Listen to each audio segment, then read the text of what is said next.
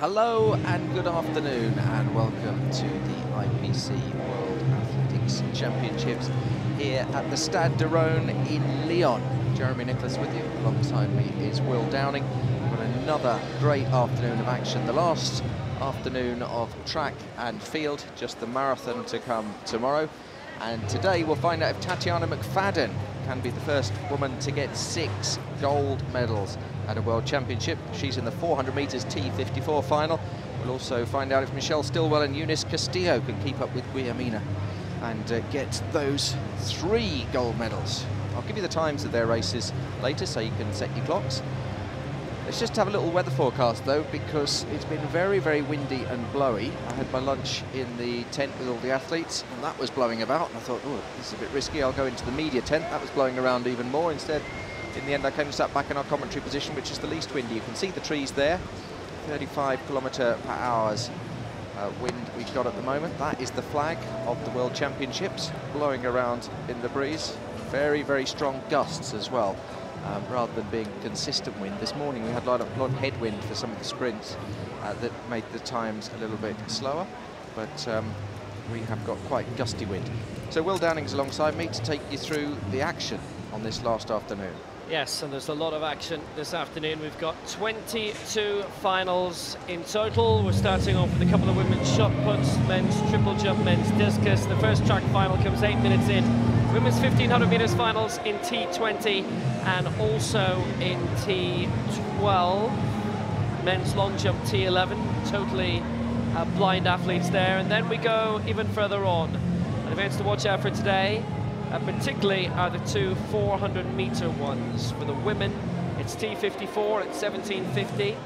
That's 15:50 GMT, 17:50 Central European time for Tatiana McFadden. We've also got the men's 400 meters T52 final among those 22 finals today. That involves Raymond Martin, and that comes about 10 minutes afterwards. 18:11, about 6:10 p.m. Central European time. That is 16:11, 4:10 p.m. GMT. Lots of medal ceremonies along the way as well, which will help break up the action considerably.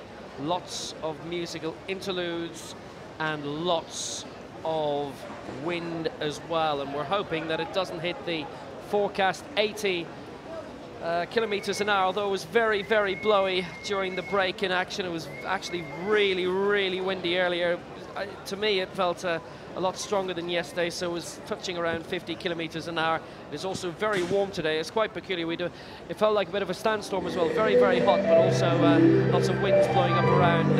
It was quite peculiar weather earlier in the day, and indications are it may perhaps potentially get a little bit stronger as the day wears on.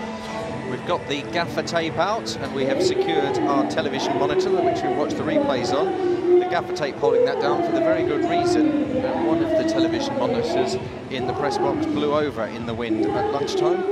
It's the one being used by Baroness Tanny Gray-Thompson for BBC Radio 5 Live, and the wind just blew it over and it smashed, so she's been given a replacement one. I can see the others lying down so they don't blow over, and we have taped ours down because there's a very strong gusty wind.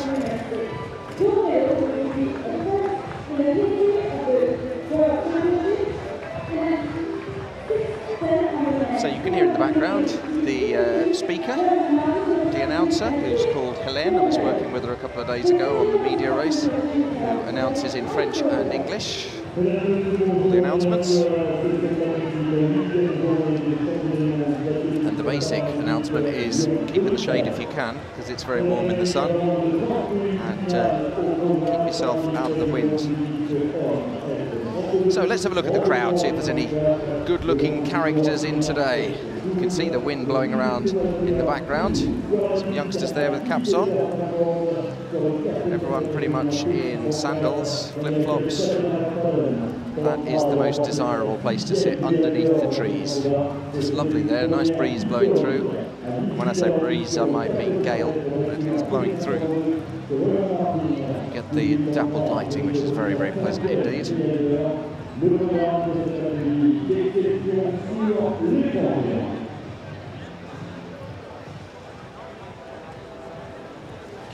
good part of the wind is that it does keep you cool, so you can stay in the sun a little bit longer. There's people choosing to be in the shade.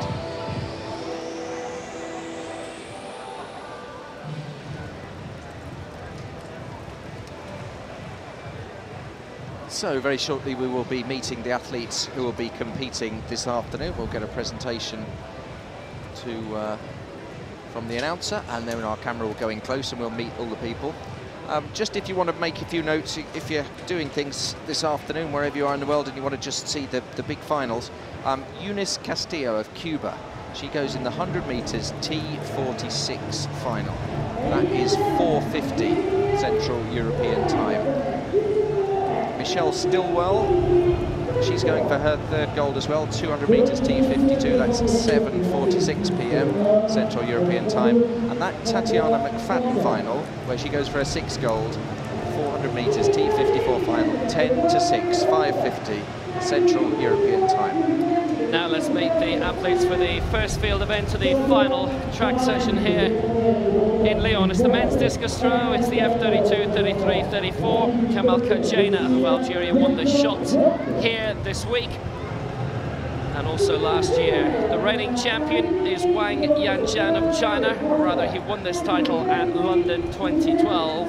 Karim Bettina of Algeria has won gold in the shot twice in his career, and silver in the shot twice, including this week. The reigning champion comes from Algeria. Lahouri Balaj won bronze in London and bronze in the club last year. He is the reigning world champion. It's a big field, 18 in total, all the way up to Rob Hughes from Canada. And this will continue for most of the final session today. Just having a quick energy bar before he prepares for the competition.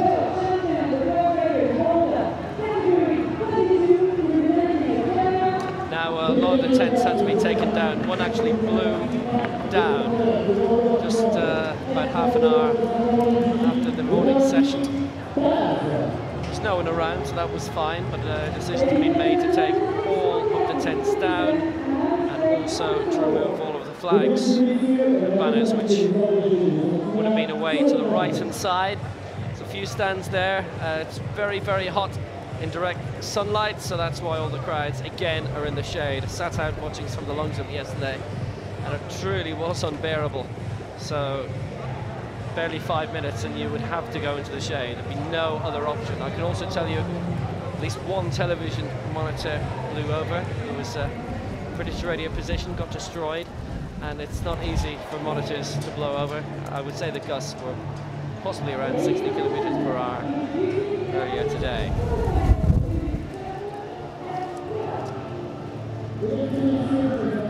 I believe a tree has actually fallen close by the stadium here in this Parc de Paris. Women's shot put final F12, and the reigning champion here is Tamara Sikakova of Belarus.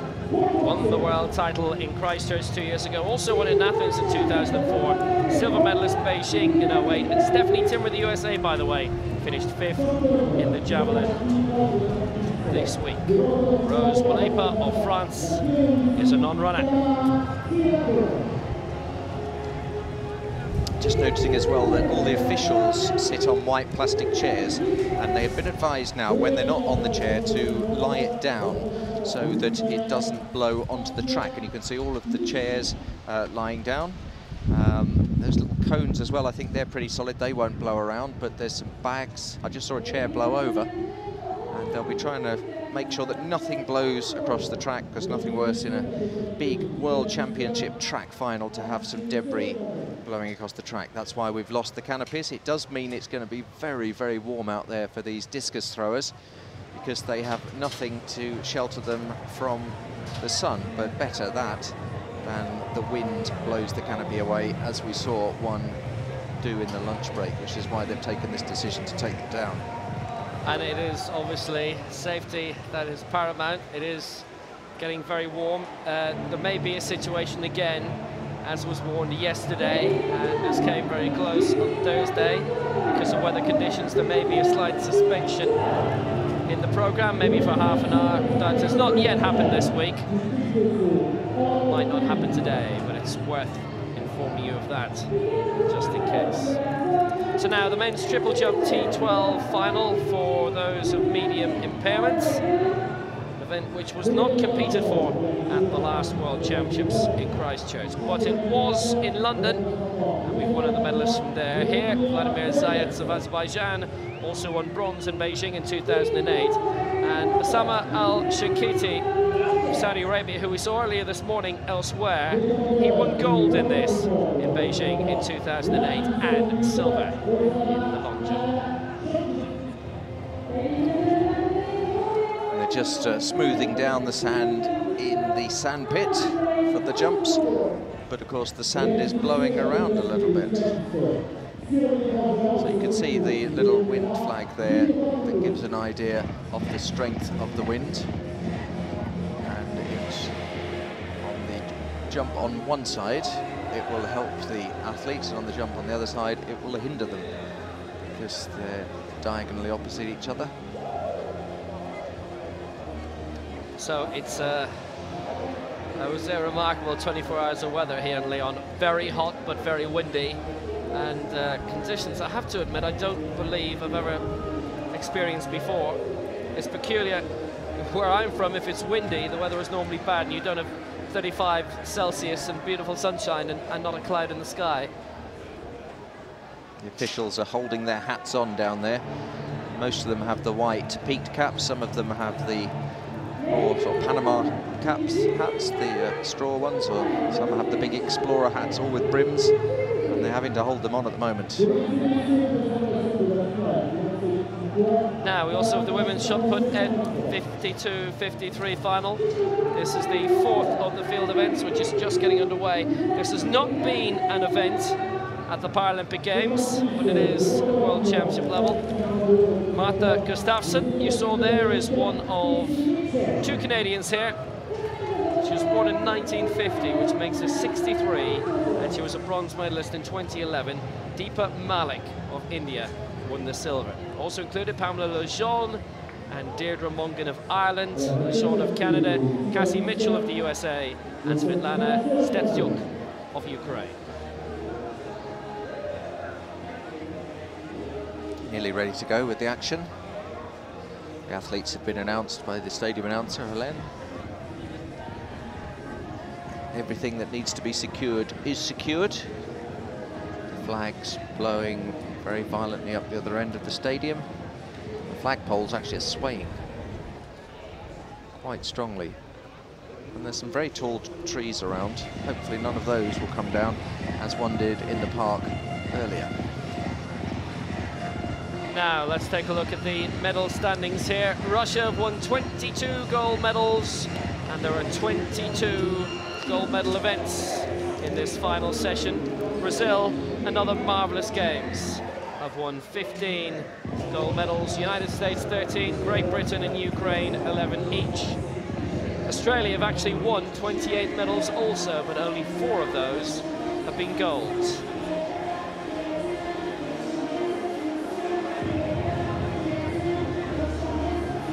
3 O'Hanlon and 1 Reardon. The dead heat last night with Popov, Heinrich Popov, who joined us in commentary along with Brad Scott earlier today, which was enjoyable, and hope those of you who joined us for that were able to get a lot of insight into it. 2 very, very different athletes, but 2 fabulous speakers.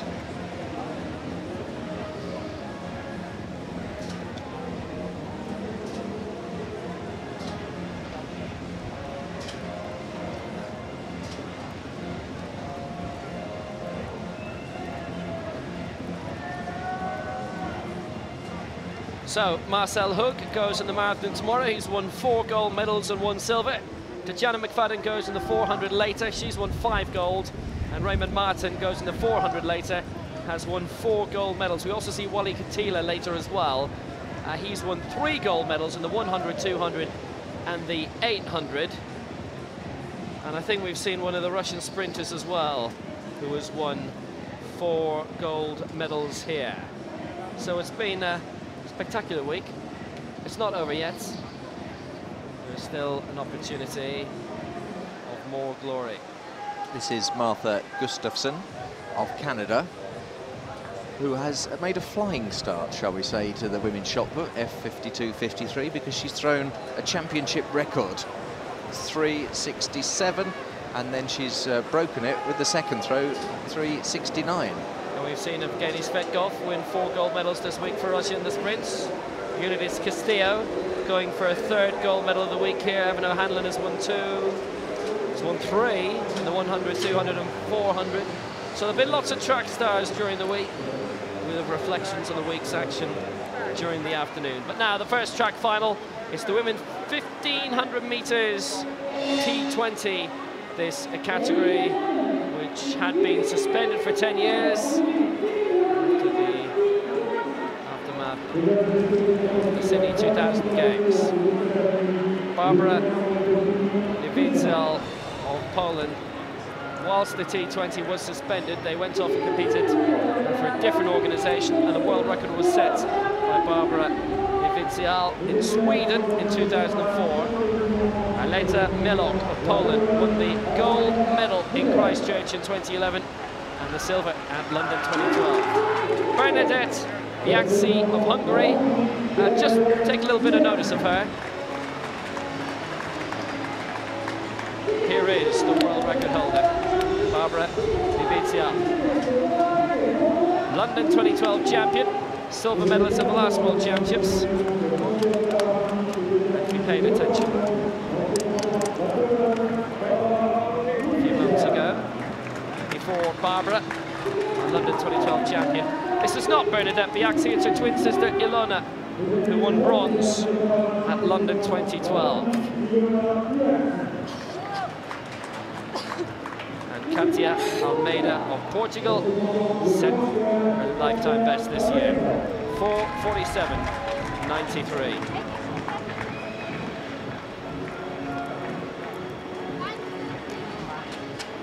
So, as you'll see, Bernadette and Ilona really are twins, and they're identical twins. This is going to be fun, and the numbers are 5.59 and 5.60.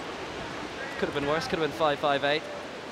What are the odds it'll be them in a sprint finish? We'll see. It's Aleta Melok of Poland, Bernadette Biaxi of Hungary, Barbara Niewidzial of Poland, Ilona Biaxi of Hungary, and Katia Almeida of Portugal. They're the 5. I've just noticed that Bernadette Biaxi is wearing slightly shorter socks. Can you see she's got like trainer socks on, and the other one's got longer socks. So you'll be fine, Will, and I'll come in every now and again and help you out. The final of the women's 1500 meters T20. It's Aleta Melok of Poland, Bernadette Biaxi and Ilona Biaxi of Hungary, Barbara Niewidzial of Poland, the champion from London 2012 and the world record holder from 2004, and Katia Almeida of Portugal. This event was suspended from basically right after Sydney 2000 up until the World Championships in 2011 because there was a bit of chicanery in men's basketball in the T20s in Sydney, and as a result new tests had to be brought in and developed during the noughties. It is hugely windy here, by the way, excessively so. It's really blowing into their faces right now, blowing right across the stadium, and you can just see from the hair of the London 2012 champion, Barbara Niewidzial. It's really blowing back. Look at the trees as well. Major gusts here, and they have without doubt hit 60 kilometers an hour today, and perhaps more. 3 laps to go in this women's 1500 meters T20 final.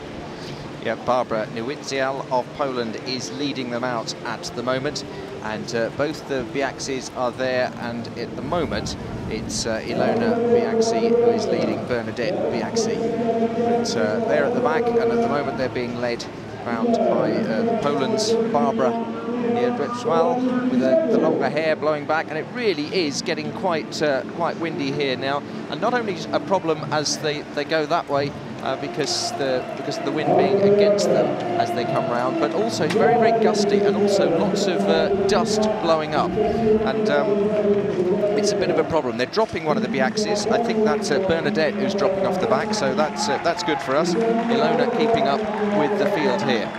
Well, if you look very carefully, they're having to water down the sand pits as well in the jumping pits.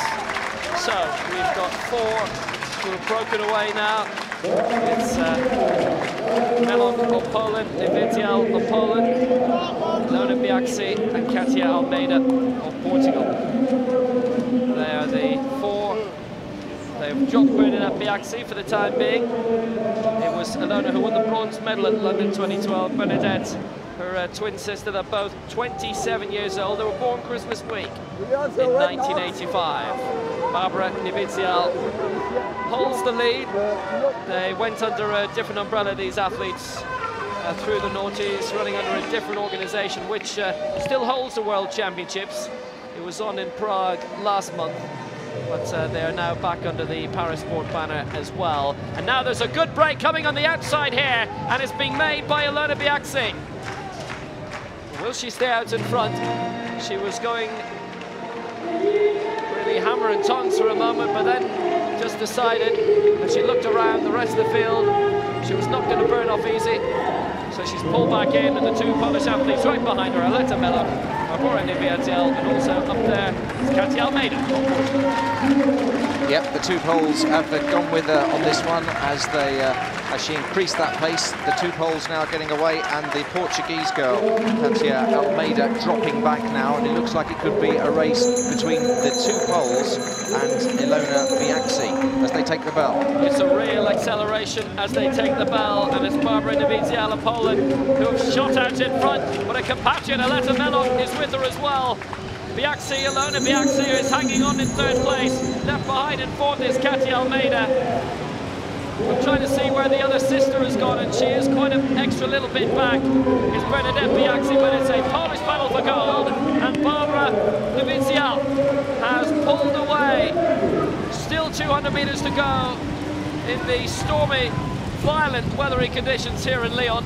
Really is blowing up a storm here, but Nivizial has pulled away very impressively. And can she stay out? She's opened up a 30-metre lead on the other Polish athlete, Aletta Melok. And this is the order they finished in London.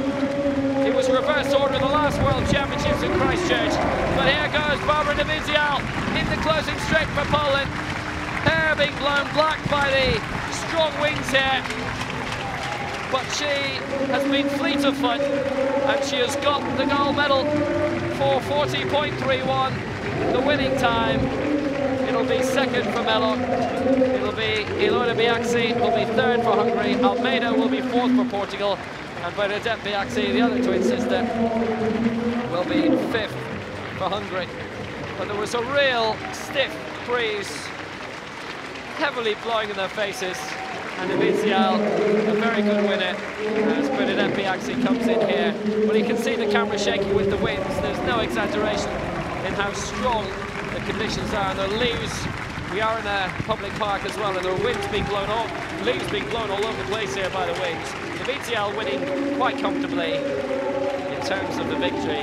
Melok 2nd, and Ilona Biaxi 3rd. And Ilona Biaxi took a long time to get up. It took the 2 Polish girls to lift her up in the end, and now she's gone over to her sister to check she's okay.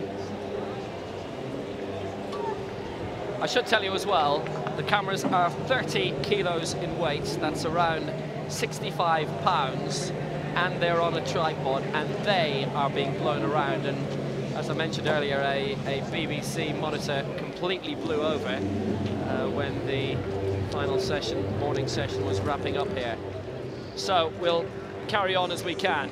Nivizial wins it for Poland, Melok 2nd for Poland, Ilona Biaxi 3rd for Hungary, her sister was 5th, and in between them was Katia Almeida of Portugal. And there's lots of leaves as well being blown onto the track, lots of debris, lots of dust in the air. just commentating, I'm finding I'm getting a lot of dust in my mouth as in the air. And with these guys breathing very hard, they must be breathing in all sorts of stuff in this very warm air. Lots of dust, lots of leaves. Let's go back to the shot put. Marta Prokofyeva of Russia. Big shriek. Gets the white flag.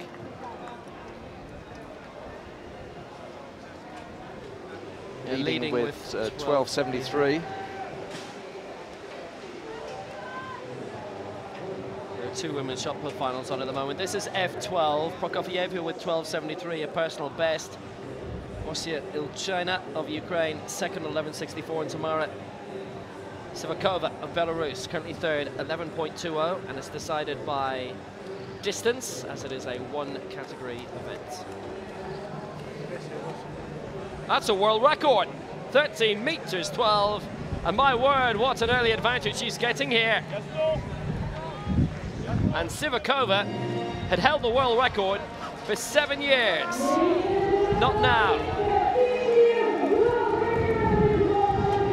And every time there's a world record, we hear the famous Star Wars theme of John Williams.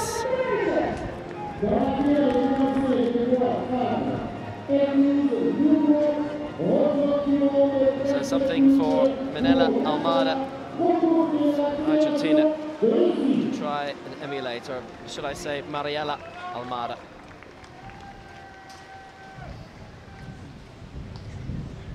Still people coming into this stadium. Beautiful afternoon here, apart from the wind. So they've not been put off, they've come out for the sun. The wind hasn't blown them away, and they're taking their seats. Because there's some great action to come, especially on the track later, when we will see the likes of Eunice Castillo and Tatiana McFadden in action. Michelle Stilwell as well in the last race of the day, around about 7:45 Central European time. You can just hear the noise on the microphones there.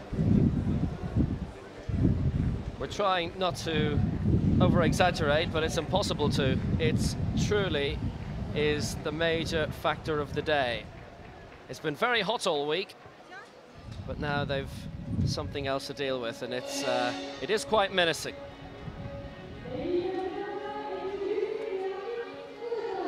Sivakova will take the throw. Rain you can live with, it'll slow you down a little, but wind, especially in the throwing events, wind is actually pretty much the one thing that will affect every event. She's currently lying third. She's thrown 11.20 so far. 11.64 is in second, the Ukrainian.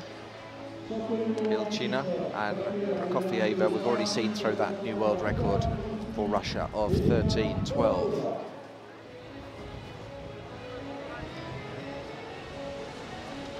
By the way, the winds are supposed to get heavier. Now, this is the women's 1500 meters T12 final. Elena Congost-Maidano of Spain. We've already seen Elena Pautova of Russia, the defending world champion, and London 2012 winner Congost-Maidano won the silver behind her both times. From Morocco, Meriam En-Nouri. This is the T12 1500 meters final, so you can go without a guide if you wish, but 3 athletes have elected to go with one, and Maria Fuisa of Portugal is now Campos alongside her. Maritza Arango-Buitrago had victory snatched from her by Elena Pautova, who pounced yesterday in the semi-final. Jonathan Sanchez-Gonzalez is the guide for Colombia, and the other Colombian athlete is Maria Torres-Aldana with the guide Edgar Medina Sanchez. It's a combined event. There is one T11 in Maritza Arango-Buitrago. Everyone else is T12 in this T12 final. But Elena Pautova on the near side, gold in this in 2004 in Athens when she was 18 years old. Won it again in London and in Christchurch. So they're away without guides. Elena Pautova of Russia, Elena Congost-Maidano of Spain, and Meriam En-Nouri of Morocco with guides. Maria Fuisa of Portugal, Maritza Arango-Buitrago of Colombia, and Maria Torres Aldana of Colombia as well. And it's Arango Buitrago who's gone out in front, and the three athletes without guides have immediately gone behind. And there will be a windshield today, no doubting that. Elena Congas, Mojdano, Miriam El Nouri, Elena Pautova, and the three athletes who are tucked in behind our leader with the guide. Yes, the guide is Jonathan Sanchez Gonzalez, the guide for Maritza Arango Buitrago, leading them round here. And the guide just has a little look round to see who's coming along behind. Well, he's got some very good company indeed, because he's got Elena Pautova of Russia, wearing those long yellow socks that we saw her yesterday, that makes it almost look like she's wearing Wellington boots. And then we've also got wearing the other yellow running shoes, Congost Mojdano of Spain. And those are the leaders at the moment. And as you say, the Spanish girl and the Russian girl are basically using the Colombian guide as their guide and also as a windshield. He's quite a big lad, is Jonathan Sanchez Gonzalez, as they take them round. So it's the 1500 meters T12 final. And at the moment, it's being led by Arango Buitrago of Colombia with her guide, Sanchez Gonzalez. Tucked behind is Elena Pautova, who will be a danger in this race, and Elena Congost Mojdano. And they're all looking pretty comfortable at the moment. I think it's quite telegraphed already what's going to happen. Elena Pautova, Elena Congost Mojdano, and Miriam El Nouri, they're stalking the leader. And it's like the wildebeest in the Sahara. And with this music, it's kind of ominous type music. It's almost like there's some kind of approaching menace behind them, as though the Colombians don't really know what's going to happen. I think they do. I think they're just running the best race they can. And we can expect the Russian, the Spaniard and the Moroccan at some point to come past. It will definitely happen. We've got 2 laps to go this time around, and this is precisely what Pautova did to the exact same athlete, Maritza Arango Buitrago, in the semi-final. Arango Buitrago with the guide, out in front throughout, and Elena Pautova just tucked in behind, and now she's gone. That's the big move in this final, and now they've all gone. Congost Mojdano and El Nouri have gone as well, and now the real race gets underway with 700 meters to go, and trying to get away, get behind them is Maritza Arango Buitrago, but it is Elena Pautova, Elena Congost Mojdano, and Miriam El Nouri in that order, leading 1, 2, 3. There's an Elena, Miriam, Maria, Maritza, and Maria in this race, but it's Elena who pulls away with 550 meters to go now, and Congost Mojdano and Miriam El Nouri are doing their best to keep up, and they're not being hindered. Yep, too many Elenas, so I'm just going to stick with the surnames. The Russian leading into this home straight with 450 metres to go. Pautova of Russia in the long yellow socks. Congost Mojdano of Spain behind her, and El Nouri in red and black of Morocco catching up, but no one's going to catch this girl. The Russian takes the bell. Last time she came past right at the last minute, overtaking the Colombians. This time she's gone a little bit earlier. She's striking out, and I can't see either of these two getting back. Yes, inside the final lap, and it's Elena Pautova well in front for Russia, ahead of Elena Congost Mojdano and Miriam El Nouri. And what we saw happen yesterday has happened here, but 2 laps earlier on. And when they decided to go, they really decided to go. And Pautova, well, it's almost as if in the semi-final and the final, she's been toying with everyone else, and now she's decided to make a race of it. She's gone for home. She's around 60 minutes clear. The real battle is for second place, and it's still being led by Congost Mojdano of Spain, ahead of Miriam El Nouri of Morocco. But Elena Pautova, she went at the right time, and nobody was able to keep up with her. In some ways, we knew the break was coming, but not that early, and that was what was unexpected about it.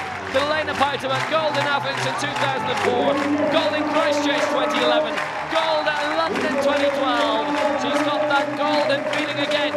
Lyon 2013. Pautova takes the gold medal, and pouncing for Morocco is El Nouri. She's got the silver medal, and the finger up in the air to say that I have done it. Elena Congost Mojdano of Spain finished third, and El Nouri's pounce was almost as vital as that of Pautova. And now coming in is Maritza Arango Buitrago of Colombia alongside Jonathan Sanchez Gonzalez. And fifth will be Maria Fraser, Portugal, and Maria Torres Aldana, Colombia, will be in sixth place. And she's looking in a bit of trouble, the winner. She's laying down in the shade and she's looking at a lot of trouble there. I think she's going to need some medical attention. One of the other girls is trying to pull her up to see that she's okay, but she was looking very, very distressed, and now they are coming to her and she's holding her throat and saying she can't get air, I think. Well, she wanted water and she's getting it now, and she came through in 4:43.77. Well, she put a lot into it. It's very low humidity here. She's okay. And it's a great performance by her. She's had some water, and she wanted to go back on the track, but actually someone's just holding on to her and saying, just stay here a minute. And now they've let her go, and she is okay. She's had some water. I think she just got a bit dehydrated out there. She timed everything right. But look behind, the race for second place, and that was the moment when Meriam El Nouri shot away to claim the silver medal. But Elena Pautova, the big surge came with 700 to go. They'd just gone through with 2 laps remaining, and then she said, well, this is all fine and good, but away I go. And away she went, and away she stayed. Russian gold, 4:43.77. El Nouri second with a personal best of 4:48.68. And Elena Kongos Mohadano third, 4:50.33. And it was the 3 athletes without the guides who took the top 3 positions. And I've just kept an eye on Pautova as she goes off the track. She was wobbling around a little bit, and they were a little bit concerned about her, but she's fine now. She's shaken hands with somebody in the crowd, and she's now going into the mix zone to talk to the journalists, although they might need to give her a moment just to get her breath back. Now we've got the men's 1500 meters T54 medal ceremony here, and he's not in competition today, but he is picking up a medal. Of the RIA team. Par la représentante de RIA team, Madame Delphine Jérôme. Bronze medalist representing Japan. Médaille de bronze représentant le Japon, Masayuki. Bronze claimed by Masayuki Higuchi. Good final. Some unexpected medalists in a way. It was quality field. Richard Coleman, Joshua George, Kim Kudai, Josh Cassidy, Hong Suk Man, Jean-Paul Campare. They've all medalled in the past, but didn't medal here. But Higuchi did, and he got the bronze medal. Silver medalist representing Thailand. Médaille d'argent représentant well, this was a great achievement in silver.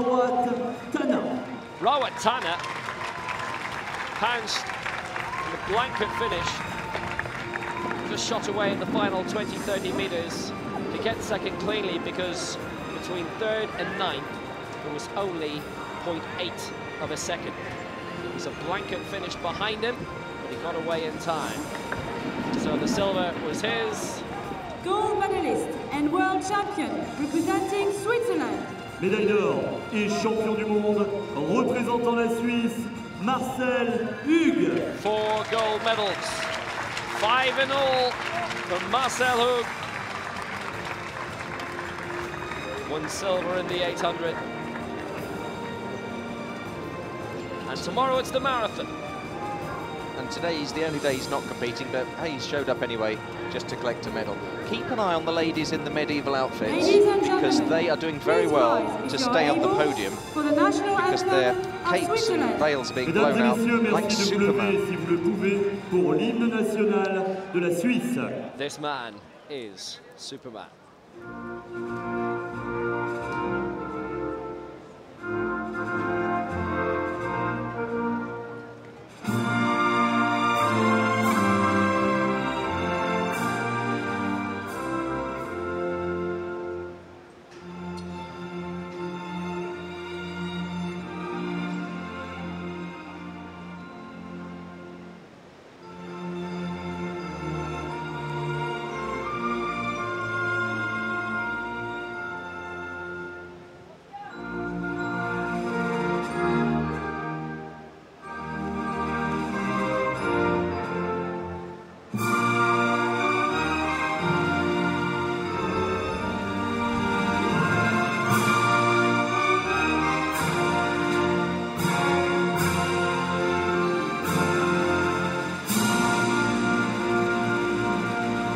Ladies and gentlemen, the world well, champion medalist.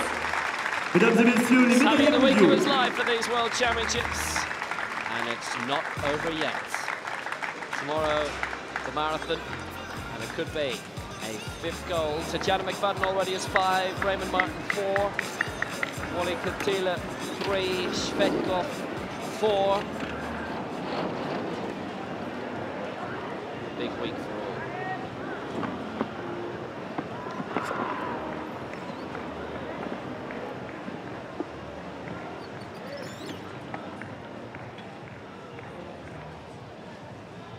See the wheelchair shot put taking place there, and the action has been going on while we've been on the track. We've recorded some of that. We'll show you the leader at the moment, perhaps after this medal ceremony. Ladies and gentlemen, And this victory is ceremony for the men's long jump T12. T12. Mesdames et messieurs, cérémonie protocolaire du saut en longueur, homme T12.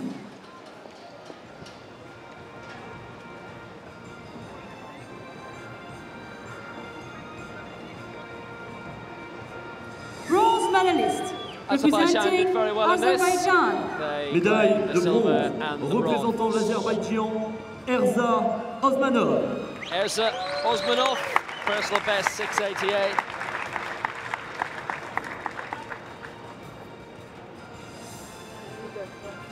Can never do any better than a personal best.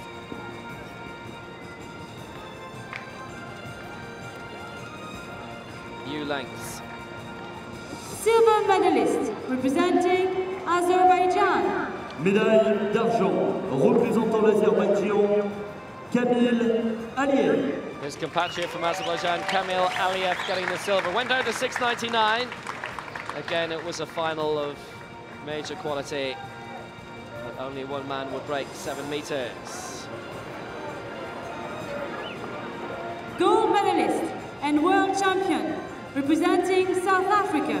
Médaille d'or et champion du monde, représentant l'Afrique du Sud, Hilton Langenhoven. Here he is, Hilton Langenhoven, winning for South Africa. Went out to 7.24, and it was yet again a great triumph.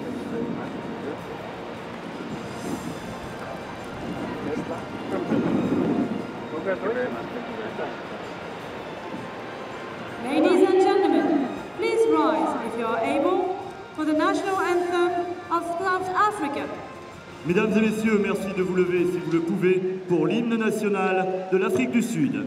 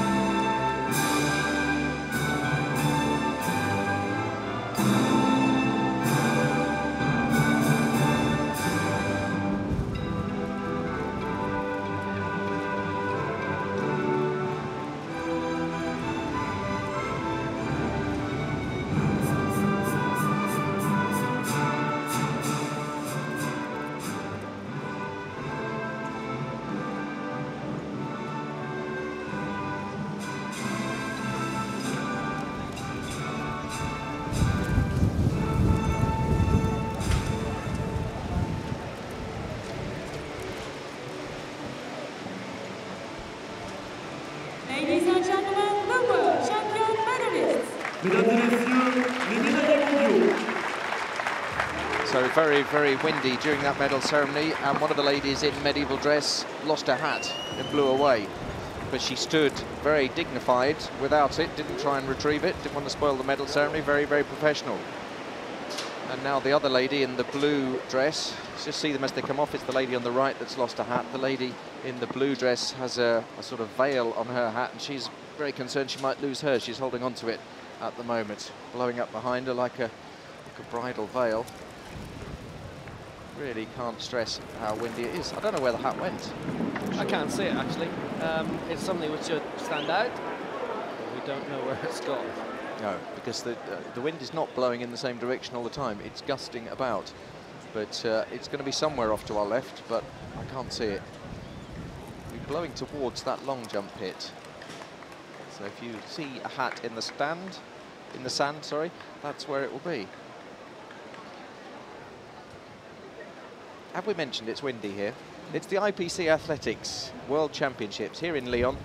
Jeremy Nicholas and Will Downing for Paralympic Sport TV. If you've enjoyed our coverage, it's our last day today. There is the marathon tomorrow, but we're not showing that.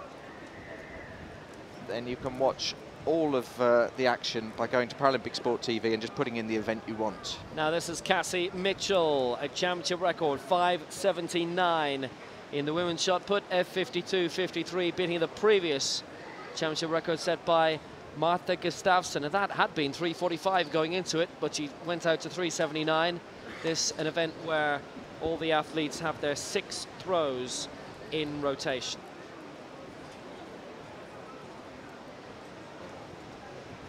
Now men's discus. Yeah, we've had a championship record in this as well for the South African. And we'll, again, we've recorded that and we will show it to you. Just a reminder of the standings in the men's discus at the moment. This is the F32, 33, 34 final. Al Nakli of Saudi Arabia from Valencia of Colombia. Britain in bronze at the moment. Lots of leaves in the air being blown around. I noticed that the people are not sitting under the trees anymore. I wonder if they're slightly concerned. I think the trees have actually been cordoned off. I can see a big red cordon over on the far side, which means they've had to relocate. So there are actually quite a lot more people sitting in the stands, even though they have to sit out. This is Mauricio Valencia with the championship record for Colombia. It went out to 42.44. This is the men's discus throw across the 30s. Championship record also for Hani Al Nakli, Saudi Arabia, 32.87. He leads. It's a points category. It's 100 points clear of Mauricio Valencia.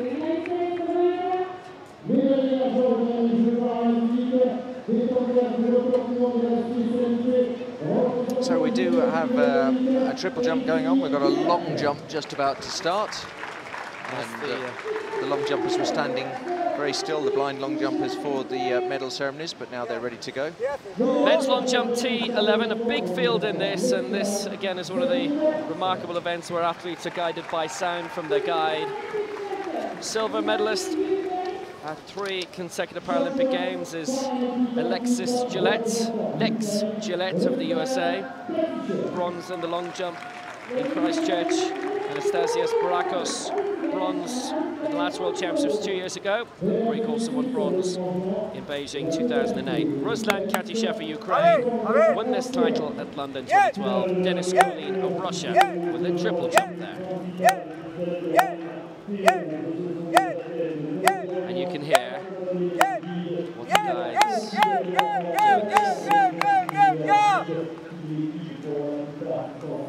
They're training at the moment. We will join it in competition a little later. And the men's triple jump T12 is also on the far side, and that is for athletes of medium visual impairment. It's a busier schedule than usual, 22 finals, and that's why we now have 6 field events underway. And one of those is the women's shot put. There are actually 2 women's shot puts on at the moment. This is the F12 for those of medium visual impairment. And Tamara Sivakova of Belarus, who threw 11.53 in the 3rd round, puts her in 4th place.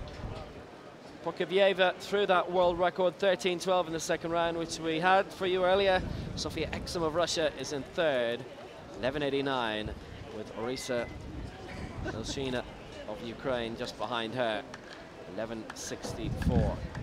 Well, an improvement of 10 centimeters more by Sivakova would put her into the medals. It's 11.58, only an improvement of 5 centimeters. So Prokofieva leads, 13.12. Oxum 2nd, 11.89. And Ilchina 3rd, 11.64, with Sivakova 4th, 11.58. There's some more track action soon. The men's 200 meters T35s will be the next event on the track, but there's a bit of a while for that. That's due to start in around about 4:25, so that'll be nearly 15 minutes time. That is Ilchina. Foul.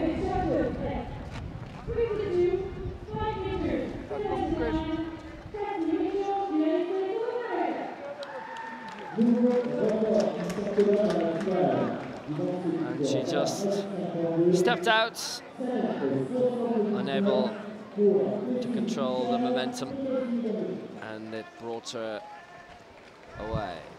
Sofia Oksum of Russia, 11:89 personal best in the third round. And that is again beyond 10 meters. Has she been able to bring it on any further?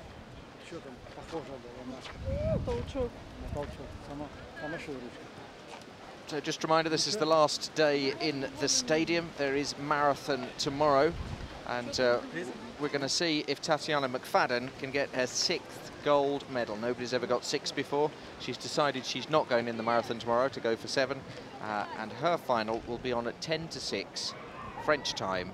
It's the 400 meters T54. Before that, we'll see if Eunice Castillo of Cuba can get her 3rd gold medal of these championships. She goes in the 100 meters T46, and Michelle Stilwell of Canada, she goes in the last race of the championships on the track. It's 7:46, just after 7:45 French time, the 200 meters T52.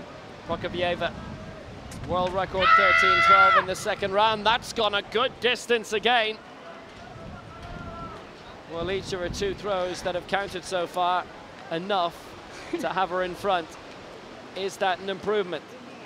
Well, if it is, any improvement from now on would be an increase in the world record. So we'll see what she's achieved.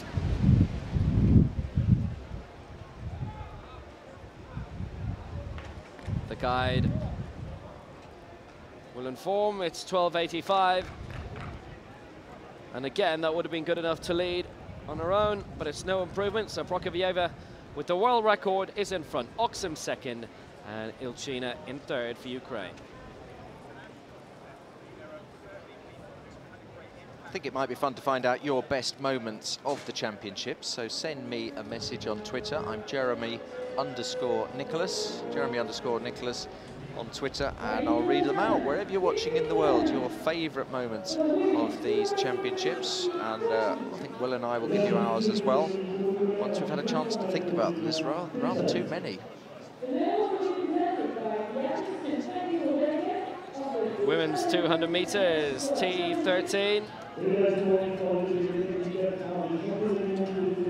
And we have 2 here to receive their medals. Just getting the favourite moment from Manu in the truck, who talks in our ear, big athletics fan. He says the 7:95 in the long jump. Now, was that a Spaniard that got that? Yeah, I thought it would be. It was a German guy. No, it was the German, wasn't it? German guy. Right. Now we have 2 medalists in this because there are only 3 who finished the women's 200 meters T13. It was 3rd for Frida Nakanyala of Namibia, silver for Tiara Caceres of Mexico.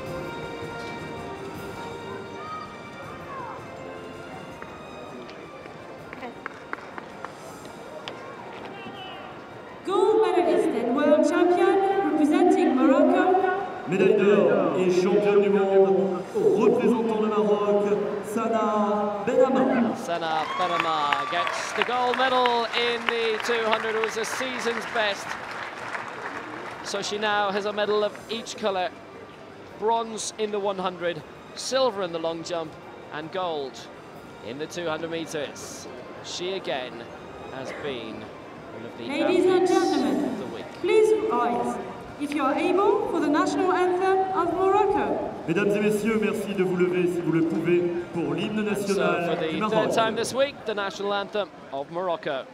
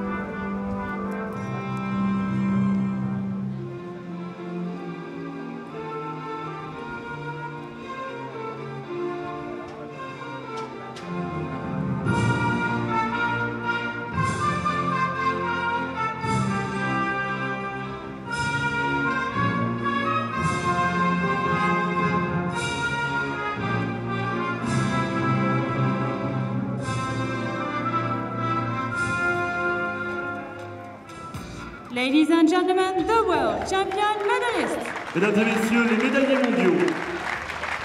And for what it's worth, I think my best moment was Popov against Reardon. Heinrich Popov of Germany, Scott Reardon of Australia, when they crossed the line together. We called it as a draw, and then they gave it to Popov. And Will and I looked at each other and thought, why have they done that? How's that? And then afterwards, after we'd finished, we'd come off air, it emerged that they decided to award 2 goals. So that's my favourite moment, mainly because it proved we were right. Shot put F37. Mesdames et messieurs, cérémonie protocolaire. 6 field events are on right across the stadium. We'll keep you posted on all of them. This is Liang Cheng Chin, who is in trouble in the men's triple jump T12 final. Bronze medalist. He's had 2 no jumps. He has to get a jump with his next one, otherwise he's out. Men's shot put F37 ceremony first.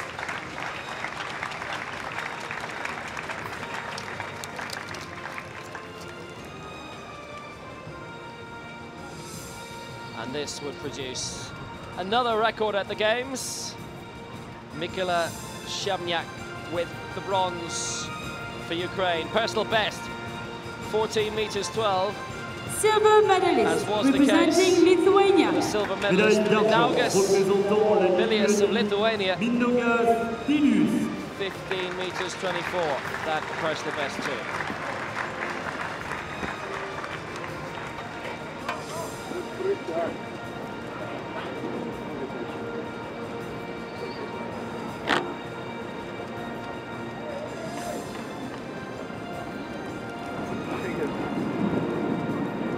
Gold medalist and world champion, representing the People's Republic of China. Médaille d'or et champion du monde, représentant la République populaire de Chine, Dong Zia. Jiadong, the world record holder, is world champion now too. 17 meters odd to finish top of the pile.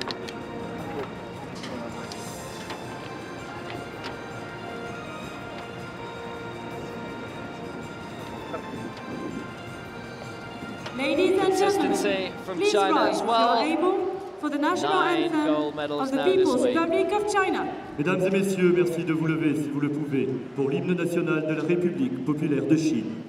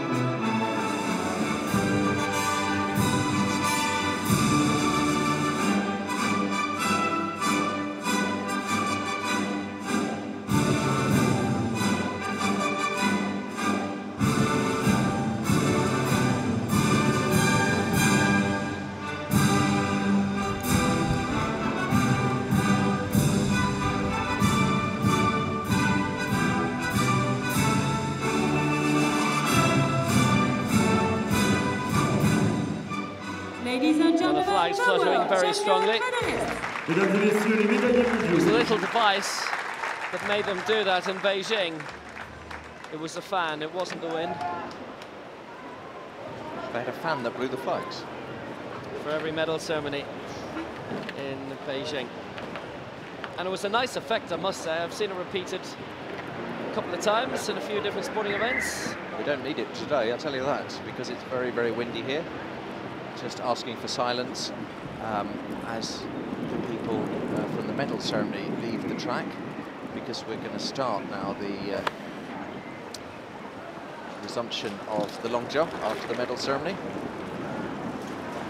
And if you've just joined us today for the first time and you haven't seen one of these long jumps, it's worth watching this because it's phenomenal the way the guide shouts, points them in the right direction, claps, jumps out the way, and the long jumper then jumps without being able to see at all where they're going into the sandpit. The blind long jump, we'll have some of that in a moment. There's the field action as well, women's shot put.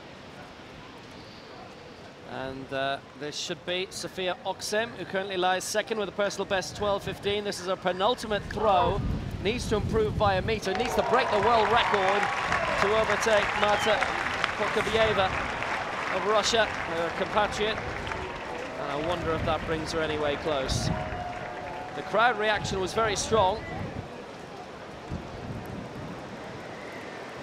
There is a chance. But has she managed to do it? 11.73, it's no improvements. Now, the shot put is happening right next to the blind long jumpers, so it's going to be a little bit tricky for them to start with. There's not too much left in the women's shot put. They have one throw left each, the top athletes. And then when that's finished, it'll be easier for the blind long jumpers because the crowd obviously make a bit of noise to cheer on the shot put girls. See the way her hair's streaming back, just how gusty the wind is down there. We're feeling it a lot up the top of the stand, but down at track level, it's very, very gusty. So this is the fifth throw for the leader, Marta Prokofieva. She sounds angry. She set a world record, 13.12. With her second throw, she's also thrown 12.73 and 12.85. And had a no throw. So can she improve on that world record?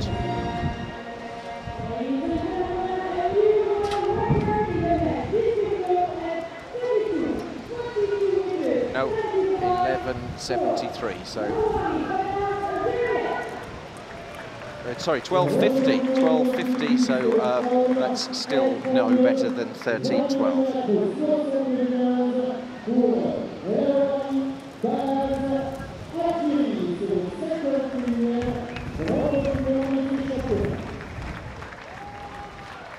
Apparently there's a Red Cross tent which is in and around these grounds here, and it's blown down. I hope everybody's okay. And by the way, I can tell you somebody's lost their paperwork because there are about 20 sheets of paper, all of which I'm sure are important results, which now you can see them actually in the background. They're blowing across the field. So they might have to consider at some point stopping the competition because it's getting very, very gusty down there. It's the official, the people with the blue and the white caps, and someone just lost everything off their clipboard. That's how strong it is. A chair now being blown away. One of the officials standing up, and a white plastic chair blowing around. So we're getting near the point where I'm wondering whether we ought to be thinking about stopping the competition. Well, it's Prokofieva who leads this. Oxem in second place in the women's shot puts, and we're going to see the sixth and final attempt of Hamala Enikuti of Malaysia. Best so far, 9.57. Oh, that bounced just on 10 meters. But I'm not sure it'll get her beyond Mariela Almada. Now, if it's just inconvenience, like papers getting blown away or chairs being blown over, then we'll carry on. But we'll stop if it starts becoming unsafe for the athletes. It was a foul, this was. And that decision will be taken at a very high level in the IPC.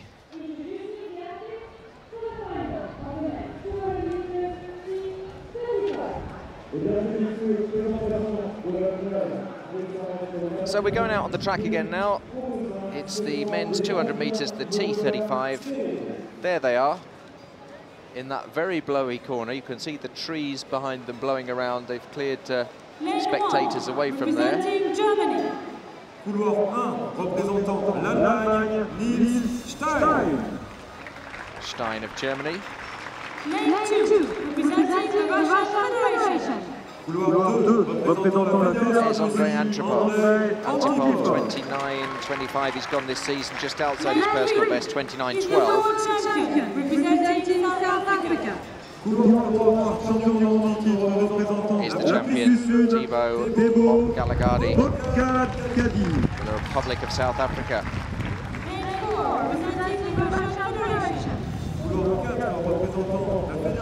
26.75. This fella's been Dmitry Safronov of Russia.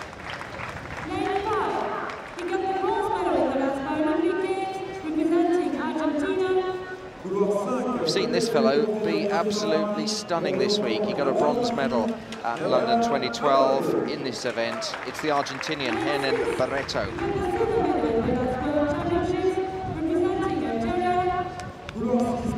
Alal Boukalfa of Algeria, silver medalist from the World Championships last time round. So it's a top field, this one.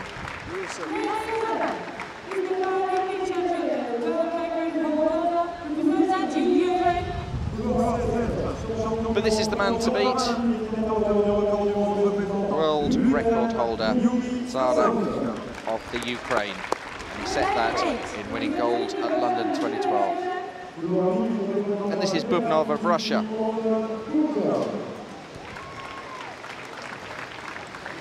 So you'd think that this would probably be between Zarak, Boukalfa and Barretto. But watch out also for Safronov and Mok Galagardi. Bubnov, always worth a punt, but it's Zarak of the Ukraine who will be the favourite. Look out for him in lane 7, he's wearing blue. His personal best, 25.86, which is the world record from London last year. Paralympic champ. Just got a sneaky feeling that Barretto might do something for Argentina as well, wearing the black. But we shall see. Just watch how quick Zarak of the Ukraine is away here. He's away very quickly, Zarak of the Ukraine, and he's already overtaking the man on the outside of him. That's Bubnov of Russia. Boukalfa, Barretto. Zarak of the Ukraine in the lead at the moment. He's coming round very, very quickly. And it's the Russian on the inside now, Safronov. Safronov coming up very, very quickly. This is an extraordinary run from him.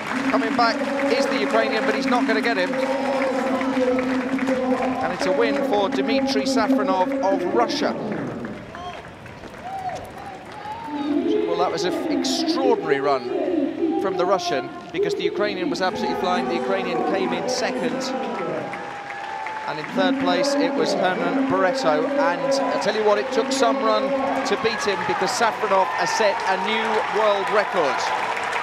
What a second 100 metres from Safronov. Dmitry Safronov of Russia has set a new world record. And that is an absolutely stunning run. 24.69. Can that be right? 24.69? That's a second off the previous record. Running into a wind of 1.1, that doesn't seem right. That's extraordinary. So Zarak of the Ukraine was absolutely flying, looked to have won it, and then in the second 100 metres of the race, the Russian, into a wind of 1.1, took a second off the world record. He's just seen that he's got that world record. How on earth has he done that in that wind? I mean, it's okay to break it, but to take a second off it when the record's 25.86, to get it down to 24 anything is extraordinary. Will, what do you think of that? Well, Safronov, Zarak, Barretto, they've all set major records here. Continental record, 26.13. Personal best for Zarak, 25.18. By a long way. That was well inside the old world record as well. His old world record, he took 0.7 off it. And Safronov, world record 24.69, headwind of 1 into their faces. And the times have been official, times have been declared as being absolutely right. Yep. 24.69.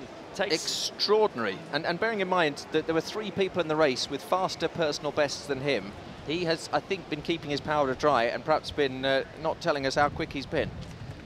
It's astonishingly quick. Let's go to the women's shot put final.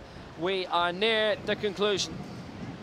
Prokofyeva is about to win. She has not been overtaken by Sofia Oxum, whose final 2 throws were under 12 metres. And Prokofyeva's world record, 13 metres 12 in the second round. 2 gold medals confirmed for Russia in as many minutes. And they are finishing these championships with a flourish. I make that now 25 golds this week. And the final result will come up, and she'll be confirmed as the world champion. Marta Prokofyeva has done it superbly in the women's shot put. She won bronze in the last World Championships in 2011, and away she walks. You can see the roof wobbling there. Just shows you how strong the wind is. So here's the result of the women's shot put. Prokofyeva, world record, 13 metres 12. Oxum second with a personal best, 12.15.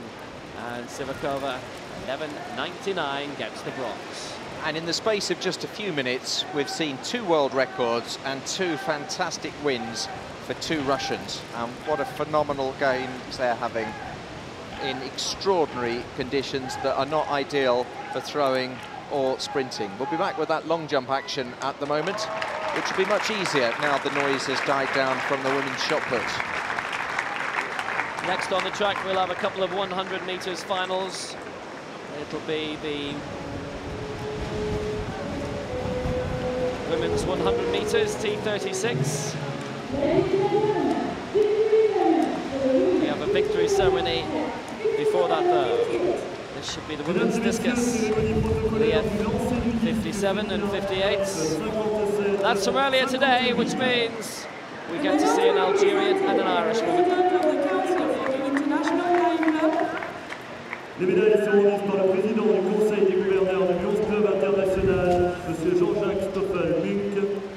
And by the representative of SFR responsible for diversity. Et le responsable diversité de SFR, Mme Emmanuelle Botin. Bronze medalist representing the People's Republic of China. Médaille de bronze représentant la République populaire de Chine, event lasted Ming Liu. something like 3.5 hours. Luming of China picking up the bronze medal, a continental record of 28.65. It was a dual category event. There were 2 world records in this from the top 2. I've got a hat update for you. The medieval lady, there's the blue lady, and then there's the other lady in the white with the purple hat. She's found a hat, she's holding it in her Silver hand. medalist representing Ireland. So Luming gets the Représentant China. l'Irlande, Orla Barry. And the silver medal for Ireland goes to Orla Barry. She threw a world record, 31 meters 08.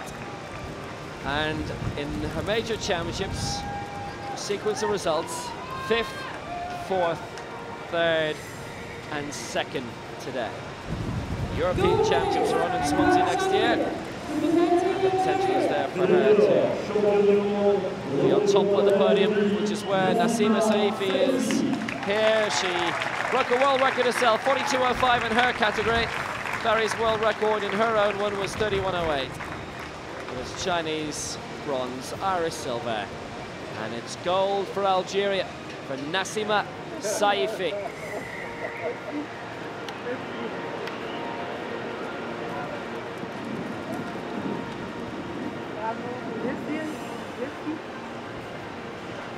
Ladies and gentlemen, please rise if you are able for the national anthem of Algeria. Mesdames et messieurs, merci de vous lever si vous le pouvez pour l'hymne national de l'Algérie.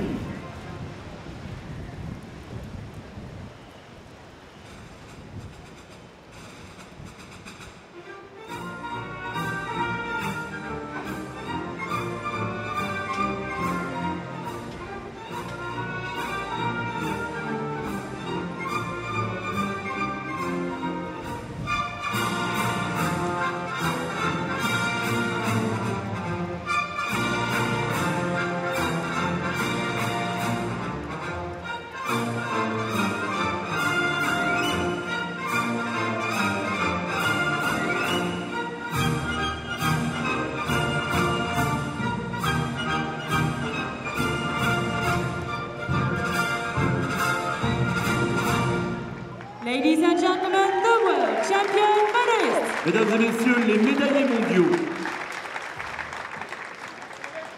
Just a quick weather update. I was just having a quick chat with Craig Spence from the IPC about whether there'd be any chance of the action being suspended. He says not at the moment. Apparently it's a lot worse outside, and we're actually quite sheltered here because of the big main stand.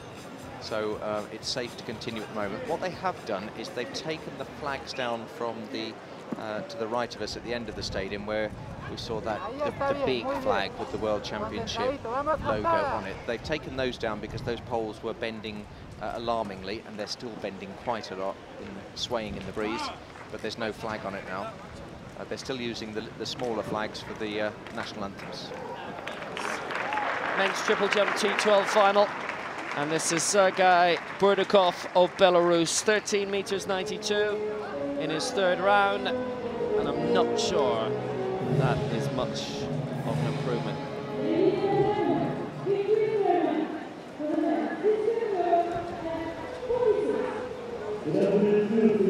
This competition being led by Vladimir Zayats of Azerbaijan, 15 meters 30. Osama Al-Shinkiti of Saudi Arabia, 14.68 personal best. Evgeny Kegalev of Russia, third, 14.61. Burdakov, the second consecutively, 13 meters 92, and there's no change. So now, this is the medal ceremony for the men's discus, the F46 from earlier this morning. There was a championship record in this as well. The standards remain high despite the conditions, and Tomasz Rybisz of Poland gets the bronze, 45.70.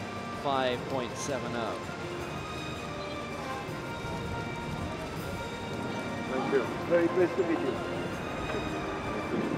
Silver medalist, representing Ukraine.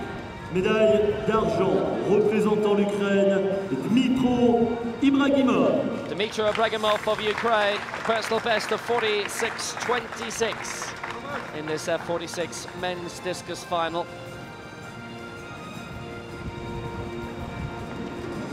Congratulations. Very pleased to meet you. Gold medalist and world champion, representing the Russian Federation. Margin of 3.5 meters. Very close to the world record, actually. It was only about 17 centimeters away. Championship record, 49.68 for Russia. Nikita Prokhorov.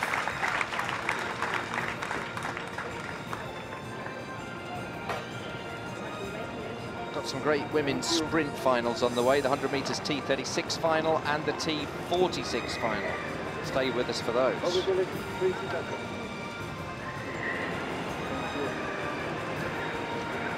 Ladies and gentlemen, please rise if you are able for the national anthem of the Russian Federation. Mesdames et messieurs, merci de vous lever si vous le pouvez pour l'hymne national de la Fédération de Russie. That unique anthem we've heard this week.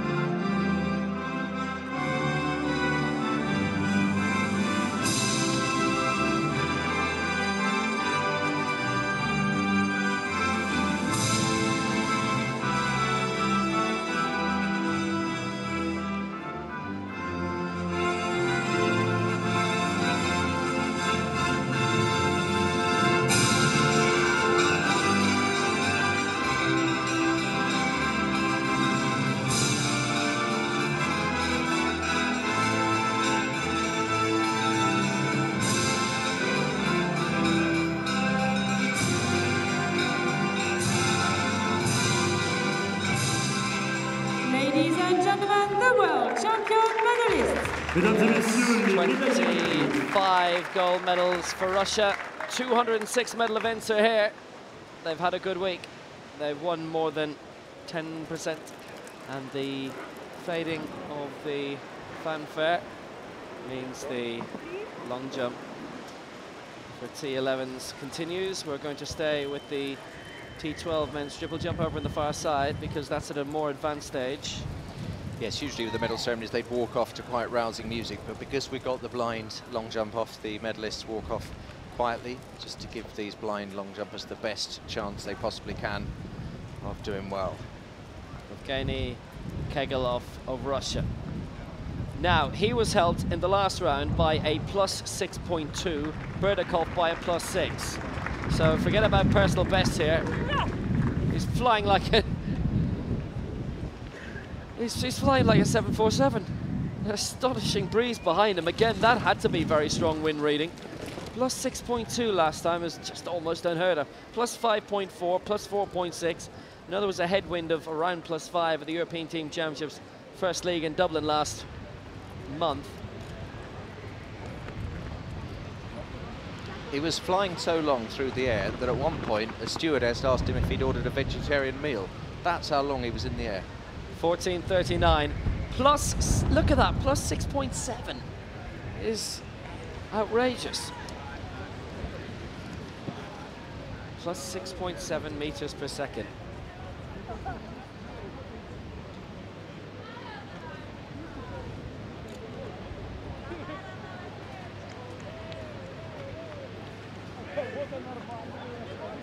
You can see the sand's not blowing around, and the reason for that is they were spraying it with water. This is the standing in the other competition on the other side, which is the men's triple jump, T12. This is for athletes with mixed levels. So this is the men's triple jump T12 final, and it's Zayat who leads his jump coming up next. Al Shankiti of Saudi Arabia. It will be his fourth round jump coming now. 14:68. Al Shankiti was helped in the second round, personal best. This is the T12 for athletes of medium visual impairment. So how much aid is he going to get here from the breeze? Well, unfortunately, if there's too much wind in your back, you can get your run totally wrong, and he did, and that's a foul. Very hard to coordinate. Conditions like this, normally you'd be mad to train in something like this because it would never ever replicate championship conditions. Well, today is definitely a one-off. Yes, you need to time it just right so that it doesn't blow you off your stride, doesn't mess up your stride pattern, you don't hit the board too late because it's pushed you a little way. But what you do want to do is try and get the benefit of it, so when you're in the air, it pushes you along. So I think these athletes, what they'll do is they'll have a marker down, and they might just go just a few centimetres back from that, allowing for the fact that wind's going to push them as they're running. It is a kind of a bowl in here, this stadium, with the main stand here and the temporary stands all around. So it's back to the track in the women's 100 metres T36 final. Well, this contains a lot of the 100 and 200 metres medalists from London 2012. Elena Ivanova is not in this, however. She won gold in both the 100 and 200 in London and at the last World Championships in Christchurch in 2011. Wang Fang, from way back in 2008, and Beijing holds the world record.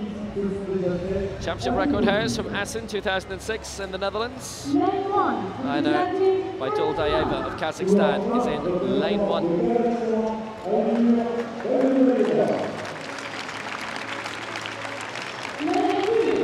For Colombia, Marta Hernandez Florian, she's in 2.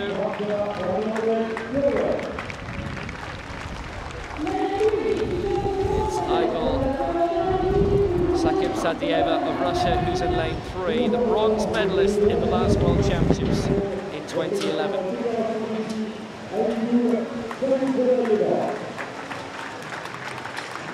Now with Elena Ivanova not here, John Minjai, one of the smiles of the week when she won gold earlier in the 200.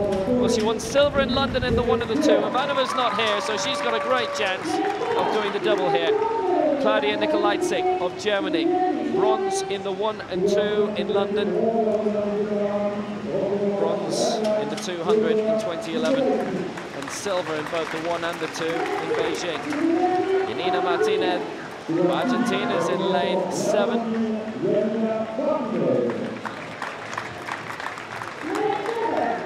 And alongside her is Yuki Kato of Japan, who won bronze in the 100. Athens 2004.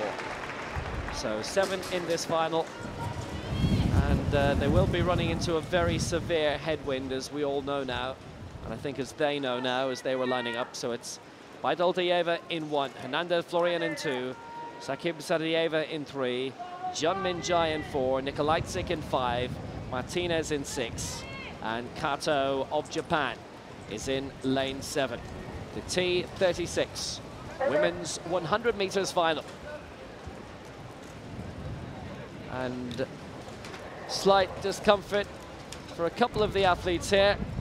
And Baidoldieva is just having to reset her position, as indeed 3 or 4 have had to. So Baidoldieva in 1, Hernando Florian in 2, Sakhibzadieva in 3, John Minjai in 4, Nikolajczyk 5, Martinez 6, and Kato is in lane 7.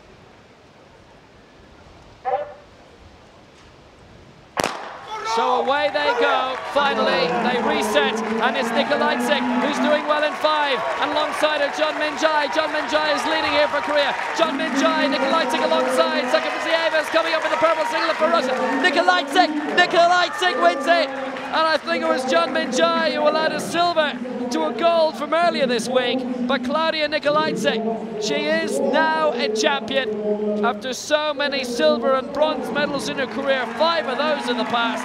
Well, now Klaudia Nikolajczyk takes it for Germany, and she is the world champion. A great surge from it. There were 3 others along the line, but Nikolajczyk took it, and John Minjai was second, and Baidoldieva of Kazakhstan was third. 15:48 the winning time, and she breezed through. Lovely, fluid running, and with Elena Ivanova not here, it was Nikolajczyk who took advantage, and John Minjai, who was successful at the longer distance earlier in the week. Nikolajczyk has overturned it and gets the win. Well, a great win there for the German.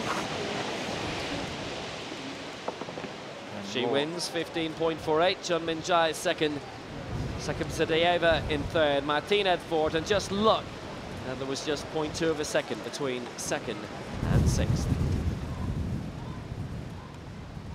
And it's getting gustier and gustier up here. The flag's behind us blowing right up, and it's very difficult for these sprinters in these races. We'll have another one in a moment, the T46 100 meters final.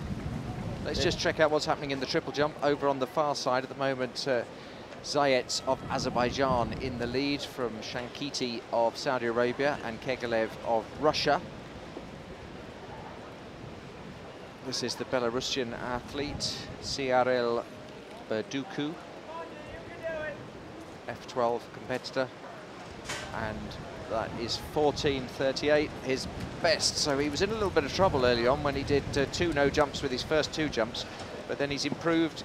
13:92, he did that twice, and now 14:38. So after a shaky start, he's beginning to find his legs. So up into 5th place, Sergei Burdakov of Belarus, and above him athletes from Uzbekistan, Russia, Saudi Arabia and Azerbaijan. We're in the 5th round, and there's still a bit of jumping left. 2 leaps for the lead man, but 6.6 he was helped with that leap. Kegalev's last was 6.7, but we're beginning to see, as the winds get stronger, more fouls. And you can see what happened there with Saliev of Uzbekistan.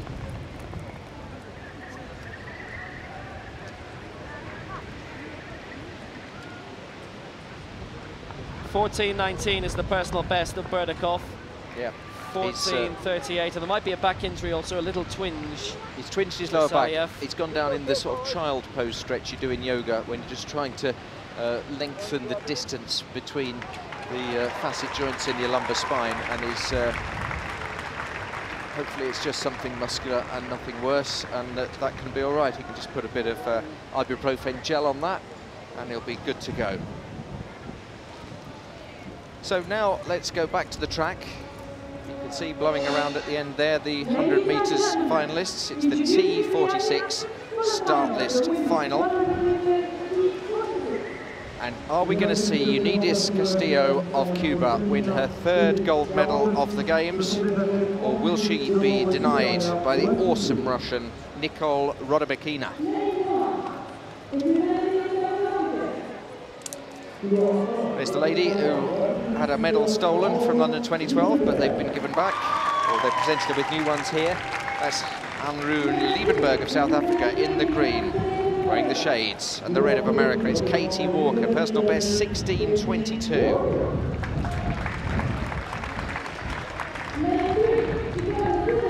One of the fastest in the lane of the ladies in this race, with the opera gloves on, wearing the red of Russia, Nicole Rodimakina.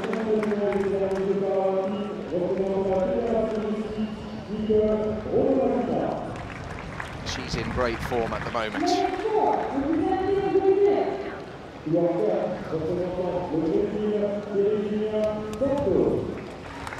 Teresina Santos of Brazil.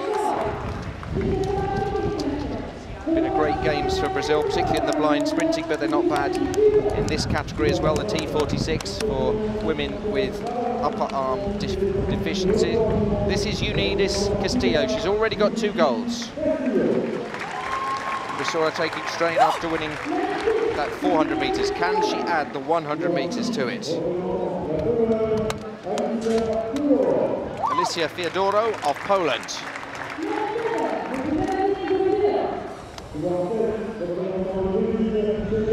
Here's another top Brazilian. Sheila Finder, 13.17, her personal best.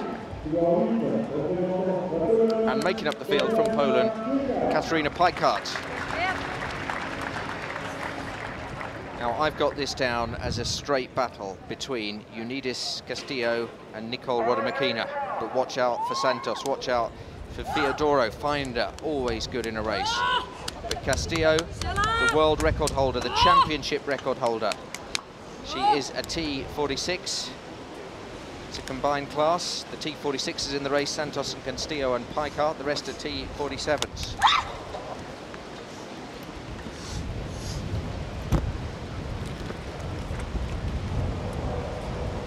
Castillo, the last to go down, as an enormous gust blows along the stand here.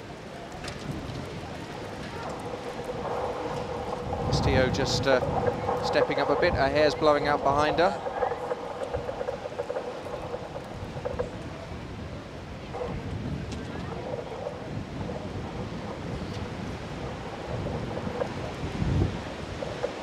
We're holding them for a long time. And they're away this time, and it's the red of Castillo up against the red of Rodimakina, and Rodimakina ahead at the moment. Nicole Rodimakina, Castillo's coming back, Castillo of Cuba's coming back very strongly. Castillo of Cuba wins it from Rodimakina, and I think it was Alicia Fiodoro of Poland who came in for the bronze medal. Great win for Unides Castillo, 12.90.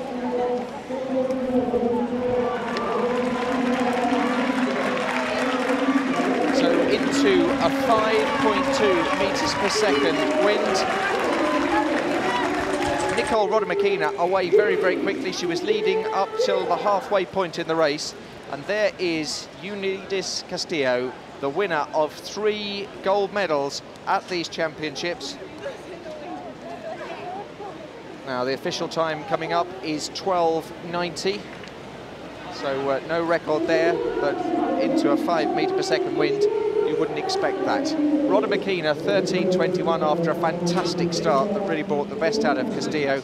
And indeed it was Poland's Alicia Fiodoro who got the bronze in 13.55. Then it was Santos of Brazil, Lieberberg of South Africa, Finder of Brazil, Pajkart of Poland, and then Walker of the United States.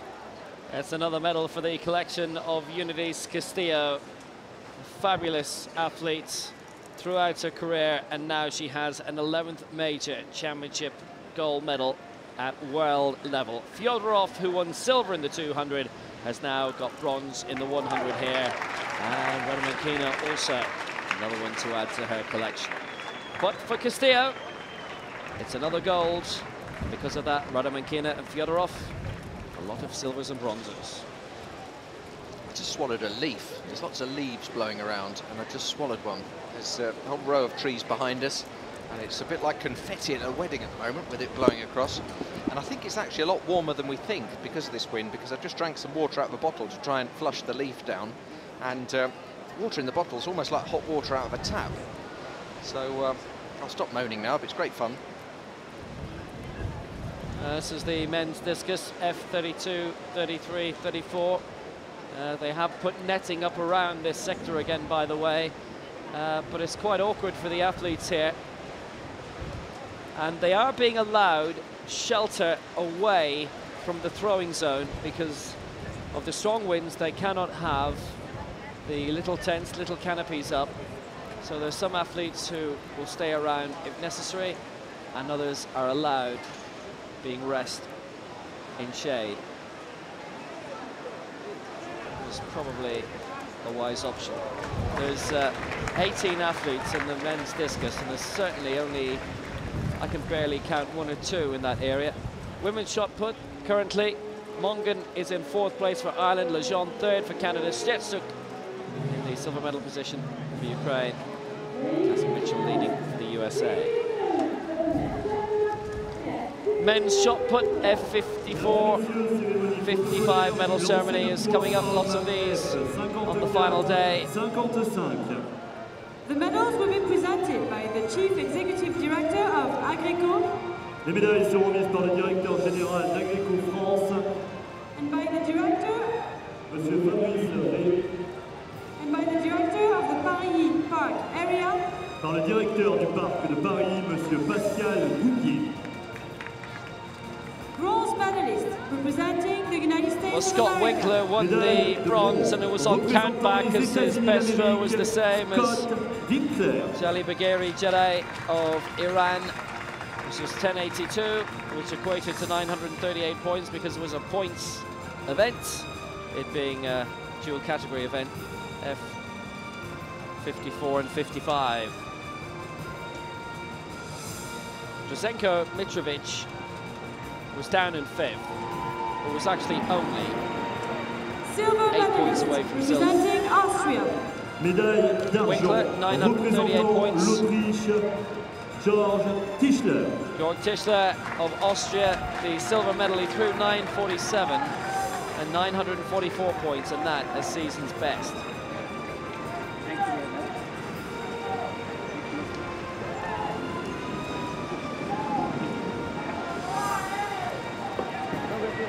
Thank you very much. It's nice. Gold medalist and world champion representing Poland. Médaille d'or et champion du monde représentant la Pologne, Karol Kozun. Karol Kozun for Poland takes the gold medal. Season's best, 11.23, 965 points, so he won it by 20 in the end.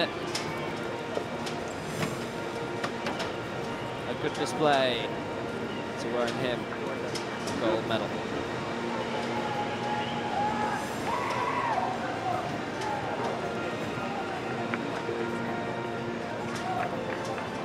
Ladies and gentlemen, please rise if you're able for the national anthem. So the strong week of Poland continues. They now have 10 gold medals and 24 overall.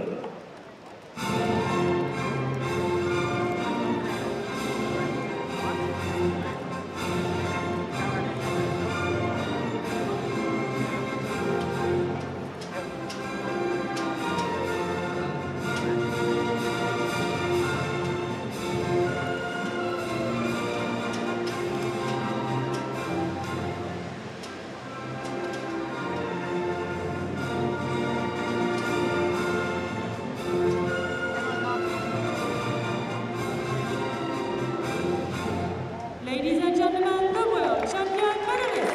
Mesdames et messieurs, les médailles d'or.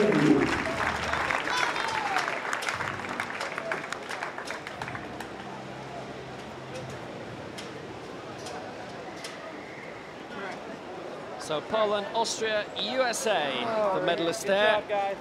Good job, good job, good job. Now it's the last round of the men's triple jump, the T12. There's another medal ceremony to be got away, and you can see the men's 4x4 relay for wheelchairs. T53, 54 will be starting very shortly. But to tell you about the triple jump at the moment, we have got 3 men left to jump. Kegalev in 5th, Al-Shinkiti in 4th, and Zayat leading for Azerbaijan, as Saliev has just gone out to 15.06. And that rises him right up into the medals. It puts him 2nd. His best attempt was 14.53. Prior to that, he was down in 6th place. But now, leaps up into the medals and he goes 2nd. Update on that to follow, but now the men's discus, F41. This was on yesterday. We didn't see much of this. Gold medalist and world champion, representing Brazil. Médaille d'or et champion du monde, représentant le Brésil, Jonathan Santos. Is the world champion, and it is just him on his own. It was a personal best, 43.11. It was the first time that the F41 men's discus was competed for. Thank you very much. An event which no doubt will grow as time goes by. Thank you very much. Ladies and gentlemen, please rise as you are able for the national anthem of Brazil.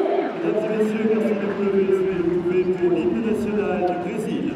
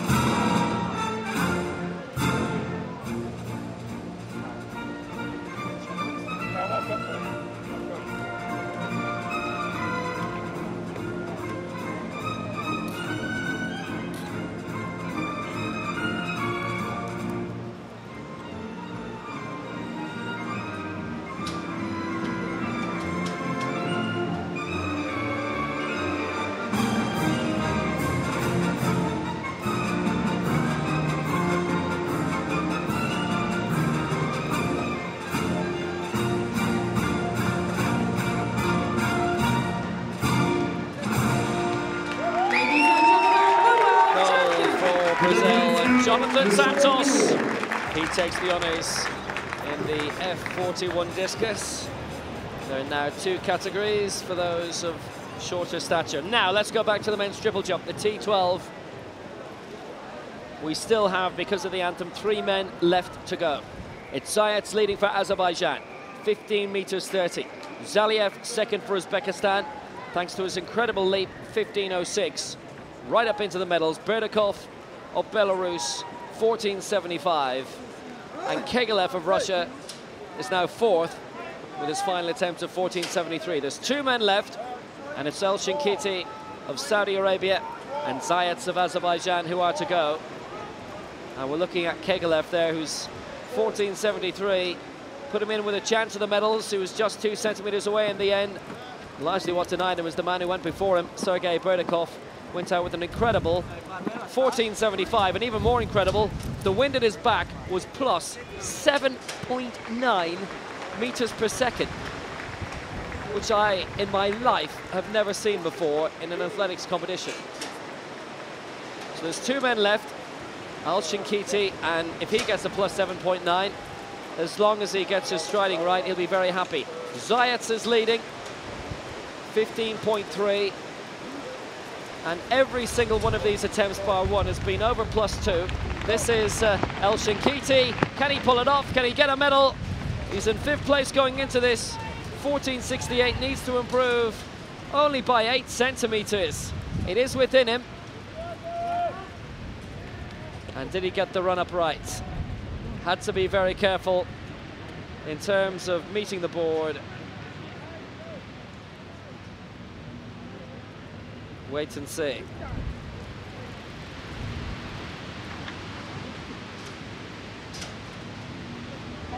No attempts in the past 2 rounds. 14.68. He was in the medals, and then the wind really, really strongly picked up, and then people started overtaking him. He passed up the last 2 rounds. He had a bad back, you'll remember, and he's had to go surely through the pain barrier here to try and get a medal. It's 14.16, and he'll finish 5th, which means the gold medal goes to Azerbaijan and Vladimir Zayats. Well, that's it now. Vladimir Zayats passed up in the 5th round, a foul in the 4th. He's got the gold anyway, doesn't need to go now, he will jump. But Vladimir Zayats takes the honours for Azerbaijan. And he will round off with a flourish. Whatever happens here, it won't go towards the record books of personal bests. And it's a red flag. No chance. He lost his stride. He's got the gold medal anyway, so it doesn't matter. Vladimir Zayats of Azerbaijan gets the gold. Donier Zaliev of Uzbekistan the silver, and Sergei Berdakov of Belarus the bronze. So let's take a look back at this competition. The best attempts of the leading three. Well, this was Berdakov, plus 7.9 behind him, 14 meters 75. Landed well. He knew that he was in the medals. He'd overtaken quite a few to get up there. Rose up from 6th place, plus 7.9. It's incredible. Saliev, second for Uzbekistan, his last jump, 15.06, and it was only plus 4.8.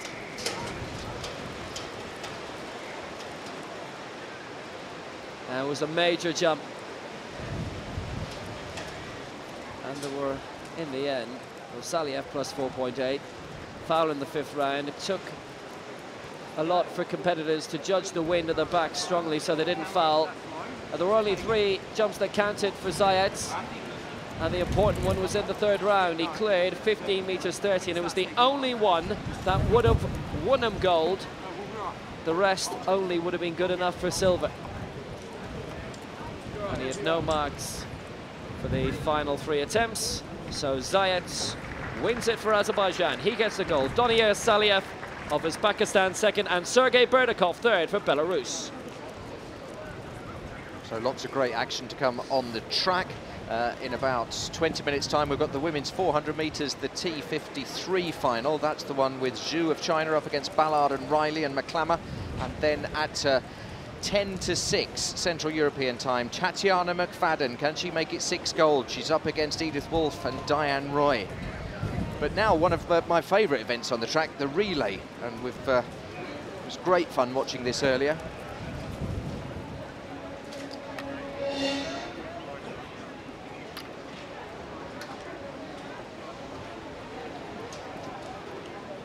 So this is the men's 4x400 meters relay, T53 and T54.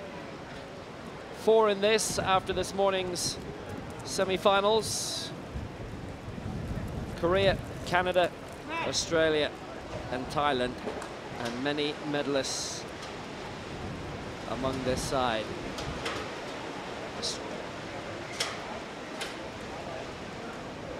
There'll be a slight delay to this, by the way, of a minute. There's starting issues, so the athletes have been allowed to go around again.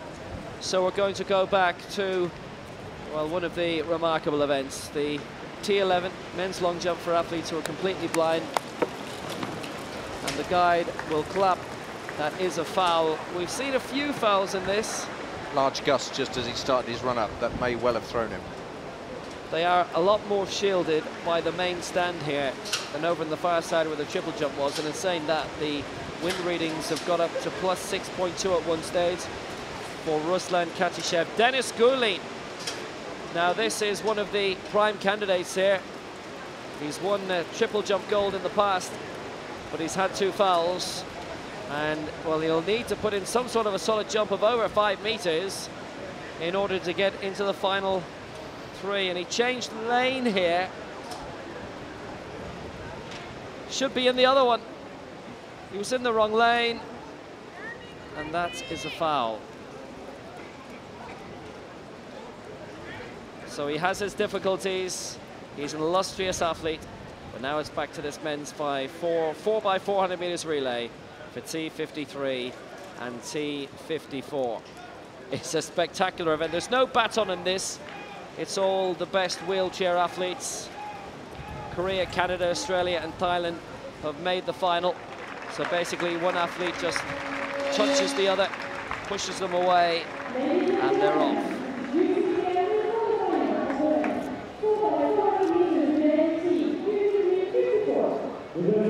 So those who got through from the semi-finals, Korea, Canada, Australia and Thailand. China holding the world record. There's not many track events left after this. Either that or half my sheets are blown away. So here's Korea, who qualified in 3:20. Hong Suk-man, Yoo Byung-hoon, Jung Dong-hoo, and Kim Gudai, who won the 800 ahead of Marcel Hood. 3 individual gold medals for Brent Lakatos so far this week. And he's with Curtis Tom, Jean-Paul Campare, and Alexandre Dupont. Australia did well to qualify. Jake Lappin, Nathaniel Arkley, Matthew Cameron, and Richard Coleman.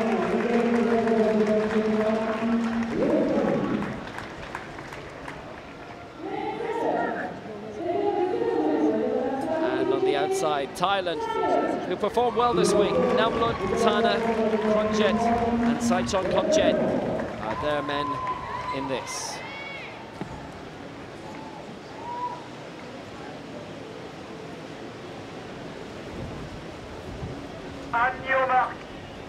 So the men's 4x400 meters relay, Korea, Canada, Australia and Thailand. 4 laps of the track, 4 athletes. Hong for Korea, Lakatos Canada, Lappin Australia, Namlun Thailand to get us underway. So away we go in the men's 4x400 meters relay. Hong has been heroic for Korea for a long time. Hong Suk-man started off as a very good sprinter, now a middle distance man. Lakatos, fantastic for Canada so far, and they're all wearing yellow helmets, so it's very easy to pick them out. And it's Lakatos on the first leg for Canada, and he's looking to reel in Lappin of Australia. Yes, going away very well. I think it's an absolutely genius bit of play by the Canadians to wear these yellow helmets, because when you're coming around the bend, you'll see easily which is there, so that they can do a decent handover. So it's Thailand in the red and blue coming around, but of course the first lap and a half will be a stagger, so with nothing really to tell, we can say Canada are going very well. Lakatos has done well, and it's the Canadians who hand over first. Then it's the Australians, then the Thais, then the Koreans. So you can kind of tell from the handover who is doing well. And at the moment, Thailand's still leading them out, but when the stagger unfolds, you'll find that Canada are in the lead, and the Australians going very well as well, and the Koreans on the inside. So we're coming up now to where the stagger will unfurl. The Thai competitor in the red and blue, this is Tana. He cuts inside, he is in the lead, ahead of Tom of Canada, and then it's Arkley of Australia, and Yoo of Korea at the back as they come around the bend at the moment. Yes, this is the second leg. Thailand have really performed beyond themselves this week. Tana of Thailand, he's going to pass on to Kronjet very shortly. Thailand are in the lead, Canada in second place. Tom brings in Kampore, Australia third. Arkley onto Cameron, and in fourth place it's Korea. Yoo onto Young. It's the penultimate leg, and Thailand are in the lead with Kronjet. Next is Canada with Kampore, and then it's Australia with Cameron. It's Thailand, Canada, Australia, Korea. The 1, 2, 3, 4 in the penultimate lap. And look at Kampore go! Kampare's going to the far side, and he's in front for Canada with 600 to go, and Australia going well as well. It's Cameron who's going to overtake. Kampore absolutely flying there, and Kronjet of Thailand getting overtaken there. The Korean has gone over, and so in the lead at the moment now it's Canada. What a fantastic leg for them by Kampore. Thailand in second place with Kronjet, and it's well, behind them it's the Australians, and let's see what can happen here. Yes, Korea are out of it. They overturned on the penultimate lap, and as Canada get away first as Kampore passes on to Dupont. I'm told Australia are out of it. We shall see, but it's Canada is certainly leading at the moment, and it's Dupont who's well in front of Thailand. Goes Kronjet, hands over to Kronjet, and logically it must be Korea then who are in third place with Kim, but it's Canada still leading with Dupont. Canada in front of Thailand. Canada leading the way by 20 meters, but here comes Kronjet for Thailand. Kronjet is trying to reel in Dupont here. Can Dupont, he's looked around, he knows he's in trouble, but maybe he's not enough, and Canada will get the gold. Dupont comes home to win it for Canada. It's Thailand in second, and it is indeed Korea in third. It's a new championship record. It was Australia who had the mishap. 3:11.32 is a new championship record, beating the old mark by China. And Australia had a mishap somewhere along the way involving Cameron. Coleman never got out, and that was the end of them. Lakatos, Tom, Campari and DuPont. And it was that leg from Campari that just turned the whole race for Canada, because Thailand were punching well above their weight.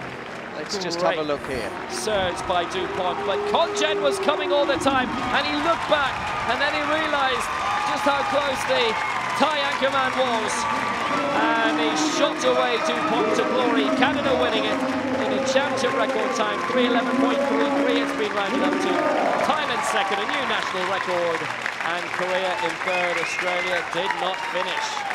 And Campari just saluting the crowd because he played a major part in that win. It was a great Canadian team performance. I think it's a genius idea wearing the fluorescent yellow helmets, because it makes it so much easier on the changeovers, because sometimes we find it hard to tell the difference. For example, Korea and Australia both wearing white look very, very similar.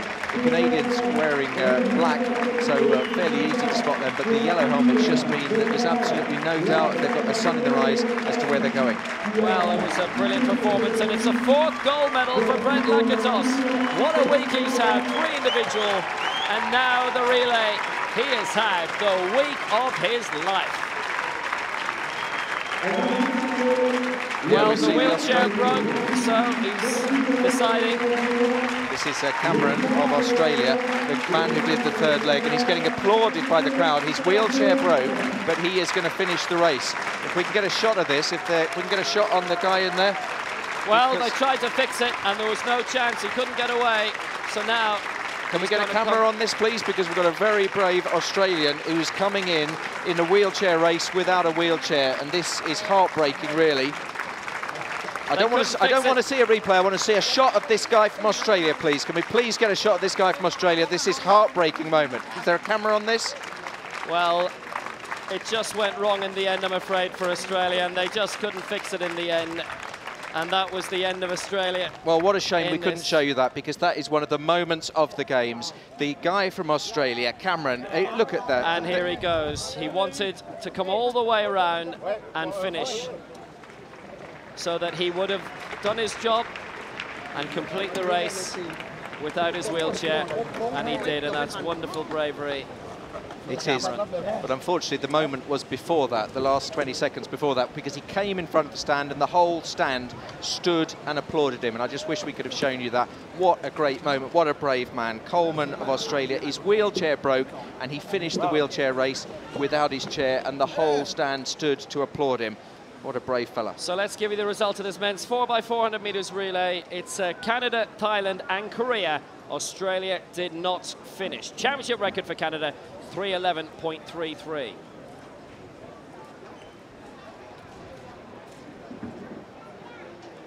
Well, it's the tenacity and the desire of sportsmen, and what Coleman and Cameron did there in particular was absolutely marvellous. Went all the way around, and he wanted to cross the line, even if his wheelchair would not work, and they tried to fix it, but they failed, and that was the end of it. So for the Ukraine, this is the men's T11 long jump. It's Ruslan Katishev, 177 in the first round. He was put off by the very strong wind behind him, which was incredible, plus 6.2.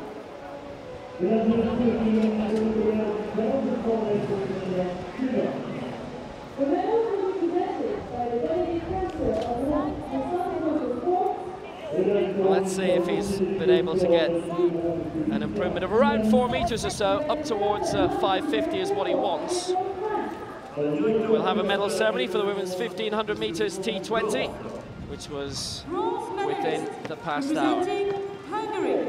Médaille de bronze, représentant la Hongrie, Ilona Diakchi.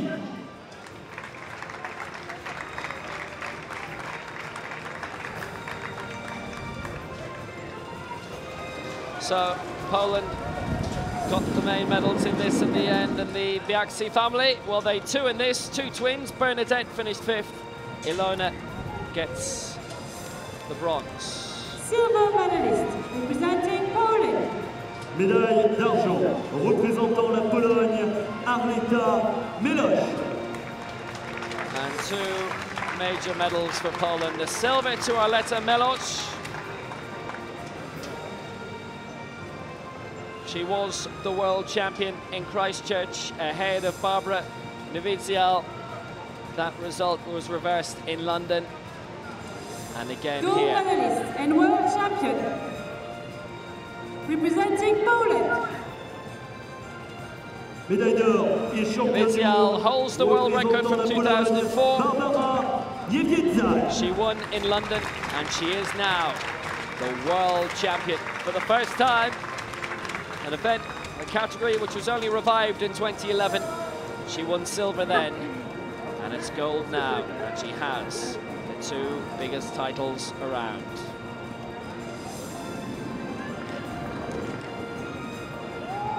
Ladies and gentlemen, please rise as you're able for the national anthem of Poland. Mesdames et messieurs, merci de vous lever si vous le pouvez pour l'hymne national de la Pologne. So now the national anthem of a nation that's done very well this week.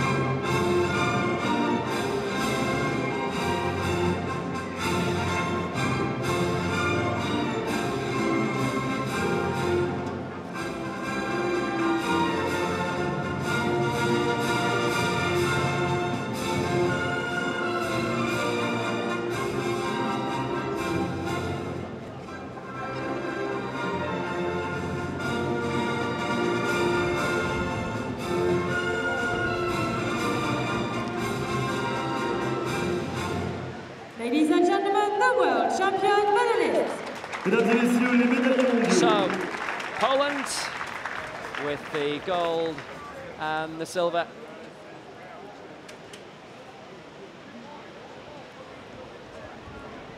And they've hit double figures in terms of gold medals, 10 overall and 25 for the week. And there's no fanfare after this because the T11 long jump continues. We'll have a quick look at this because the medal ceremonies will continue. For Argentina, this is Alexis Acosta, 5.63 is best so far.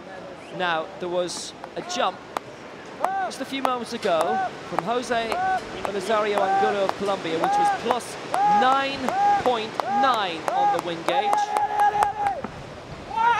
It's almost science fiction. Acosta currently lying in 6th place, and he hasn't been helped by the wind so far. Wind readings of 1.5 and 1.8, but 9.9. It's almost going off the scale. I don't know if it goes any higher than that, actually. Men's competition, which has been carried out in unique conditions, I have to say, especially for athletes who have total blindness. It's T11.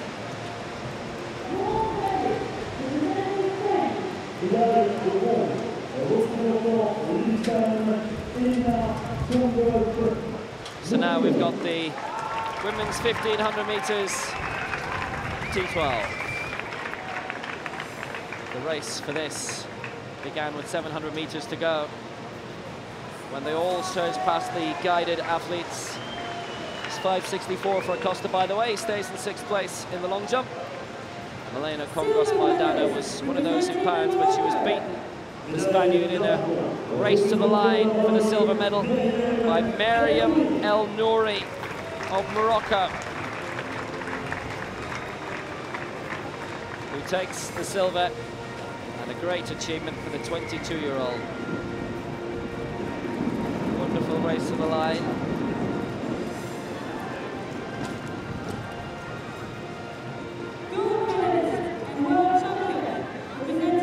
I think we could actually see what was coming in this, because we saw it in the semi-final. She's won so many major championships in the past. Elena Pautova takes the gold medal, retains her world title. She won it in London, won it in Athens. And she's done it again here. Stayed behind the guides and then pounced. Great tactician.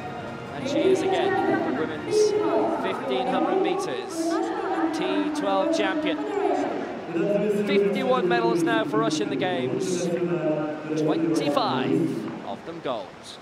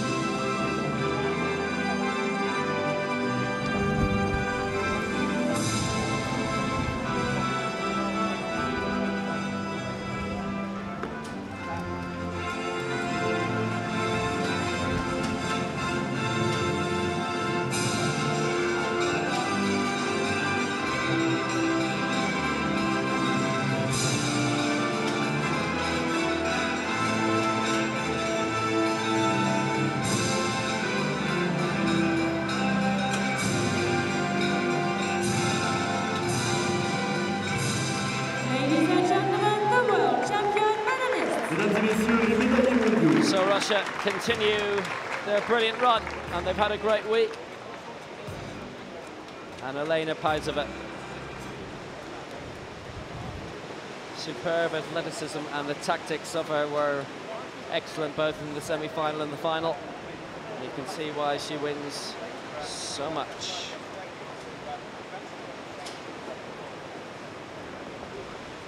Long jump T11, Firas Bentrier of Algeria. 5.94, the area record in the second round. And it's the only mark he's been able to do so far. We thankfully have not had a lot of fouls in this. The conditions have not affected it as much as you might have thought it would. How clear will be the clapping? Noise will be swirling around here.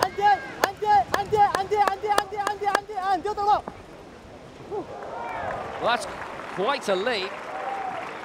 Now 5.94 in the last round. Just remind you that Belisario Angulo of Colombia, as I said, had a tailwind behind him of plus 9.9. So has he improved dramatically here?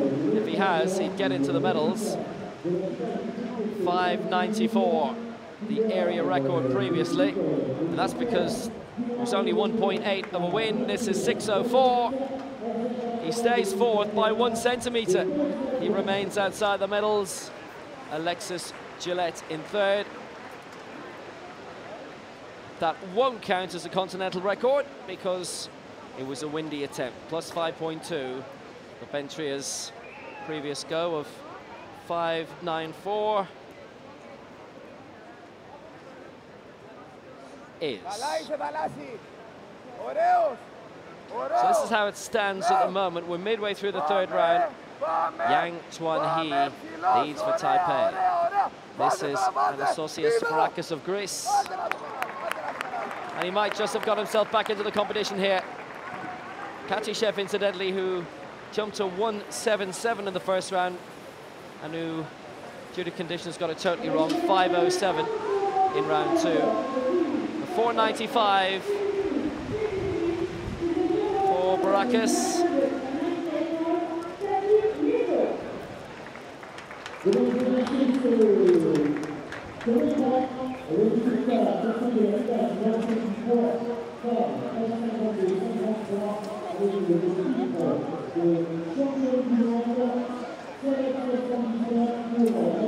$5.57, and he's up to 7th place. He should get all 6 jumps now.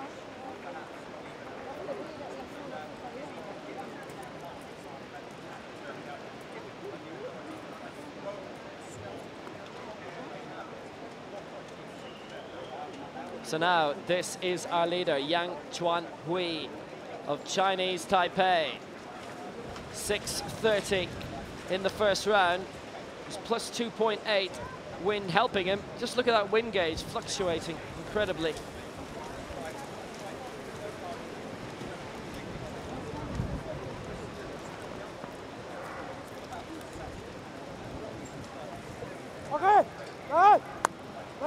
Just as I explained about Bentrier, by the way, the record 5.94, that's what the caption was about. That's a good leap. That's a very good leap by Yang. 6.30 in the second round.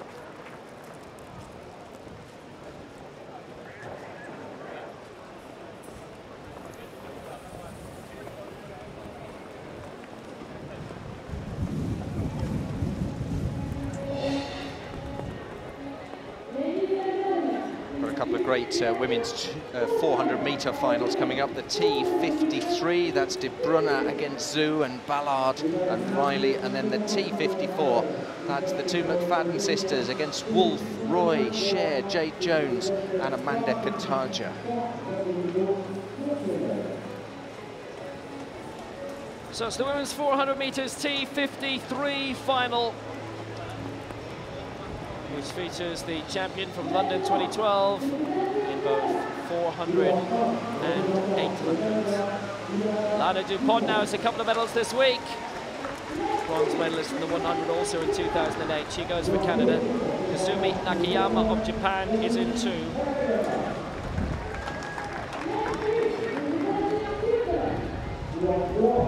Catherine de Brunner of Switzerland is in lane 3. In 4, the champion from London over 400 and 800. And 1 gold over 800 in Beijing 2008. Lots of silvers and bronzes on top of that. Zhu Hongxuan of China, a pure legend of parasport. Angela Ballard won silver in London at 4 and 2, bronze in the 100, bronze behind Tanni Grey-Thompson in the 100 in Athens. Shirley Riley in the USA, good week for her as well. Can she round it off with a medal here?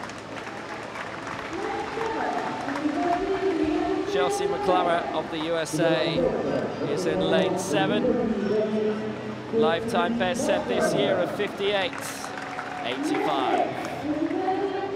And Hamid Kurt of Turkey, personal best around about a minute.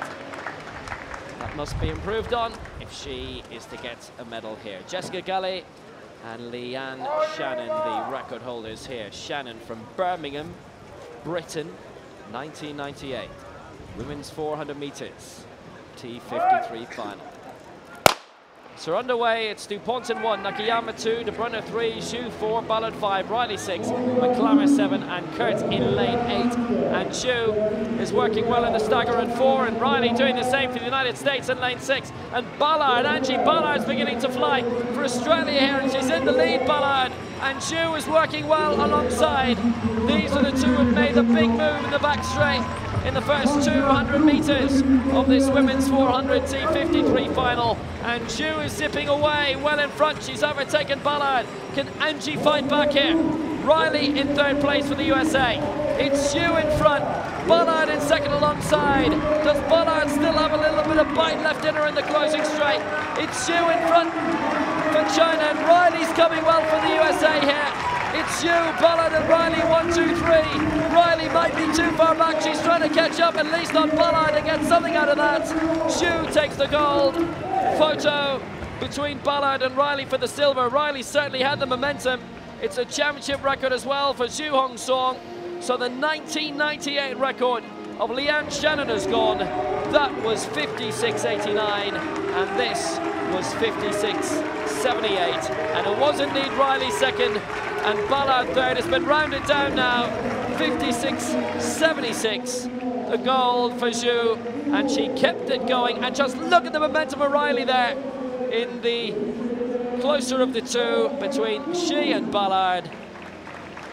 Just got it on the photo by 0.02 of a second, but Zhu was flying through her. Ballard started very well, but Zhu overtook in the far straight, and Ballard just didn't have enough momentum to bring her all the way through. And it's gold for China yet again. Their impressive week continues. That's their 10th gold medal of the week now. Riley in 2nd place and Ballard 3rd. And Zhu had to dig very deep there because she had really given her all in those first 300, and then Riley and Ballard coming so quickly. So Zhu gets the championship record, 56.76, and we cross to the T11 men's long jump. 3rd placer, Alexis Gillette. Been on the scene for a long time, has been medaling in this, as in winning medals, since Athens 2004. He didn't break the line, so he's okay for now. He will have another bite at it at this 3rd round. He's currently lying in 3rd place. 6.05 in the 1st round, a foul in the 2nd, and the guide getting a bit of calmness in him. He has about 30 seconds left on the clock in which to get the jump away. And Gillette will need to be as sharp as a razor if he's going to win this one. He's currently in the bronze medal position. Puts his hands out just to feel that wind behind him. Yes. And that's the countdown clock. There's the guide calling him, and off he goes. Gillette, he's in 3rd at the moment. Can he beat 6.05? Oh, gets a big cheer. I think he might well have done. Good lead. Very good lead.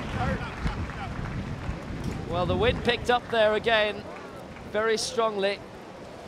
6:15 is Porras in second, and 6:30 is the lead for Yang.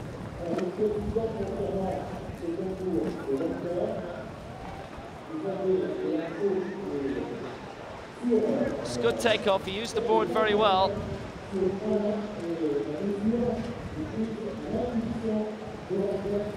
Did he go beyond the 6 meters?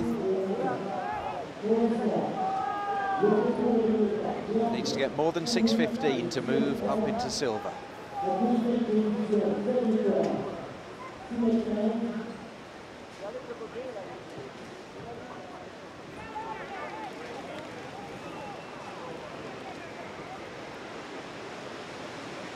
I think the Turkish athlete, by the way, in the 400 final, Hamid Kurt, we're hearing has been disqualified. Gillett is in the lead, 6:32, and it was a wind speed of +7, and he goes in front, and that puts him in the gold medal position.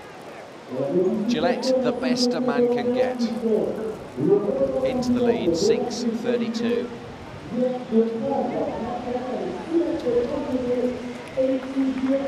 Well, he was held by a sudden gust, and that gave him the big advantage. Now, are they remeasuring? They are.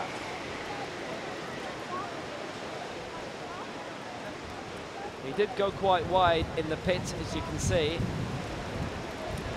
and this could either help him or hinder him. Measure's blowing around quite a lot in the wind. They might need to just wait for it to calm down to get an accurate measure here.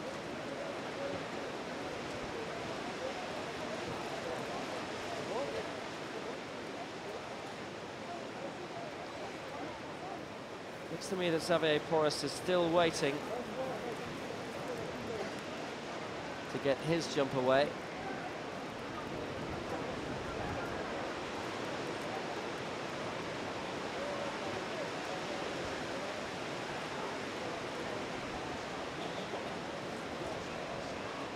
They're just resetting the boundaries of the pit. They were just taken away by Gillett. I think he should be okay with his 6:32. +7 wind behind him. And that's not even the strongest today.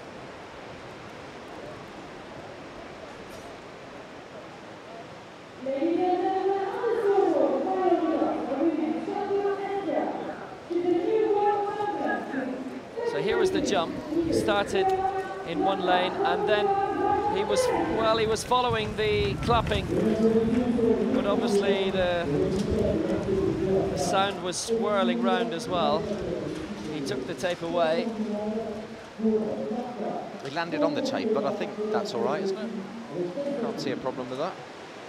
6:32 it remains for Alexis Gillett. Yeah, it would have been rough on him if he'd have lost that, I think. So he's in the lead, ahead of Yang of Chinese Taipei and Porras of Spain, and the Algerian Centria now in 4th place. Good competition, this T11 long jump final. Won silver, Gillett, at the last 3 Paralympic Games in London, Beijing and Athens. Xavier Porras, silver in the last World Championships in Christchurch, bronze in the triple jump in Beijing in 2008. 5:99 and 6:15 he's cleared so far.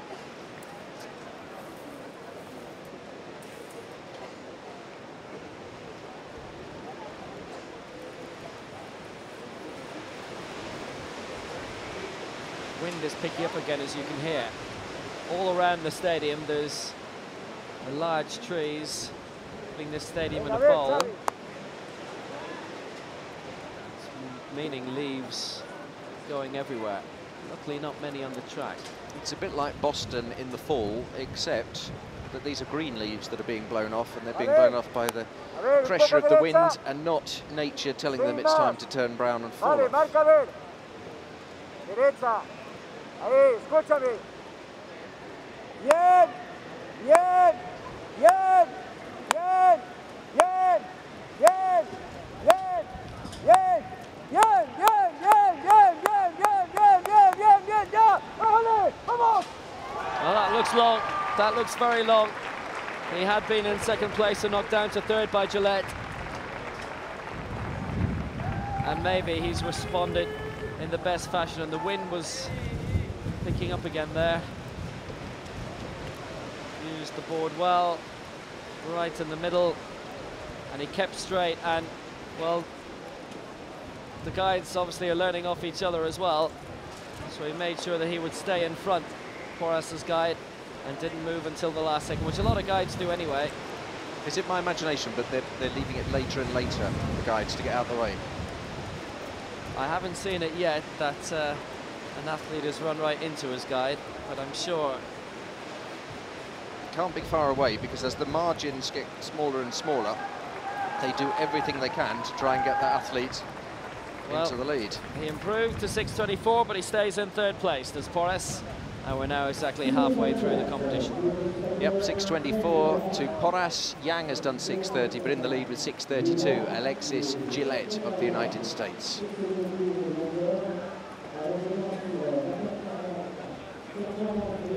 So this is the situation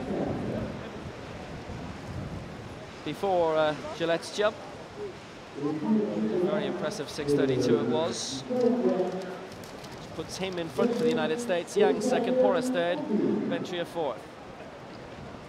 Got some great track action coming up for you. If you've been following us all week, you'll know that Tatiana McFadden has won every race that she's started. She's won 5 so far. Her last one is today. It's in a few minutes' time. Can she get 6 golds and be the first to get that? So Gillette leads 6:32. Yang in second place, 2 centimeters back. Porras third, and Ventria currently lies fourth. So the ladies coming out for this final. It's the women's 400 meters T54. It's scheduled to start at 10 to 6. So they've got another 7 minutes before that. Everything's running beautifully to time today, despite all of the bad weather. Let's just see. Oh, he's run into the camera. Colombia. Oh, poor fella. He's run into the camera. He's all right, though. Hope the cameraman's okay. Oh, and he smiles now. You were on telly, mate. You were nearly on top of the cameraman. Just watch here. Now, his guide does stand to the side all of the time. Jumps very well. Comes out and runs straight into the camera. Oop. There we go. Absolute proof that these guys can't see anything. They're all T11, so they're all blind, but they do just wear the blindfolds just to make it a level playing field in case any of them has any sight at all. So 5:37, he goes 8th, and it improves his position. He will get 3 more jumps. Now the men's triple jump, T12, which was concluding just about half an hour ago. Championships Lyon 2013. Les médailles seront remises par le vice-président du comité d'organisation des championnats du monde d'athlétisme paralympique Lyon 2013, Monsieur Jean-Paul Moreau. And by the president of the Paralympic Committee for the Isère department. Par le président du comité départemental handisport de l'Isère. Well, it's the final where personal best, 15 meters 30, and for that he takes the gold.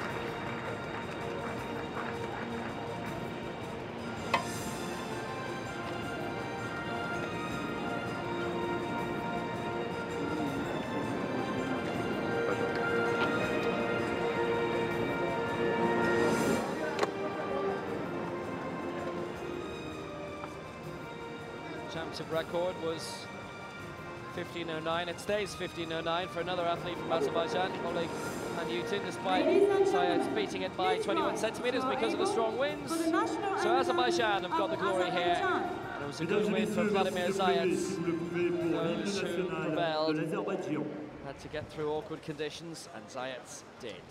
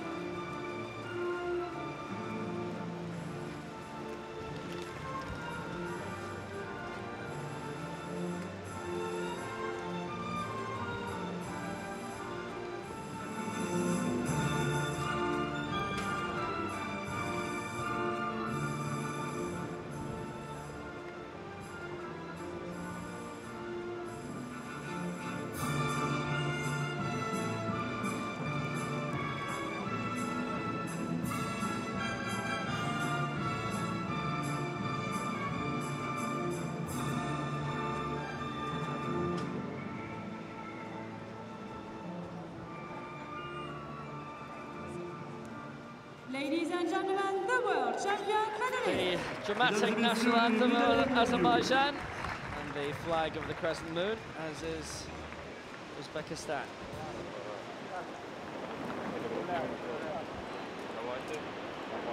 Good competition.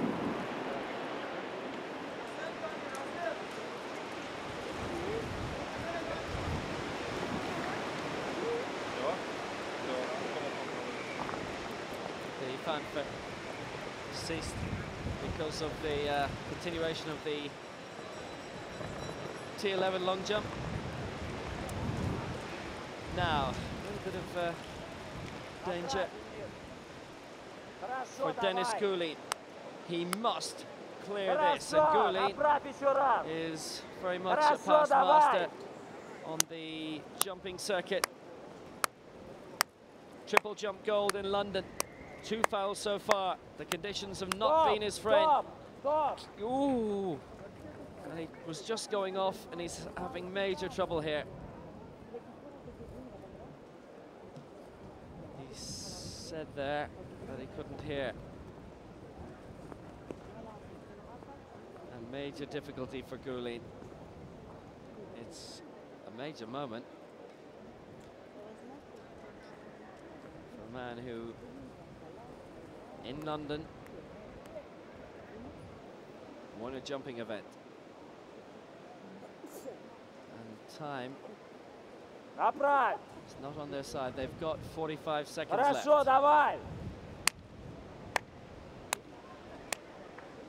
Gulin to survive in the competition. Stop. Oh dear. Now the clock is down to 30 seconds here. So they have to get this coordinated, they have to get it right. Everybody's had to deal with the really strange weather conditions today. Boilingly hot again, 35 Celsius at least, and a very strong hot breeze. 30 seconds left on the clock, which is currently stopped, but it will start again.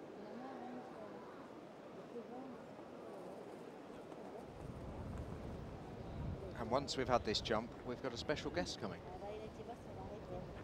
I won't tell you who it is. She's very fast. So Gulin's realistically his final chance. Death or glory. And it is death. He's out of the competition. That is the end of the London triple jump champion, and he is out of the competition. And we welcome to Paralympic Sport TV, April Holmes, the bronze medalist from earlier today. April, how are you doing? Bronze medalist from yesterday, but I'm well. From yesterday, I don't want to take someone else's bronze medal from the day away from yesterday. Against Marlou Van Rijn and yes. The French one, and Maria Lefeur. Yeah. Yes. What a great race that was. Awesome race, awesome group of competitors. Lovely group of ladies that we always seem to chat about all the time, and we get along very well. We're a great group of competitors that get along very well all the time. We'll talk about you in a moment, but can we just quickly talk about your teammate Tatiana McFadden? Because love her. Is she going to be the first lady to get 6 golds? I believe in her. I mean, considering she already has 5 of them, I'll take a gamble on her side and say yes. Okay, let's have a look at the runners here.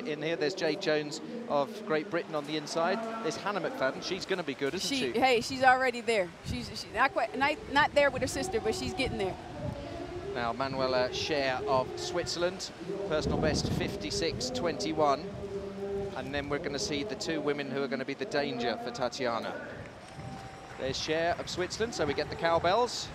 And we'll get more cowbells for this lady, Edith Wolf. In fact, we're seeing Diane Roy first of Canada, 55.17, her personal best. And Roy and Wolf are going to be the main competitors, I would think, for Tatiana. Yes, I believe so. I think if Tatiana can stay focused and run her own races, she won't have any problem whatsoever. You know she will. She is the beast. Yeah, she's the beast. Why do you call her the beast? When you go out and win 5 gold medals, I mean, I can't think of another name to call you but a beast. And awesome. She's an awesome beast. There is the beast. There is the beast. Give her a wave. Hey, Tatiana. So 52.97, and when you just compare that with the fastest 2 ladies on the inside of her, Wolf of Switzerland 55.08, Roy of Canada 55.17, the beast is in with a great shout here. great applause from the crowd. She's on course for 6 gold medals. Amanda Kataja, the flying Finn, 57.35. All Finnish competitors are flying. I don't know why, but we always have to call them flying Finns. And Sherry Madsen of the United States in the outside lane. Tell us about Sherry. Sherry is good. I mean, she's been coming along well, and I'm interested to see what her race will look like, especially considering the fact that she's already in the outside lane. So it's kind of tough to come from the outside lane and win it all. Now, we had Heinrich Popov up here as a special guest earlier, and he called a race 1, 2, 3, and he got it exactly right. Do you want to call this race? Uh-oh. Let's see. I'm going Tatiana, Diane. Let's go Roy and then Wolf. Roy and then Wolf? Yeah, I'll say Roy and then Wolf. I don't know why I want to say Roy and then Wolf. I'm going to go Wolf and then Roy just to be controversial. Man. Okay, all right. Here we go with the controversy. Here we go. So let's see how she gets away. Tatiana McFadden. Can she become the first woman ever to get 6 golds? And it's a great start for the flying Finn, Amanda Kataja, who is going away from Tatiana McFadden. She's already passed Sherry Madsen. And now McFadden down the back straight. She's going now. Look at that. She's on course, April, isn't she, surely? She looks awesome. The awesome beast again.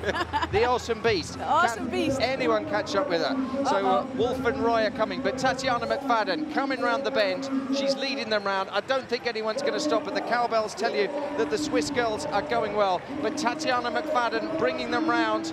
We're getting a bit of a challenge coming on the inside from Diane Roy of Canada. Edith Wolf can't get up there at the moment, but Tatiana McFadden bringing them home. It's Manuela Scher of Switzerland in second, and Sherry Madsen of the USA may well come in for the bronze. So Tatiana McFadden has become the first woman in history to win 6 gold medals. The woman is an absolute beast. What a result. And Sherry Madsen coming in for the bronze. When did that happen? Yeah, that was impressive, especially from lane 8. That was very impressive from lane 8. Yeah, we were both going Roy and Wolf. Yeah, but hey, I got 1 and 2, man. I got 1 and 2 correct. I should have went by my fellow countrywoman. You didn't get 2. Scher got second. It was Manuela Scher of Switzerland. So I don't know. I think I'll stick to running, man. Yeah, it's a dead heat between you and me. I'll shake a hand on that one because we both got the winner. But with bronze and silver, we were nowhere because it was Manuela Scher of Switzerland. And they put up Edith Wolf. But I saw Sherry Madsen. I don't think that's right. I saw Sherry Madsen go over the line, didn't you? In the lane closest to us. Yeah. They put up Edith Wolf. Oh, well, we'll check that. Maybe I called that wrong, but it was definitely the lady in lane 8. Did she get DQ? Because they didn't put her name up on the board at all. No, they haven't. That's weird. They listed all the places and never put her name up on the board. What was that about? I don't know. We're just checking that. I think what's happened is it was McFadden, then I saw Scher, and they're saying it was Wolf, but I saw Madsen go over the line, and I'm sticking with that because when it happened yesterday, and we had Reardon and Popov, and they gave it to... there we go. It's up on the board correctly now. Hey. I thought I was going mad. I thought, maybe I thought I was seeing it through rose-tinted. I thought we've got an American here, and so I'm trying to please you by putting an American... No, Sherry Madsen got the bronze. Yes, absolutely. In a personal best of 56.21. It was a season's best as well for Tatiana McFadden. Manuela Scher for Switzerland. So the whole race was a bit unusual because of the 2 Swiss girls. I would have expected Edith Wolf to be up there. Diane Roy of Canada back in 6th place. Hannah McFadden got a personal best as well, 58.56. But well done. I tell you, I know their mom is back home in the United States, and they have an awesome support system, and Debbie does an awesome job with Tatiana and Hannah, and I'm sure she's somewhere in Maryland screaming her heart out at her computer screen, just watching Paralympic TV, and she does an awesome job with those girls. So Debbie's the mom. Debbie's the mom, and I know she's doing. She's done an awesome job. You can get a kid or an athlete to win 6 gold medals. You know you're doing something awesome in your house. So. Yeah, and she's always worked with sort of disabled sports, hasn't she? And she was out in Russia and picked up Tatiana from an orphanage and sort of turned her life around because she was dying in that orphanage. Awesome story. I think all 3 of Tatiana and both her sisters come from orphanage. Hannah came from, I think, Albania. Yeah. So the mum's gone around the world collecting all these top athletes. So, hey, no, you know, ironically, I don't believe she collected athletes. She collected from her heart, but she turned them into awesome people and awesome athletes. Yeah, but it's a bit of a bonus. She's the Russians must be saying, what? Hey, we want those people back. Like, the beast was in an orphanage in St. Petersburg and we didn't know about it, and now she's just won 6 golds. And she could have had on a Russian uniform. because the Russians having such a bad games, aren't they? They could have had 6 more medals. To know that you were stuck in an orphanage and to see her life come full circle and for her to win 6 gold medals a day is absolutely amazing. Yeah. Anyway, I feel a bit rude talking about Tatiana. It's when okay. You're here. I enjoy talking about Tatiana and Hannah and the McFadens. I love them. They're a great family. But let's talk about you. Okay, all right. Yeah. So yesterday you came into this race. Yes. And you were up against this French favourite who's on all the posters, Lefeur, and then the Blade Babe from Holland, who everyone talks about all the time. And you got the bronze medal behind them. How do you feel about that?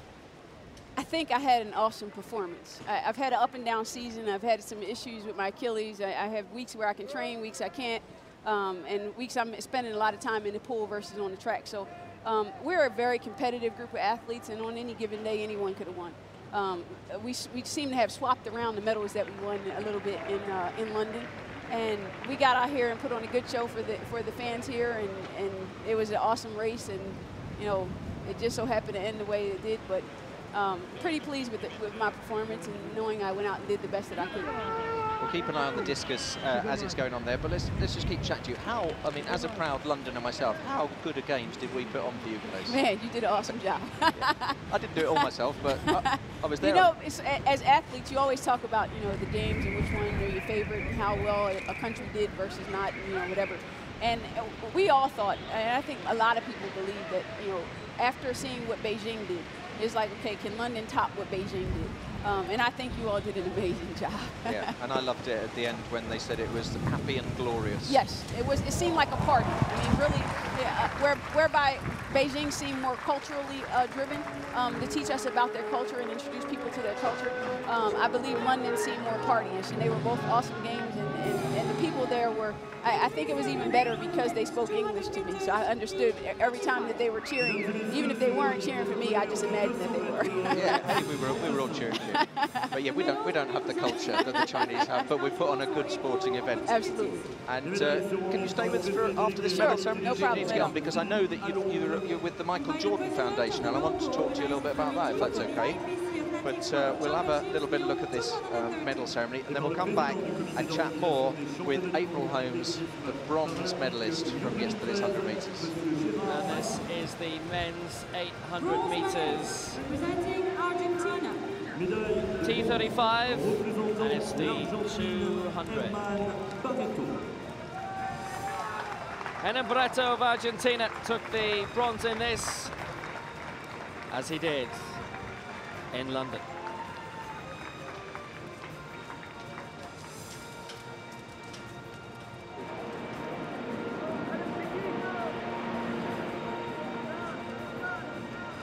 The 22-year-old with the prospects of more to follow.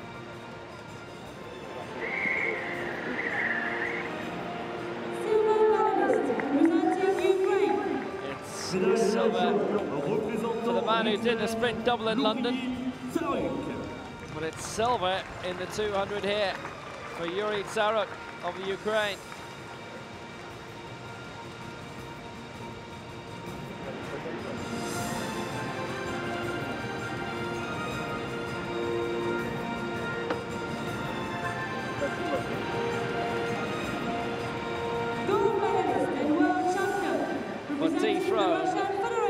After an astonishing performance, a new world record which took over 2 seconds off his personal best, and 1.1 seconds of the world record held by Tsaruk. Dmitry Savronov of Russia, 24.69. Everything about that was astonishing, and it was into a headwind as well. How fast can he go? 17-year-old Savronov, and he's run 24.69. Please rise if you are able for the national anthem of the Russian Federation. It's another goal Mesdames et messieurs, merci de vous lever for Russia. pour l'hymne national de la Fédération de Russie.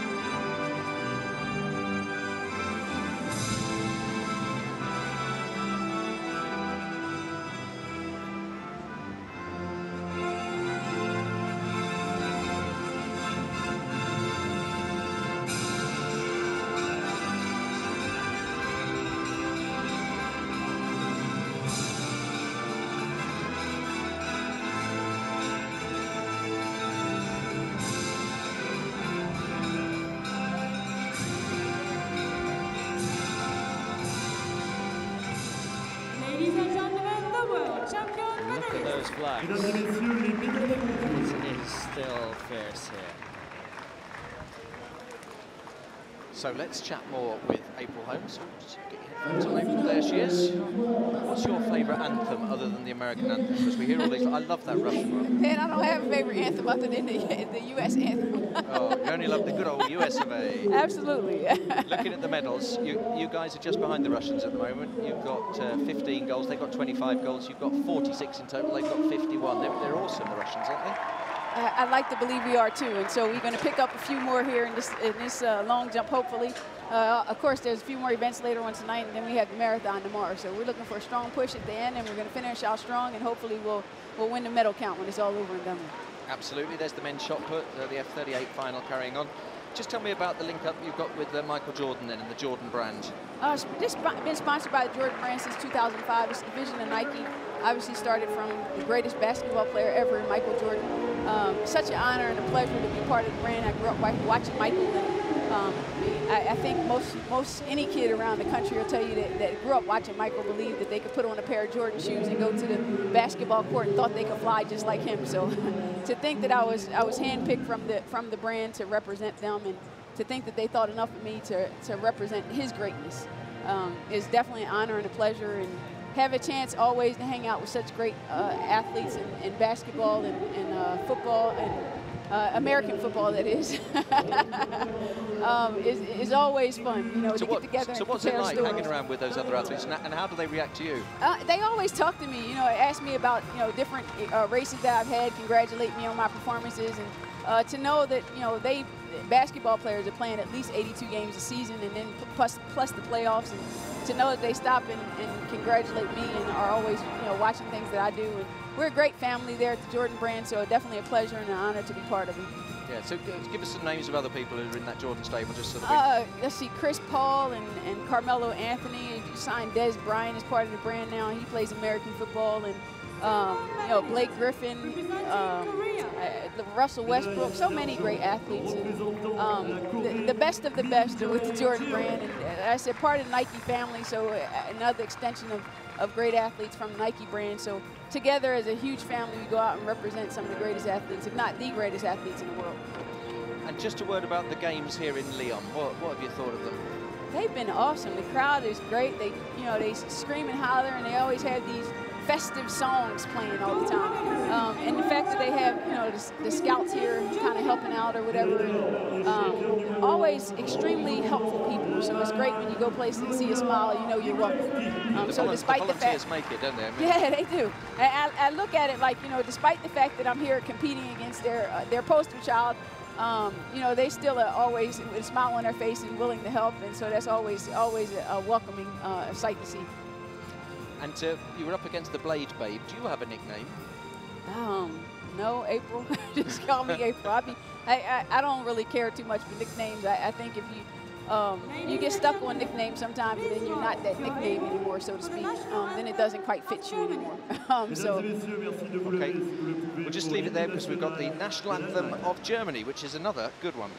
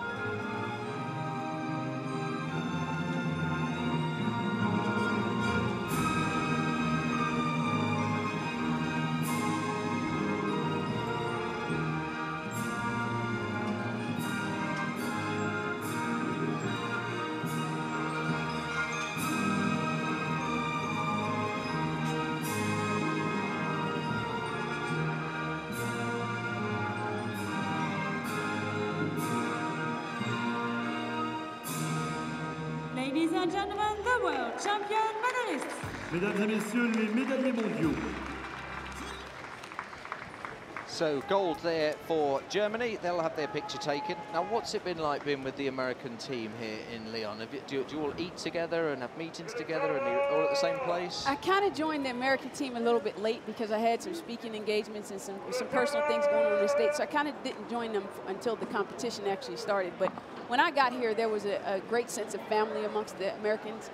As always, but there is a larger team than what we've been accustomed to taking. I believe we brought about 75 athletes here, which is much larger than we've been accustomed to. But to get here and to know that you all are competing for the same thing, and it's to represent your country well and obviously do well. And we looked up a few days ago and we were winning the medal count. We were very excited about that. So hopefully that excitement can continue for the next couple events and we can go on and be proud of our performance. You guys do it a different way to us, don't you? You do it on total medals, whereas we do it on I think people look at both. I think we look at both. So obviously we're not going to win the gold count because we're a little bit behind. So that's why you're very keen on the other one. So that's why I'm very keen on just winning the total. Can you just stay with us for this next race? Because Raymond Martin's in it, who you may well have heard of. Another awesome beast. Another awesome beast. And he's just a kid, isn't he? I mean, yes. He's still a teenager, I think. And, you know, they're saying once he starts developing real muscles of a man, he will just be unbeatable, and he's already unbeatable. All I can call him is amazing. So we're going to have Raymond Martin's race in just a moment. And you guys are all together. Do you eat together? Would you chat to Raymond Martin or? Absolutely, we all talk to each other. You know, we sit around and laugh and joke, and you see little pockets of athletes here and there, and you kind of go from group to group. And we're not a very segregated groups in terms of disability groups. We all kind of talk to each other, laugh at each other, hang out with each other, go to dinner, you know, eat lunch, obviously, hang out in the tent. The tent has been the most amusing. Our USA tent has been the most amusing. You can hear any sort of thing out there. We were actually in the tent this morning singing. What were you singing? Well, I wasn't singing, so I'm not going to say I was singing, but Blake Leeper and Mike were singing. I don't even know what they were singing because it didn't sound good.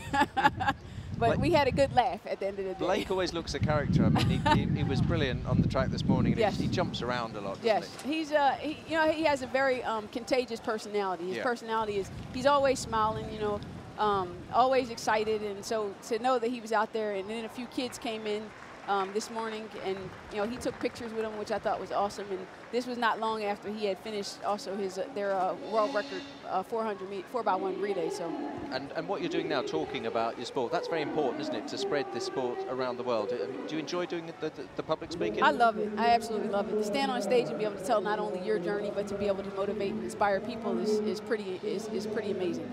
Okay, stay with us and shriek with excitement as we watch Raymond Martin, and Will will take us through the list here. It's the final of the men's 400 metres T52, where Raymond Martin attempts to win his 5th gold medal of the Games. Beat Bosch of Switzerland finished 4th in the 200 metres, while Peth Rungsri has been part of a very strong Thai squad. Tana winning silver, 2 bronzes for Conscient, and the 4x4 winning silver as well.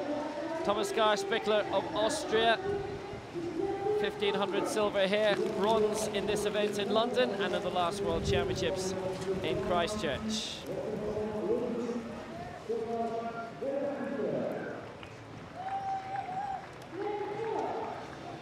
So here he is, Raymond Martin, 4 gold medals in London, 4 in Lyon, and the 400 would complete the set, the full Grand Slam of 5.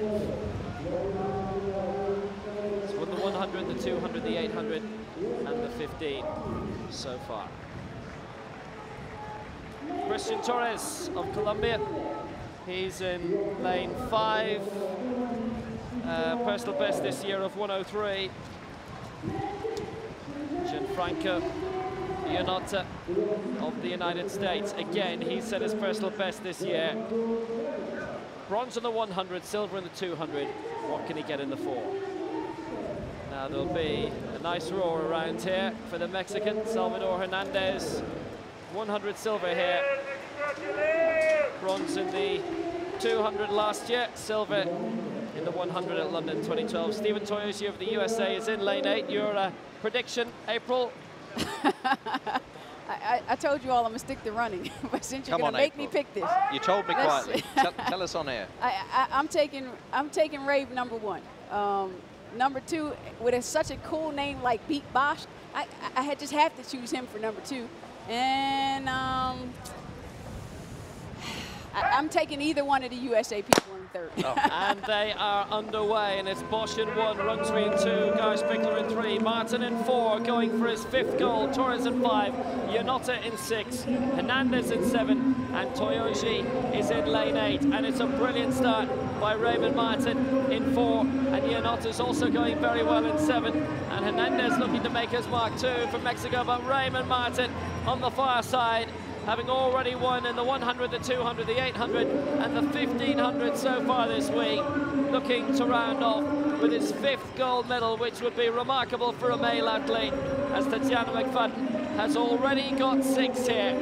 Raymond Martin on the final turn in lane 4. He's well out in front, and he's on his way to history. The rest are well behind. Yanota's in 2nd place, but he's about 5 seconds down. Raymond Martin for his 5th gold medal of the week. And history, Raymond Martin's done it, and he's inside a minute, so it's a championship record, and I think it's USA 1, 2, 3. Yanota 2nd. Toyoshi got 3rd USA place. sweep, yes. And it's a clean sweep for the USA. But Raymond Martin, how awesome. magnificent performer. Martin he was. And, well, we just say it about him, race after race, 59.85 is the new championship record. And Martin, well, he took it away very well. Relatively slow start maybe, but once he got going, he wouldn't stop, and he knew it. He knew it, and it's been confirmed as a USA 1, 2, 3, Martin, Yanota, and Toyoshi. What do you make of that? How awesome. You came along at just the right time. I picked that one a little bit better than I picked the first one. Yeah, but Tatiana won that. Since you've been here, America have started winning. Yeah, hey, listen, we're racking up the medals. We're getting closer. Hey, if you'd joined our commentary team earlier in the week, you might be up there with the Russians. You're right. Hey, I had to do my job and get out there and run too. Yeah, but that's going to look good to you when you look up the giant screen there to see the Stars and Stripes 3 times. What a blessing. And then when they raise the flag for the medal ceremony, the fact that all 3 of those poles will have U.S. flags on there, and you'll hear no matter what place you were, first or second or third, you'll still hear the U.S. national anthem, which is the greatest. And Toyoshi and Yanota got personal best. Martin with the new championship record, 59.85, beating the mark from Christchurch of Tomoyo Ito of Japan. God bless America. Yes, God bless America. That's what I always say to my wife in a Hollywood film at the end, when it goes a little bit slushy and they all go, "I love you, Dad," and so I always go, "Oh, God bless America." But that's a real... I'm gonna try that, man. Yeah, but that's a real God bless America moment, because 1, 2, something to be and proud 3. of. Yes, If only, April, you'd been brave enough to predict it. Man. Here's Jaden Sawyer of Australia, his 3rd round throw in the men's shot put, the F38. 10.27 is best so far. It's being led by Alexander Doroshenko of Ukraine with 14.51. And that's beyond 10 meters. Maybe a slight improvement, but not much more than that. So as this medal ceremony arrives, we'll say goodbye to April. Thank you very much for coming and sharing the commentary box with us. You're a natural, as you are on the track, up in the commentary box. Thank you so much for having me, and lovely talking to the people around the world that are watching Paralympic Sport TV, and I hope you all continue to watch and support us athletes, and we thank you so much. Thank you. And are you on Twitter? I am on Twitter. What's your Twitter handle? At April Holmes. At April Holmes. Yes. And you're happy to have followers from all across Absolutely. the world? Absolutely. Welcome followers from all across the world. Yeah. Thank you. And before you go, you have to have your picture taken with me and Will. Sounds great. Because as well as being sports commentators, we're sports anoraks. And we like to get our pictures taken with famous people. Awesome. Thank you. Yeah. So we'll have a look at this medal ceremony. April, do you want to come in? Do you want to come between us? Should I keep these on? Yeah. You can if you like, absolutely. I'll just take it on from here. This is the medal ceremony. The latest, it is the women's shot put. It is the F12. Smile. And it's the ladies of sheer power. Tamara Sivakova of Belarus takes the bronze medal. April, thank you very much for joining us. It has been an absolute pleasure. And a medal ceremony which will be a pleasure for these great ladies as well.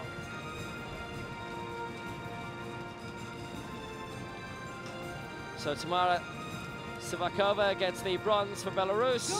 Sofia Oksem, personal best, 12 meters 15 for Russia in second, but it was more than a personal best. It was a national record, a continental record, and a world record for Marta Prokofyeva of Russia, 13.12, and she gets the gold. So Raymond Martin has 5 out of 5, Tatiana McFadden 6 out of 6. And Prokofyeva has the shot put gold and the world record removed from Sivakova. It's gold for Russia.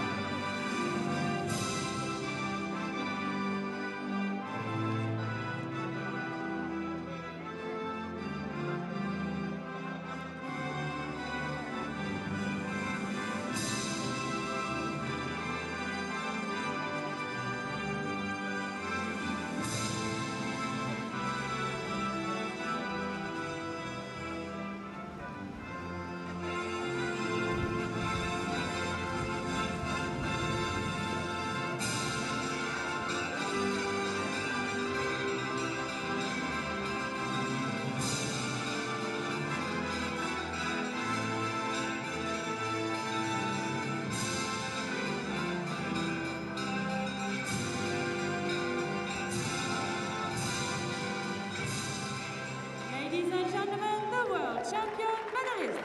Mesdames et messieurs, les médaillés mondiaux. Continuing a superb week for Russia.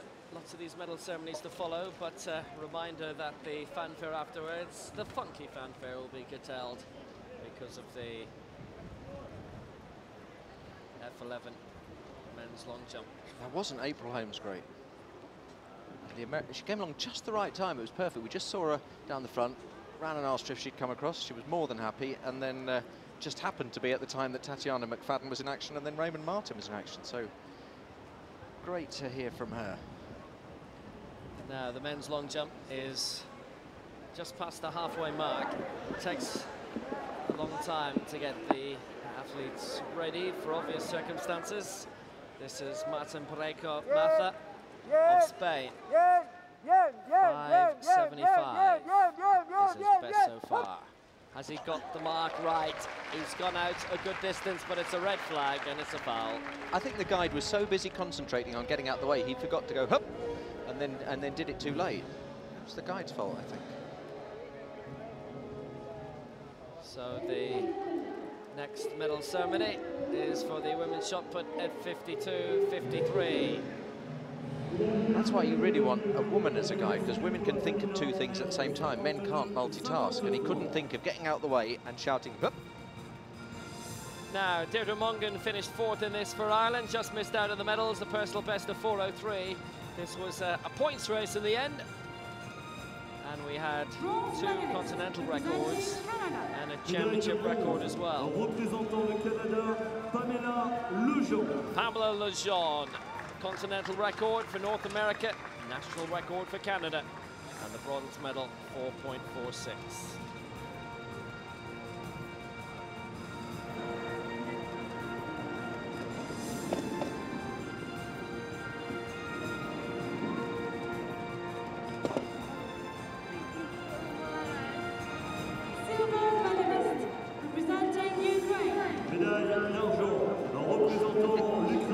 She could be a children's TV presenter with a face like that.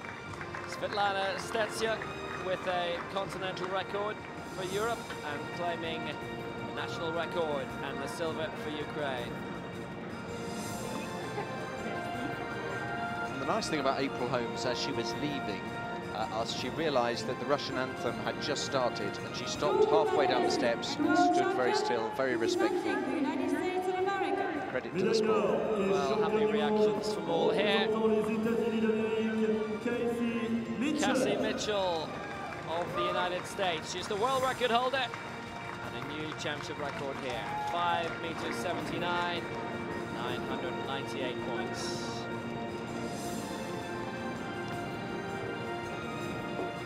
Her additional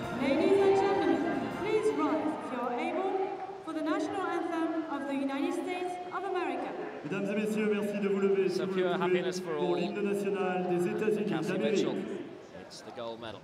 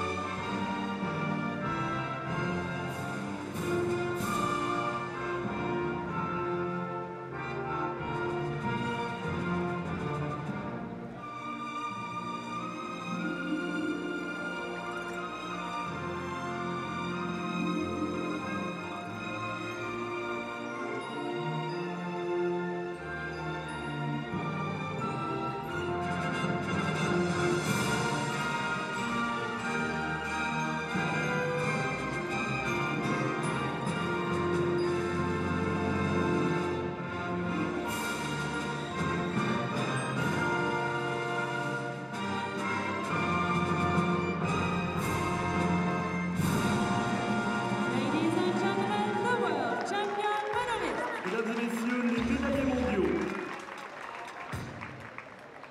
So Cassie Mitchell takes the main honour. Pamela Lejeune has the medal. Maybe she wanted the lion a little bit more. USA, Ukraine and Canada with the medals. The sequence we have from now on, by the way, is a final and then 2 medal ceremonies in a row. We'll also be keeping you up to date with this men's long jump. And Firas Bentria lies in 5th place for Algeria. Continental record of 5.94 in the second round. Didn't really use the board at all, so it'll be a white flag. Alexis Gillette still leading, 6:32. For the United States, Yang Chuanhui of Chinese Taipei, second with 6:30. Xavier Forrest third for Spain, 6:24 with Athanasios Brakis of Greece, 4th place. 6 meters 15, so Bentria, difficult to say if there was much of an improvement at all, if at all, with 6:04. Strong winds of earlier dying down. That was 5.96, and he remains in 5th place. And the continental record relates to the second jump and not the 2 improvements to it because they were both windy.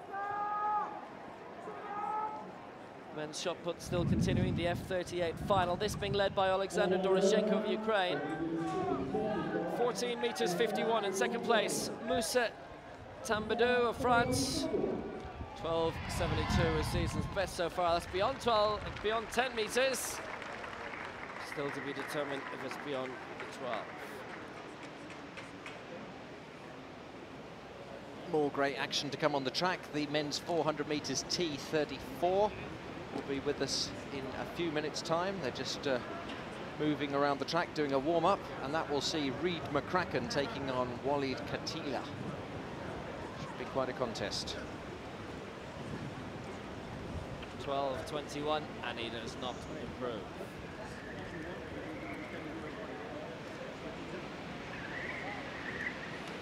So in the lead at the moment, Alexander Doroshenko of Ukraine.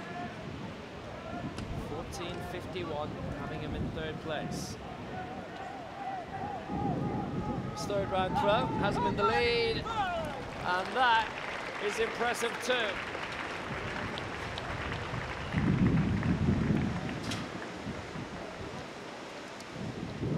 .15.58 is the world record, just to keep in mind, because he seems in a mood. He's throwing into the wind here. You would think with a shot, but it shouldn't have major effect. 14.07. So he stays in front. 14.51 remains his best. And he remains in the gold medal position in this F38 men's shot put. So after 4 rounds, Doroshenko is in pole position. It's a 1-category event this. So Doroshenko is the lead, Tambadou 2nd for France, and Gressel and Vratel 3rd and 4th. for the Czech Republic.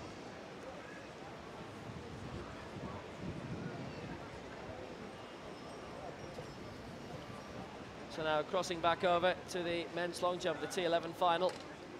And Yang Chuan Hui, second place, 2 centimeters behind the lead. Wind is beginning to fluctuate again. +7 was what helped him, the wind gauge. Followed through very well. It's difficult to see if that's better than 6:30, really. Used the board nicely. Guide got out of the way in time. Wind is picking up again now. Difficult to predict, realistically, from minute to minute. How conditions will go.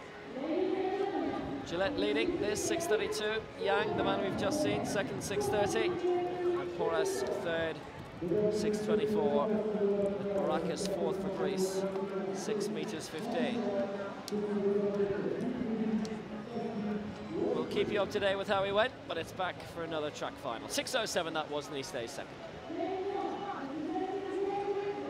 It's the men's 400 metres, the T34 final, and this should be a battle between Walid Khatila, the world record holder, and Reid McCracken.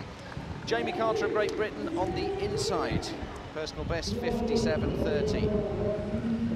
Another one of the great Swiss competitors, Bojan Mitic. And here is the world record holder. He set a new championship record yesterday of 53, which you can see is his season's best. It was championship record set yesterday.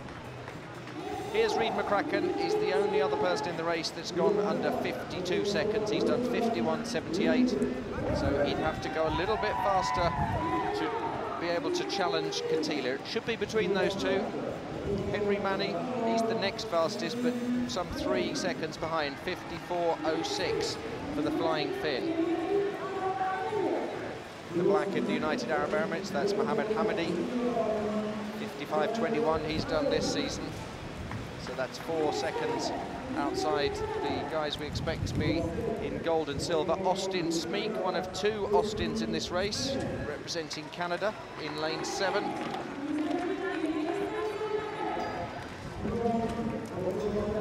And here's the other Austin, Austin Pruitt. It's a combined event for T34s and T33s, but they are all of the T34 classification in this race. This is the world record holder, the championship record holder, the favourite to win, and that is Walid Khatila of Tunisia in the black.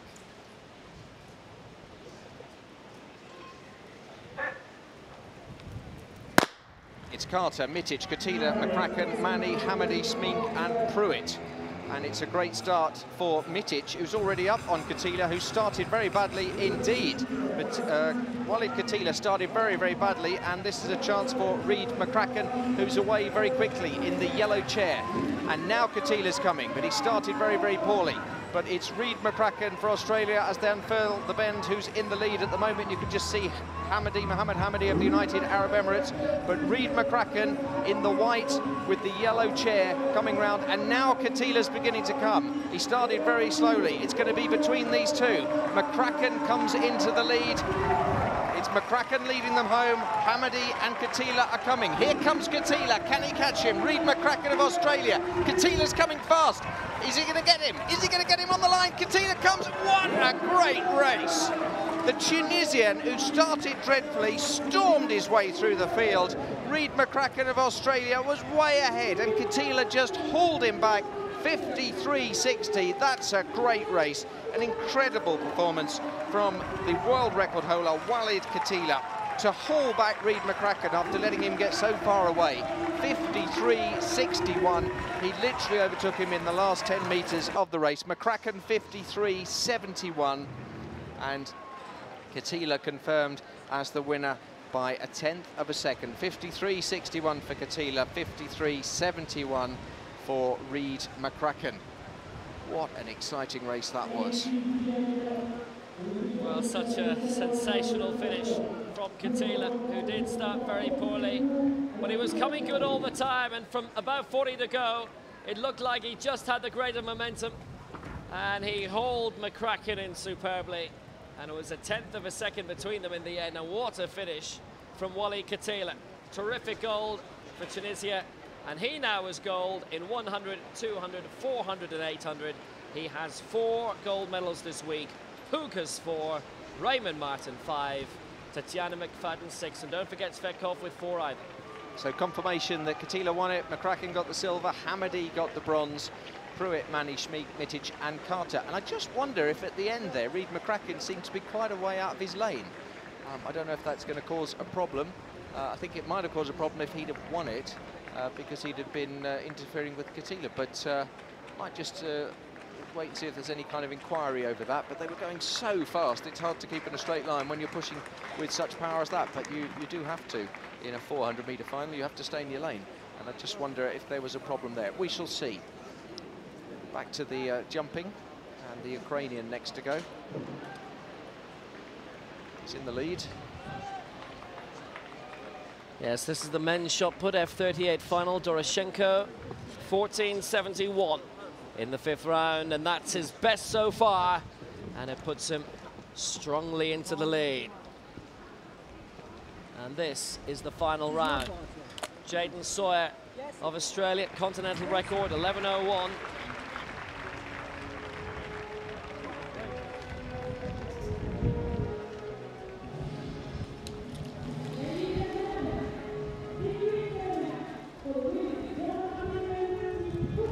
So, how much further can he improve his lifetime best? I'm not sure that's gone much further, and so Sawyer will be in 6th place. But it can certainly reflect that he's had a positive time here. It's a lifetime best, a national record and a continental record, and he may not have progressed any higher than 6th, but he has still performed beyond his abilities today. Still quite young. Now, 2 more medal ceremonies, and this is the women's 100 meters. T46. And another great champion. Another of the multi-gold medal winners, Alicia Fyodorov, has got a lot of silvers and lots of bronzes, but is never downhearted by that. Spirits always remains high. I think that's her 3rd medal of the week. 13.55 for her. Very much the case for Nicole Radamankina as well for Russia. 13.21.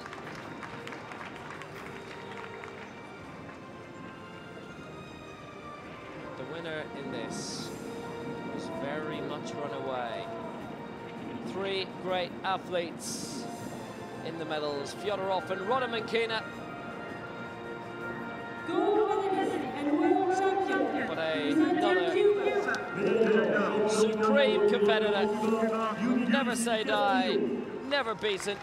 Yunus Castillo does the treble, 100, 200 and 400. And she really is something else.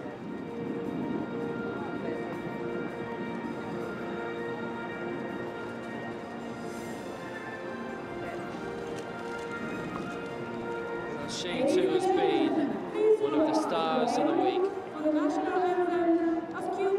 Mesdames et messieurs, merci de vous lever si vous le pouvez pour l'hymne national de Cuba.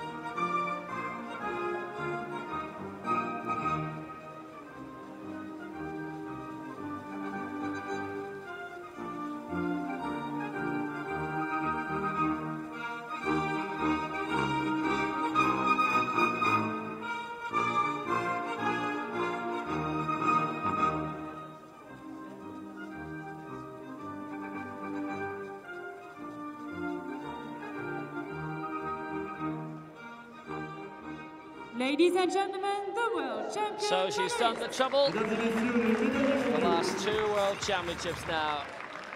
And the Paralympic Games too. Yundis Castillo. A sublime, supreme and impressive athlete.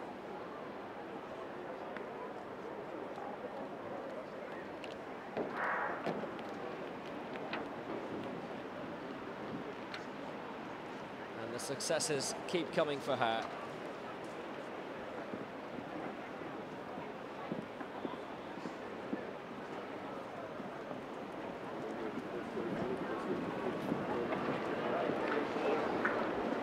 Supreme champion. So here's a quick look as we enter towards the climax of the men's long jump. That was Jose Rosario Angulo. 5th round of the men's long jump T11. His best remains 5:37. Conditions have settled down a bit. It's around +3, +4 of a tailwind for them at their backs. So obviously is a headwind for those coming down the final straight of the track.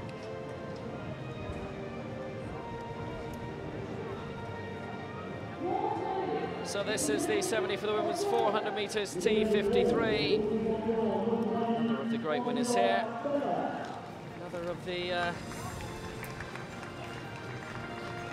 athletes who've been with us for a long time. Angela Ballard of Australia, receiving her medal from Ryan Montgomery, the head of IPC Athletics.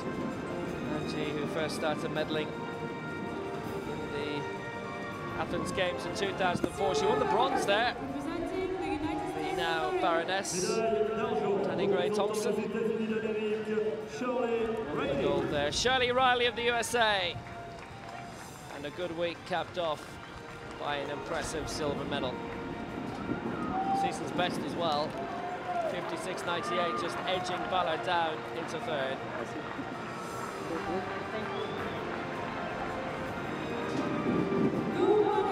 World champion representing the People's Republic of China. But a woman who will not be beaten. Gold in the 4 and the 8 in London, and it's gold in the 400 here for Zhu Hongxuan of China. It was 56.76, a new championship record which had lasted 15 years from Lian Shannon, which now has been beaten. Ladies and gentlemen, please rise if you are able. It's that winning for the feeling national anthem again of the for People's China Republic of China. and for Mesdames et Zhu. messieurs, merci de vous lever. This C'est le premier au is for niveau her. national de la République populaire de Chine.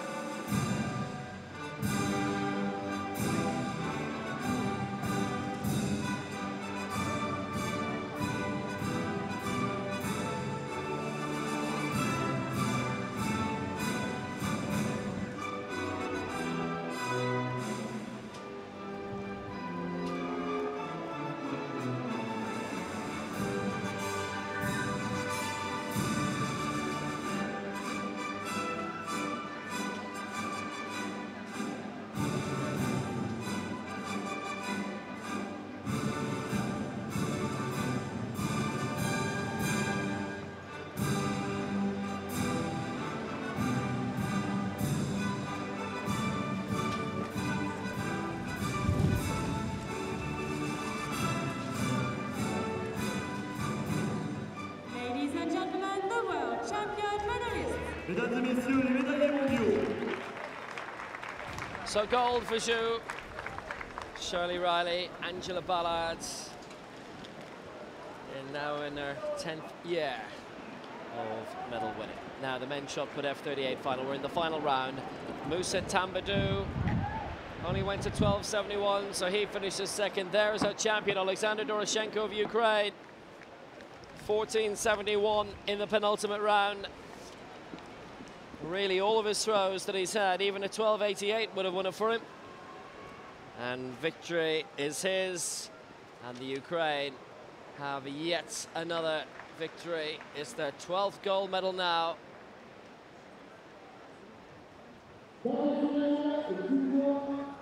They've invested in people, and they are getting their reward.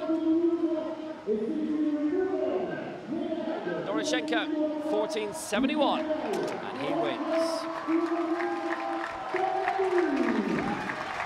More great action to come shortly on the track. We're going to have the 400 metres, the T12, and another 400 metres coming as well. Tambadou wins the silver medal for France, and has got the crowd in pure delight. The season's best 12.72, the silver is his. Bronze for Dusan Gressel of the Czech Republic, and he is having his moment in the sun. And this week for the French just gets better and better. It's a very good silver medal by Tambadou. It's his performance of the year, and he has a great reward as well. It was a good lap of honour because he came halfway down here, realised that there's a men's 400 metres T13 final about to begin, and that most of the French fans are that way, so he came halfway down, turned around and went back the other way. Fantastic. The flag looks lovely, doesn't it, blowing out behind him? That French flag that has flown so proudly over these brilliant IPC Athletics World Championships. Congratulations to all the organisers here in Lyon and the IPC as well for putting on such a great championships.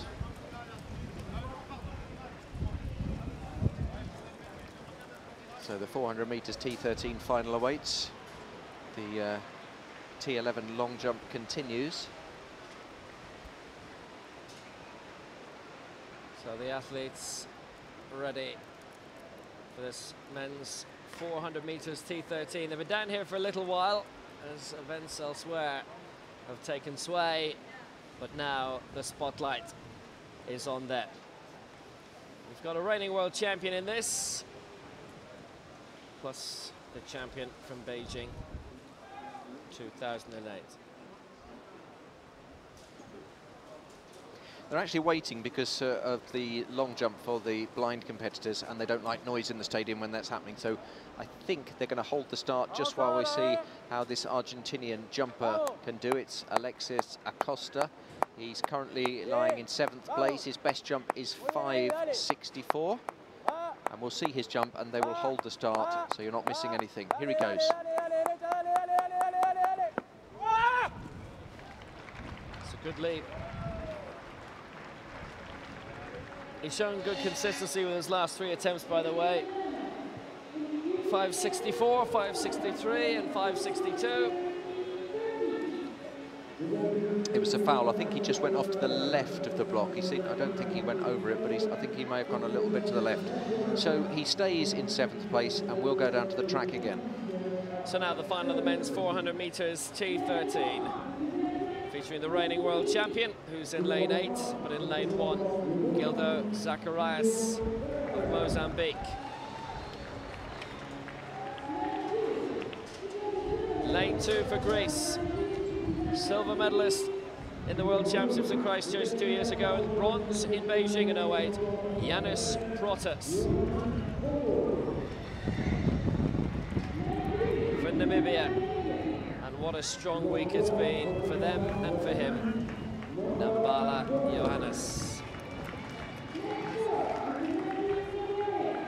For Algeria in 4, they're having a good week as well, mainly in the field events. Jamil Nasser. Zina Zekri is in lane 5, also for Algeria, and they have the plum draws. 6, Benjamin Gonzalez for Mexico. You can tell he's running for them. Luis Manuel Galano of Cuba, the Beijing 2008 champion, is in 7. The reigning world champion from Russia, silver medalist London 2012, Alexander Zverov, is in lane 8.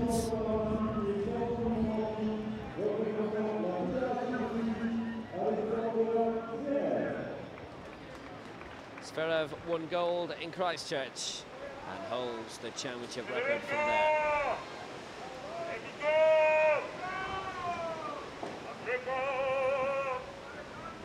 So it's Zacharias of Mozambique in 1, Protos of Greece in 2, Johannes Namibia 3, Nasser Algeria 4, Zekri Algeria 5, Gonzalez Mexico 6, Galano Cuba 7, and Zverev of Russia is in lane 8. Final of the men's 400 meters, T13. Galano and Zverev have done it before at the highest level. Is it between them in lanes 7 and 8? Protos, 2 major championship medals in this also, and Nasser won silver in the 200 here with Nambla Johannes. They are away, and it's a great start in 7 and 8 from Galano and Zverev. Zverev leading the way in lane 8, Galano in 7. And the rest trying to move up the field. Zekri going well for Algeria, Gonzalez for Mexico as well, and Nasser for Algeria also progressing well, but Johannes is now beginning to kick, having won silver in the 200. Zverev leads Galano for the moment, but it'll be interesting when they level out who's there. Johannes might just have a slight lead as well. He's going very well in lane 3. He's absolutely swimming at the moment, and here comes Johannes. Johannes for Namibia, Zverev for Russia on the near side in lane 8. Johannes is going for this, and Johannes looks as if he's going to do it. It's a comeback for Zverev in 8, but Johannes looks as if he'll hold on, will he? I think he has. I think Johannes has taken it with Zverev in 2nd place, and he has come up from the 200 silver to gold in the 4, and it's a championship record too, 49.07. So Zverev has lost his title, and he's lost the championship record too. What a victory for Nambala Johannes. He is the world champion, and he was coming very good. It was with about 150 gone that he finally decided to put the foot down, and he had enough energy left to continue his charge. But look at Zverev here on the near side. Zverev almost took him, but not quite. And then a photo for Cuba. Galano's been given that in lane 7. But it's a great result for Namibia, and Johannes accelerated halfway through, and he stayed that way. 4 personal bests in this contest, including for Johannes, and a continental record as well. But he just kept it going. It was a real never say die attitude. A championship record, continental record for Nambla Johannes, 49.07. Zverev 2nd for Russia, the former world record holder, as we cross over to the men's long jump. And Martin Pareco Maza of Spain, who's in 6th place. Galano of Cuba took the bronze medal in that 400. Great acceleration. What a victory for Johannes, though, and one he will be most proud of. Gold is his. Extraordinary the way he held off the champion. He was coming very, very strong in lane 8. And he just held him off. You could see the delight on his face. 5:42, no improvement for Pareco Maza. Some more medal ceremonies, then we're back on the track for the final of the men's 400 meters T12. That's the mixed, the middle classification for the runners with a visual impairment. And this is the men's discus. F32, 33, 34. It's Saudi Arabian bronze in this. It was a championship record in his own category for Hani Al-Nakli. Actually, each of the categories had its own record set here. Should also tell you, Kieran Choniavsky of Britain had a continental, a European record, 29.14. Rithio Valenti of Colombia, continental record of 42.44. But each of the 3 categories are in the top 3, and they each set a major record here. Hani Al-Nakli with the championship record for Saudi Arabia, 32.87. Also a championship record in 2nd for Wang Yanjiang of China, who threw 46.79.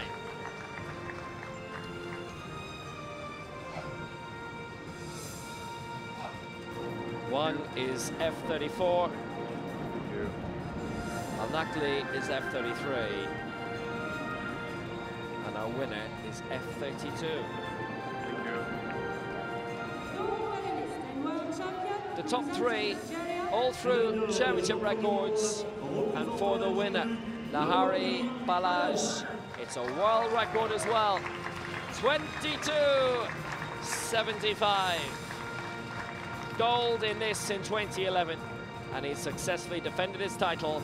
And it's his own world record of 22.30 he beat, going out to 22.75. And he has done very well.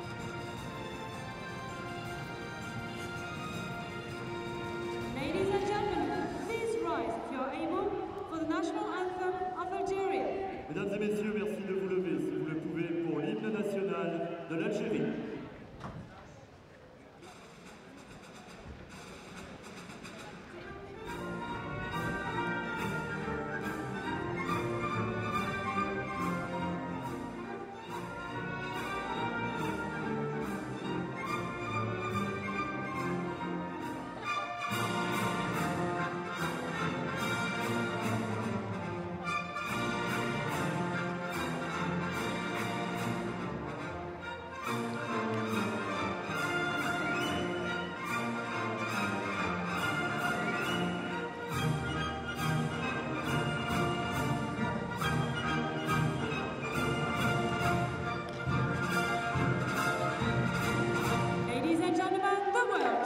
And elsewhere, Marta Prokofieva of Russia has won the women's shot put. Cassie Mitchell of USA, the women's shot put as well. Mitchell F52-53. Prokofieva, women's shot put F12. And these great competitors all. We still have 4 finals to go on the track, but we are into the last hour of these games. We've got the men's 400 meters in the T12 and the T11 coming up. Then we've got the women's 400 meters in the T13, so 11, 12, 13, they're all visual impairment. And then we've got the last one will be the women's 200 meters T52. That's Firas Bentria of Algeria, his 5th round attempt in the men's long jump T11, and he is 5th overall. And then after those 4 finals, we will still have 4 more medal ceremonies after the last final, because obviously some of the later events will need medals. Well, let's see how much, if any, Bentry has improved. The consistency has been good. He has the continental record from earlier in the competition when the wind wasn't as strong, that 5.94. He's gone out to 6.04 since then, which is a very, very windy 6.04. I reiterate, at one stage, the wind speed was 9.9. 5.75, and that's his least to date. So now, one of the stars of the week, and there have been few bigger. It's the medal ceremony for the women's 400 meters T54, and it was Sherry Madsen of the USA who took the bronze, just as she did in the 200. A lovely smile and a fine achievement.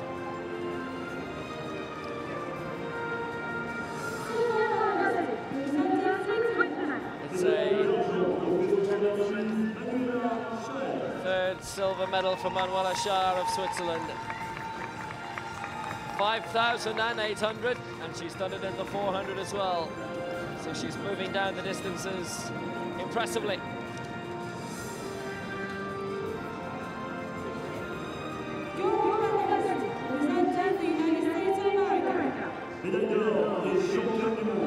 But it says an awful lot that every single event Tatiana McFadden could have entered, she did, and she won each and every one, and every semi-final as well. So Tatiana McFadden, the 100, the 200, the 400, 800, 1500, and 5,000, she all won. If there was a 10,000, good chance she'd have won that as well. She's skipping the marathon, which is good news for everyone else. But Tatiana McFadden, 6 of the best.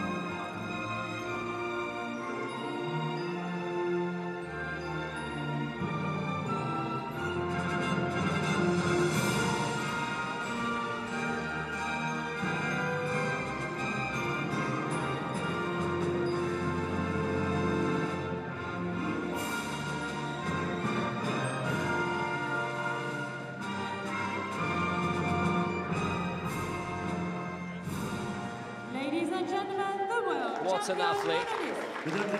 What a champion. Tatiana McFadden, 6 gold medals. She has done the clean sweep.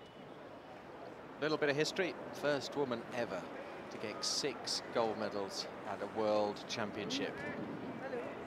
Tatiana McFadden, rescued from an orphanage in St. Petersburg by her mum Debbie, who was over there as a US envoy working in disability affairs, brought Tatiana back and brought her to Maryland, and what a legend. Let's see how Xavier Porres does. Jumped from well behind the board, sits down in the pit. That will be a white flag because he was so far behind the board, he certainly can't have gone over the line. But will it be an improvement on his best jump so far, which sees him in the bronze medal position, 6:24. To move up into silver, he'd have to beat 6:30.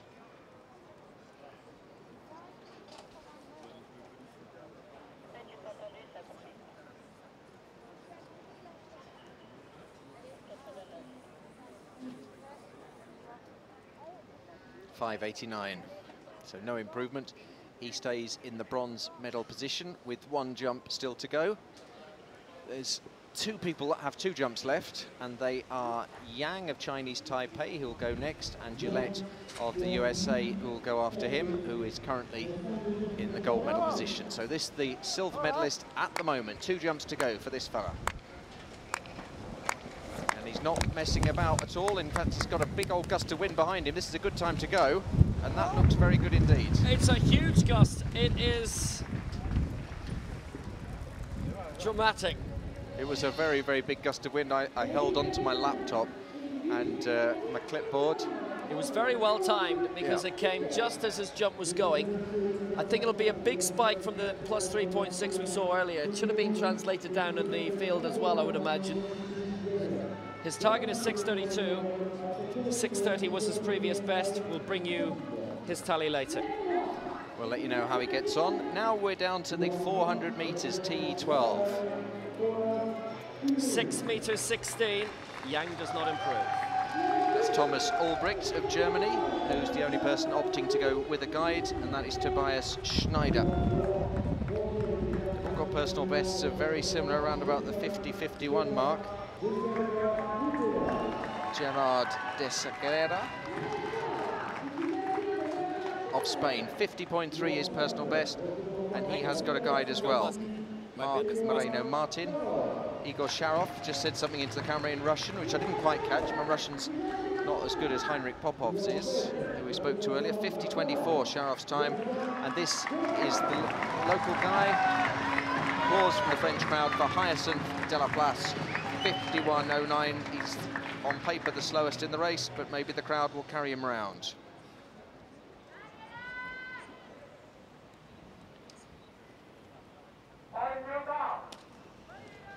Ulbricht of Germany on the inside, Des Garagega of Spain, Sharov of Russia, Delaplace of France.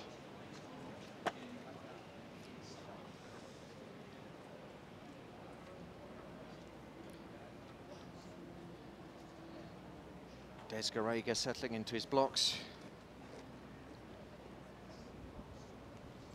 We're just seeing Delaplace there. And away they go. Ulbricht, Des Garega, Sharov and Delaplace, and nothing between them at all at the moment as they head round. And now we're seeing some movement on the inside.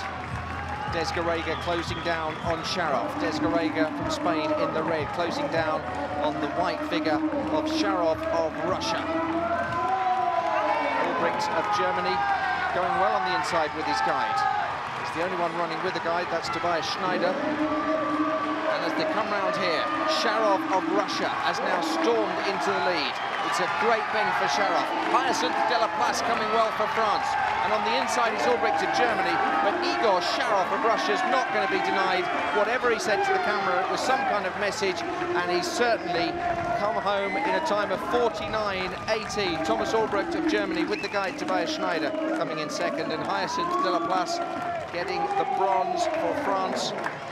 And the Spaniard, after starting very well, ran out of steam. There's your winner, Igor Sharov of Russia.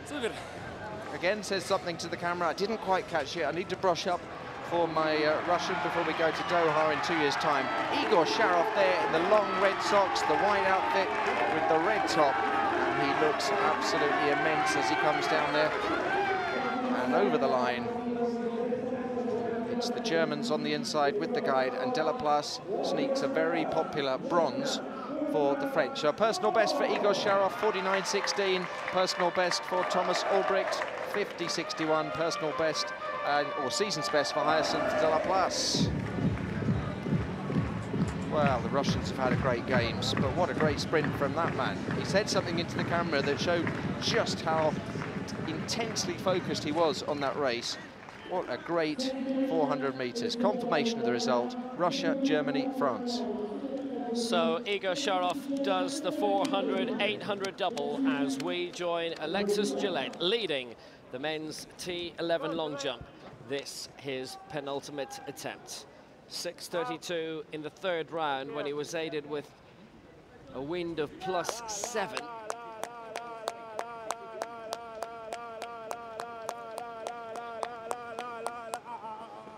Trouble, oh my good Lord, and he's run into the judge.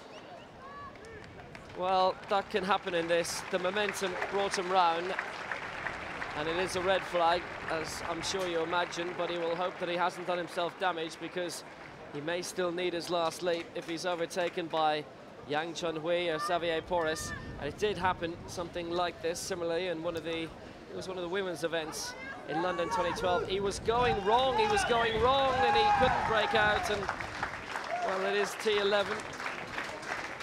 He couldn't see what was coming. He's smiling now, he's come back, he's rubbing his leg, I think he's all right. I hope the guy in the seat's all right. Yeah, everyone seems to be okay. Bravery of these guys, though, to run as fast as they can without being able to see anything. It's just incredible. And then he obviously decided, no, this is not going to work, I'll pull out. He had no idea that someone sat there in a chair, in the same way as the other guy, when he exited the sandpit, ran straight into the camera. One of the Colombians, it might even have been this fellow, who went straight into the camera. But yeah, just such admiration for these fellows and the bravery to run full pelt without being able to see. Well, this is Jose Belisario Angulo. Next to go for Colombia, Hyacinth Delaplace, who finished third in that 400 meters T12 for France. I have a feeling he's attached to one of the medal lady girls, as they have shared Medal lady girls. a pleasant but not particularly private moment. So, it's not the best leap from Belisario Angulo of Colombia. It's quite a short run-up. Look at this. How many steps? 7, 8, 9, 10, 11, I think, before he took the jump. Considerably shorter. It's about half the length of most of them. Even a third. I think there are some who would use the entire run-up pit. The entire run-up pit goes all the way back to where the medal ceremony. Can you go as far back as you want, Willie? Is there any? Well, he obviously can't go on the plinth where they He can't go on the medal podium, but he can go right back as far as that. He can go back as far back as that, because the runway stretches back there. But to be honest, you'd be tired by the time you got to the jump if you did that. You would be. There are some who do an impressively long run-up, but he does an impressively short one. So let's take a look at how things are right now. Gillette leads 2 centimeters from Yang. Porras in third for Spain. Baracus fourth, 9 centimeters outside the medals.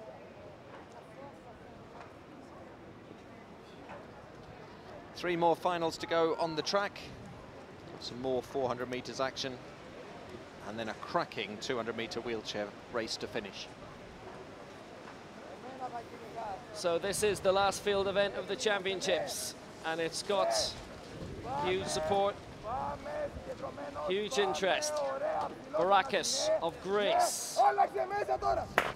Oh no! Well, he slid, and he's in one piece, but his medal chances have gone. He was 9 centimeters away from the medals, and that's it. They always come up smiling. Whatever happens, they're always smiling. Great camaraderie between all these blind competitors. Well, look at this. He slid. Oh, no. And yeah, he just went on the curb, and that was it. And the takeoff was going to be there, and the momentum, look at that. That could have been horrible. Thankfully, it wasn't. He's been quite fortunate. And they'll have, by the way, to reconstruct that bit of the pit. He's just walking away chuckling. That's the great thing about it. Well, he ran into trouble there.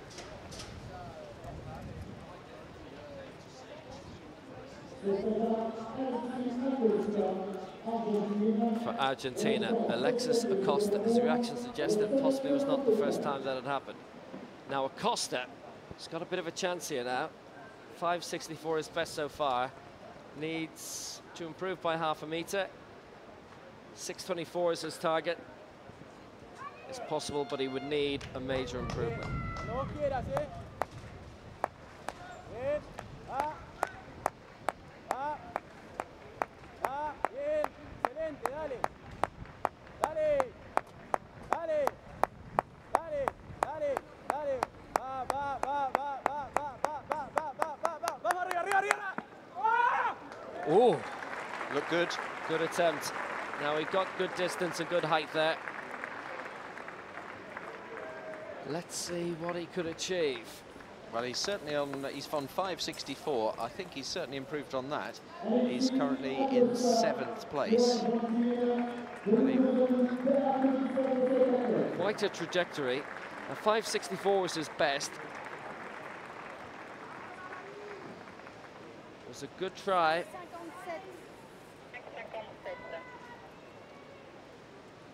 How has he done? 5.57. He stays in 7th place.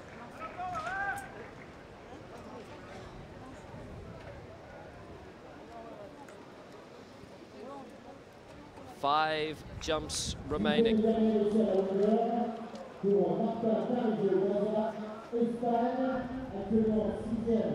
Martin, Pareco, Maza. Bien. Va.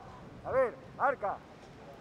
Vale, bien, va. And the ceremonies, by the Yeah. way, have been Yeah. stopped for the time Yeah. being because this is now the priority. Bien, bien, bien, bien, bien, 5.75. bien, bien, bien, bien, bien, bien. Decent leap, but I'm pretty sure not his best. And whoever made that decision, that is an excellent decision, because these guys can't work when there's music on. And this is the final of the IPC Athletics World Championships, the long jump, the T11 for the blind guys, and a great decision to halt the medal ceremonies while we get a proper conclusion to this. So this is the Spaniard. He's the 4th to jump in this last 8. Then it will be the Algerian, the Spaniard, who's currently in bronze, Porras. Then it will be the silver position at the moment, Yang, and Gillette, currently in gold, will be the last to jump, and then we'll be done. And they're holding the medal ceremonies until all of these guys have completed their last jumps. Good decision.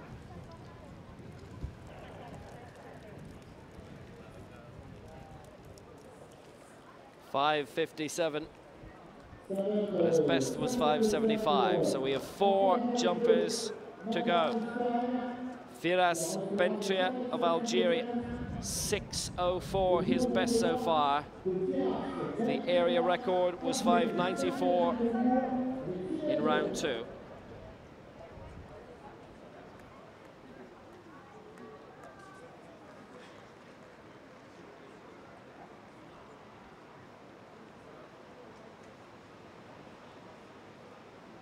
He's close. He needs to improve the furthest he's jumped in his life, which was set today by 21 centimeters.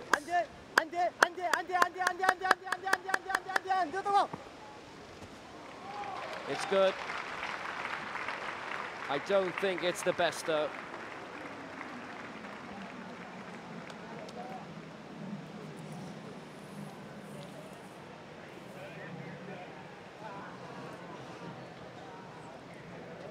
.604 is best so far. 5.96 and a 5.94.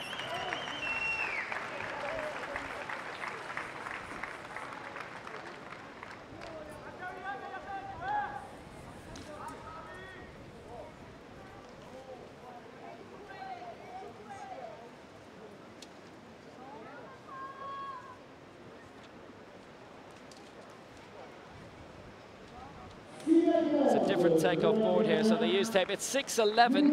It's a good improvement. And it is a new area record because it's plus 1.5, so that's allowed. So that we just saw was a new African record, new Algerian record, personal best and all of that. But he stays in 5th place, and in the end he was 13 centimeters away from the medals. We are down to the final 3. So we've just got the final 3, and at the moment they will throw in the order in which they lie. The 3rd place, Xavier Porras, will throw next. 2nd place, Yang Chung-Hu will go next, and then Alexis Gillette. So, Javier Porras, 6:24 is best so far. That was in round 3. If he improves by 10 centimeters, he goes from bronze to gold. Oh, but he needs to re-step. Now, there are T11s also due to go in the men's 400 meters final very shortly, and they are holding back that race until this jump is done.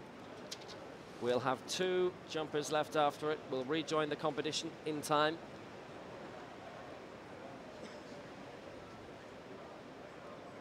Last words of advice for gold.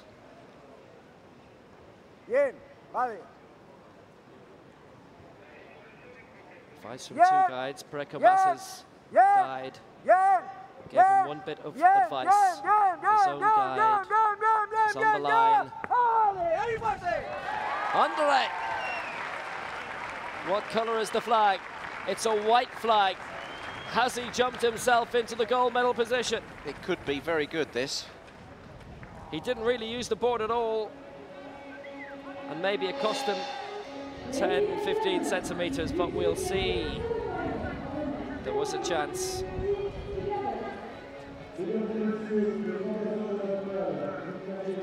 .624 had been his best. His competition is over, and he still waits. 6 meters 18, close, but not enough. So the gold medal is between Yang and Gillette, and we shall return. But first, it's the final of the men's 400 meters, T11. Bronze in the 100, silver in the 200. What awaits in the 400 for Ananias Shikongo of Namibia? Bronze in this in 2011. Daniel Silva, bronze in the 200 here. Silver in this in Christchurch in 2011. He's alongside Wendell Souza.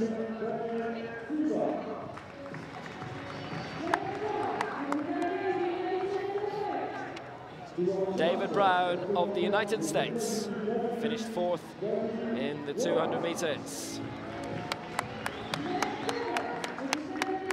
Daniel Silva had Paralympic Games silver as well in the 200. And Timothée Adolphe of France is in lane 7, and he has all the support. The main stands are still full here. So Chikongo in 1 alongside Even Chiviju. Silva in 3 alongside Wendell Souza. David Brown in 5 alongside Roland Slade. And Timothée Adolphe of France alongside Cedric Philippe. The 3rd last track final of Lyon 2013. The men's 400 meters T11.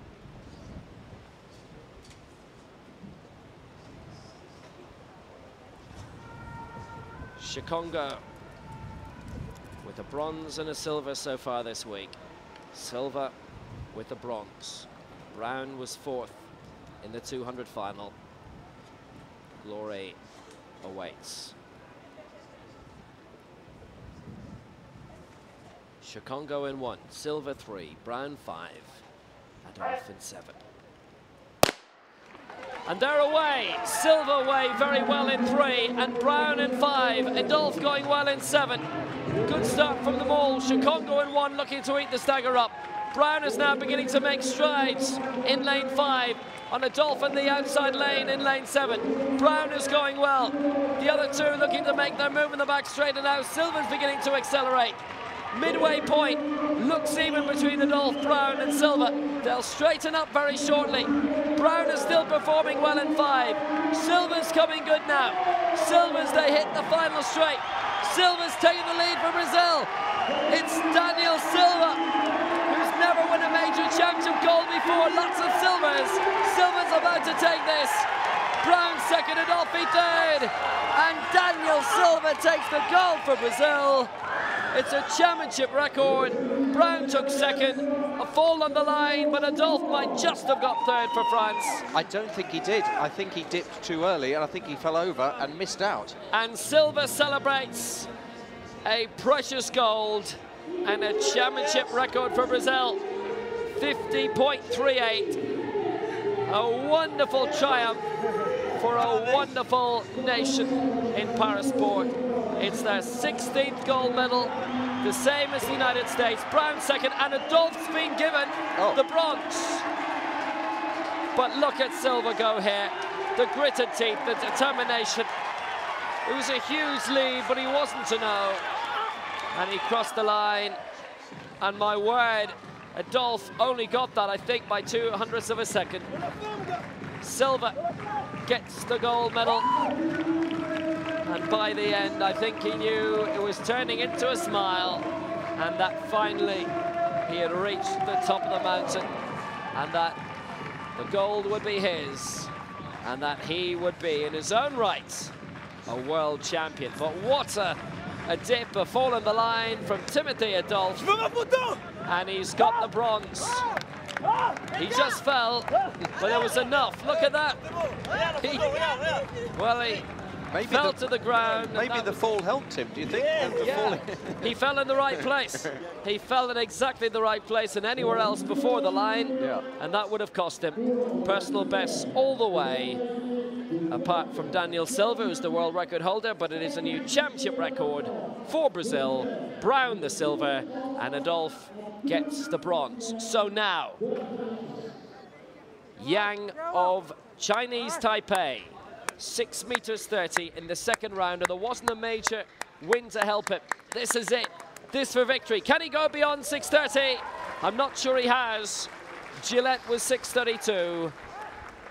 It should be a white flag, but Gillette looked set just as Brazil had won their 16th gold to go level on goals with the United States. They've just taken a 17th. There was a long takeoff. He missed the board pretty much. Might have cost him 10 centimeters. Said the same about Porras earlier. That would have been 6:28, and he still would have been third. But Yang, well, he gave it his all in this. 6:09. Yang wins the silver for Chinese Taipei, and Alexis Gillette takes the gold for the United States. Well, he's a real veteran in this. He's been winning medals for a long time. And Gillette, who has won silvers in this, in the last 3 Paralympic Games. Long jump bronze at the last World Championships. Long jump silver in Beijing. Alexis Gillette, at last, has won a gold, and he is a world champion. And he's not going to jump again. I think he's probably a little bit shaken up from gliding with the chair. But he had a great hug there with Baracus of Greece, who has finished in 4th place. And they're all hugging each other now. I think there's talk of swapping shirts as well, which would be nice to see. So this is how it concluded. Javier Porras in the 3rd round, 6 meters 24. Wind in his advantage, plus 4.5.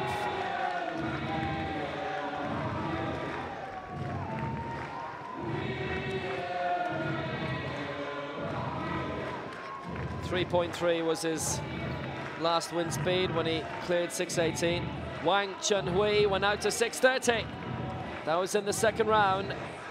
He led for a while, plus 2.8 was the wind speed then.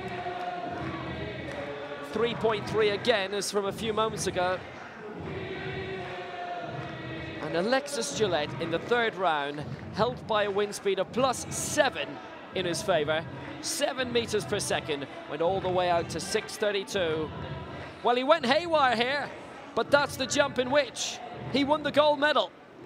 He didn't go in a straight line, and thankfully for him, it didn't cost him gold. He is the world champion. And because we held those medal ceremonies, we're now going to have a whole load of them coming along, like buses in a row.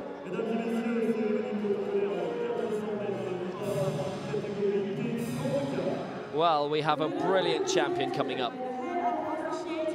And we have had a week of great champions.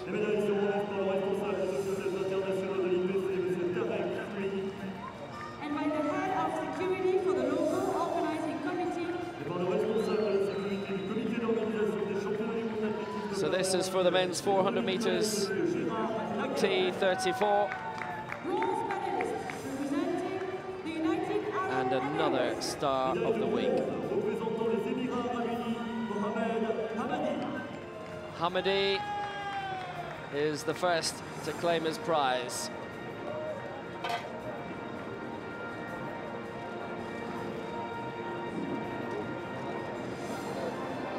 Mohamed Hamadi of the United Arab Emirates, season's best 55.02.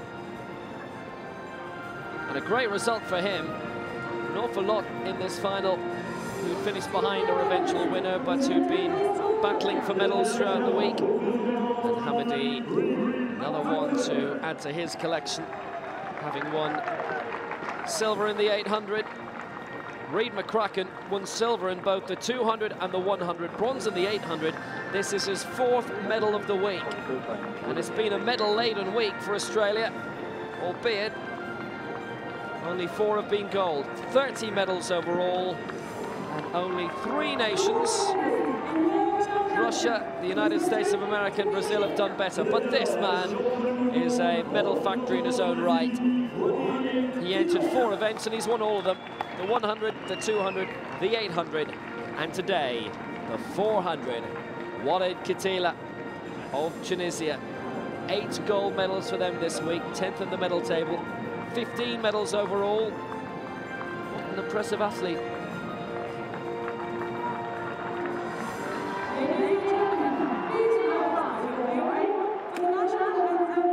So for the 4th and last time for Walid Khatila this week, a great champion in the chair. It's the national anthem of Tunisia.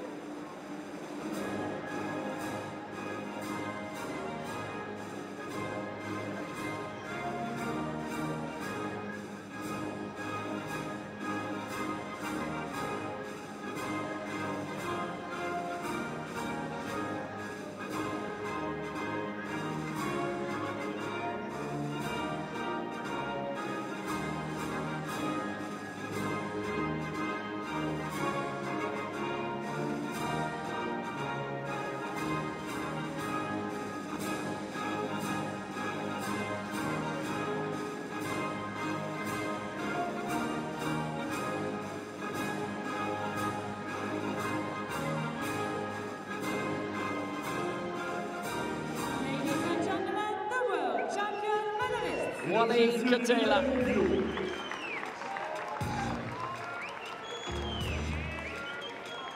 What's one better than a hat-trick?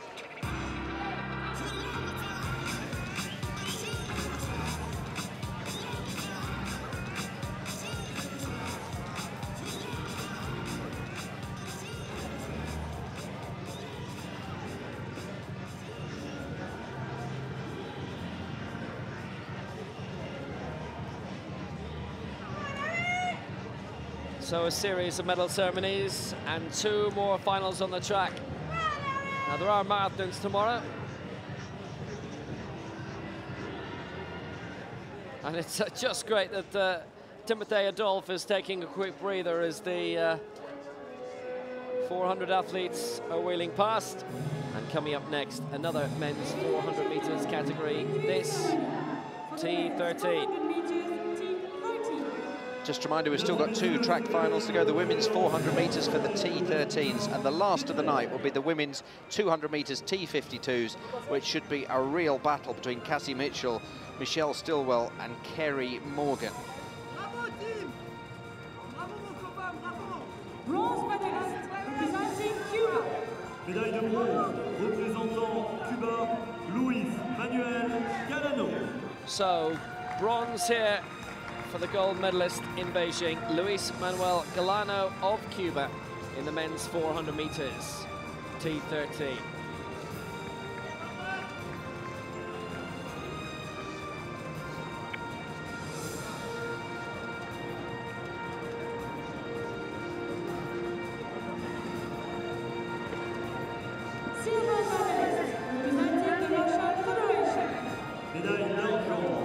Well, it was gold in 2011 and he went into this as defending champion, but he didn't take it. Silver in London and silver in Lyon for Alexander Sverov of Russia.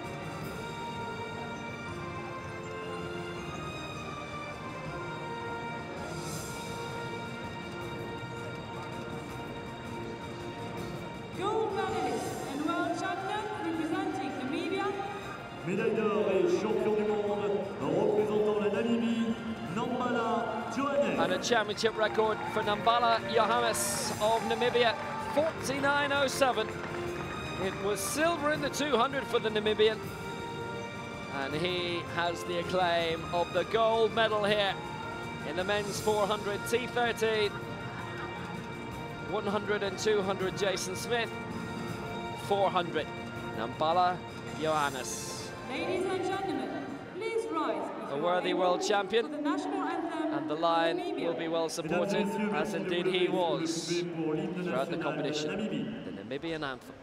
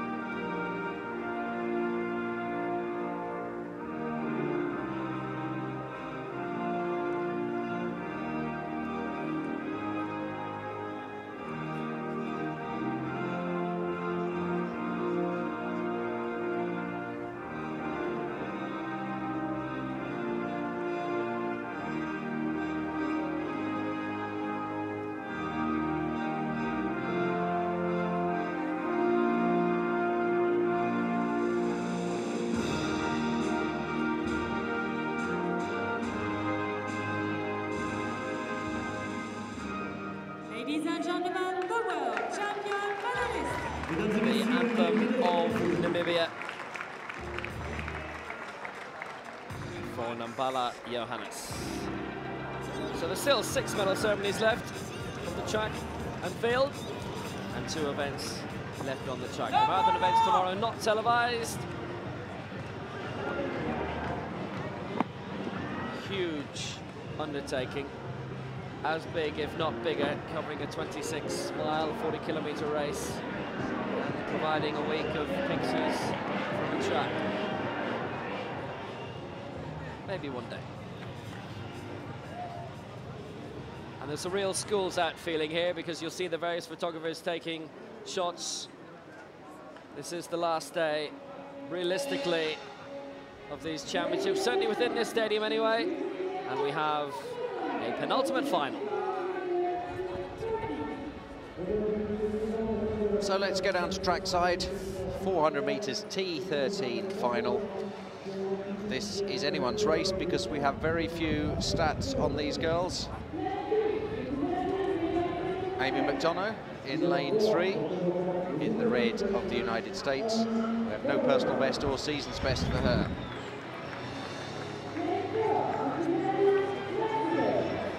Tiari Caceres of Mexico has a personal best of 57.66, and it was this season. This is Alina Glibova of UK in 58.44 for the Ukrainian. Blows a kiss to the camera. Thank you very much for that. And huge cheers for Erin McBride of Great Britain. And a great smile from Erin. So the world record dates right back to 1995 from Marla Runyon, 54.46. Omara Duran of Cuba has the championship record. And Octavio, our friend in charge of the Mexican delegation, just shouting out support for Tiare Cáceres of Mexico. So it really is anyone's race. I'm going to say the Mexican will win it, because she has the fastest personal best of the two that I know in the race. Maybe it's not a distance that they race all the time. So Amy McDonough of USA on the inside in the red in lane 3. In lane 4, it's Tiare Cáceres of Mexico. Then Alina Glebova of Ukraine, who've had such a brilliant games, and Erin McBride of Great Britain. One lap of the track.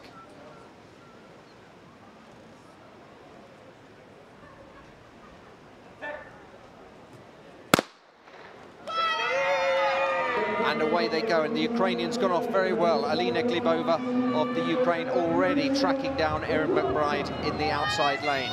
Tiare Cáceres of Mexico coming well as well, and Erin McBride being left behind, so too Amy McDonough. It's going to be a battle between Cáceres and Glebova. At the moment, Glebova in the lead, but what will happen when the bend unfolds? It's Alina Glebova of the Ukraine in the blue, leading them into the bend. She's being pursued by Tiare Cáceres of Mexico. The Mexican will come on the inside here. This might be a good battle when the bend unfolds, but at the moment, Alina Glebova of the Ukraine is leading them home. She's looking the favourite. It's Alina Glebova of the Ukraine from Tiare Cáceres of Mexico, and here she comes. She's going to get this one. It's going to be gold for the Ukraine. Alina Glebova gets the gold in 56.78, so that's faster than her personal best. It's a silver for Mexico, and Erin McBride of Great Britain has come in for the bronze. And the American Amy McDonough just coming over the line now. So a great run for Alina Glebova of the Ukraine. She took some time off her personal best. Second and a half, 56.76, her new personal best. 58.78 for Tiare Cáceres. Erin McBride, 1 minute 1:28, and Amy McDonough 1:15.63. Big hug between the Brit and the Mexican, but it's the Ukrainian, Alina Glebova, who's won it.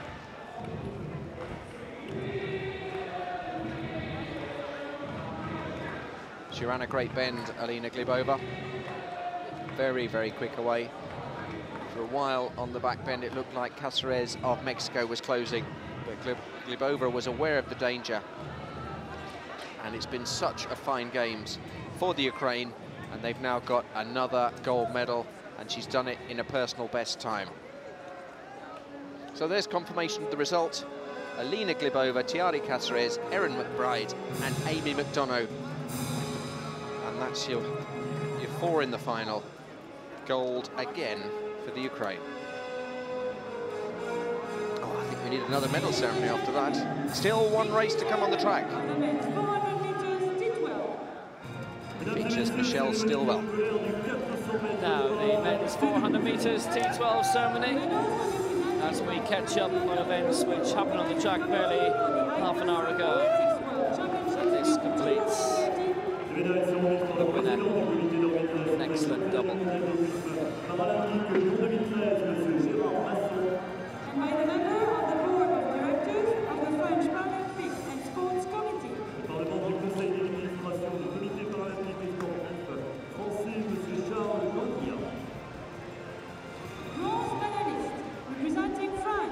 Médaille de bronze, représentant la France, Hyacinthe Delaplace.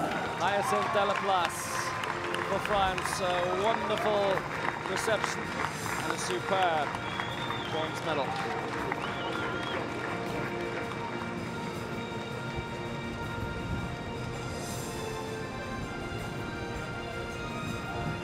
Well, he fell on the line.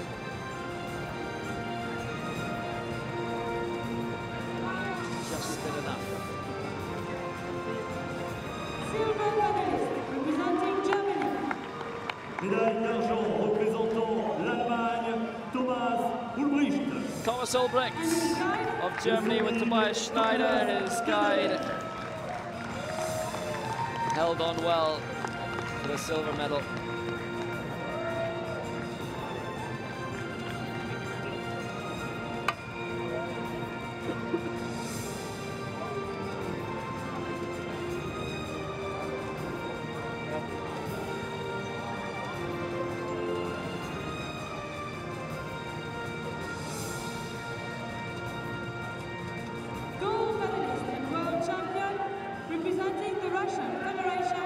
Médaille d'or et champion du monde représentant la We already won the 800. Igor Sharov. And this is the double for Igor Sharov of Russia. It was a personal best, 49.16. And double gold. And double lion. All Ladies his. and gentlemen, please rise if you are able for the national anthem of the Russian Federation. Mesdames et messieurs, merci de vous lever si vous le pouvez pour l'hymne national de la Fédération de Russie.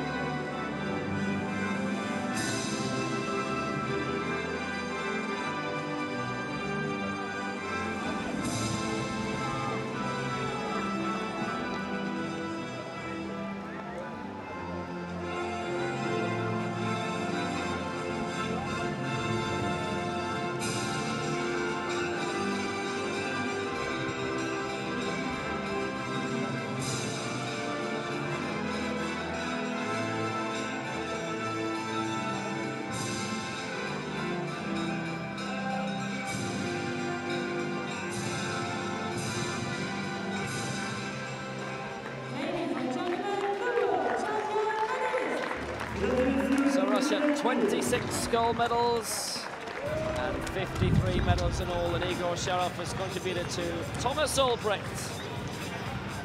Fine performance to get the silver. And French bronze for Hyacinthe Delaplace. So we've heard that Russian anthem now 26 times, well, as we've been here for every moment of these championships. No wonder I'm humming that in my sleep as a...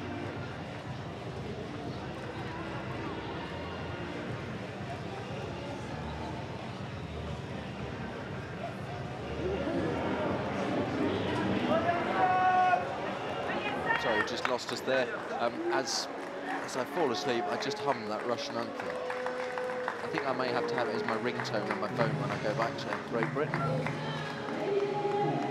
Now we have another medal ceremony. Oh, good, because I've been missing them. We haven't had enough this afternoon. It's the men's shot put F38, and this again yielded a medal for France and a strong champion. Bronze medalist representing the Czech Republic. Médaille de bronze représentant la République tchèque, Dusan Grez. Dusan Grezl with the bronze for the Czech Republic, 12:34.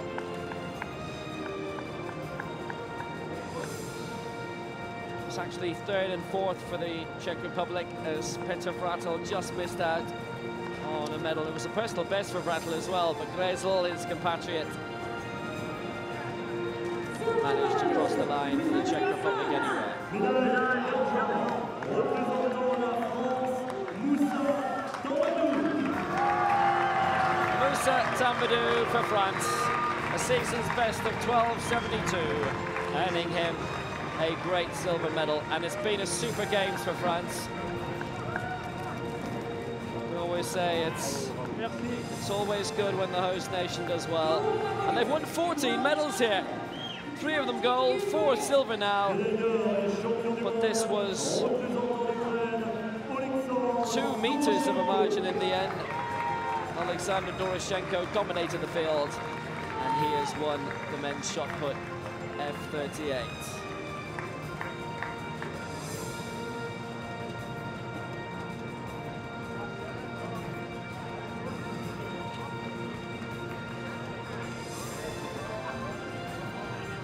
Ladies and gentlemen, please rise if you are able for the national anthem of Ukraine.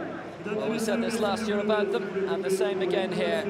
A great athletics nation now, Ukraine.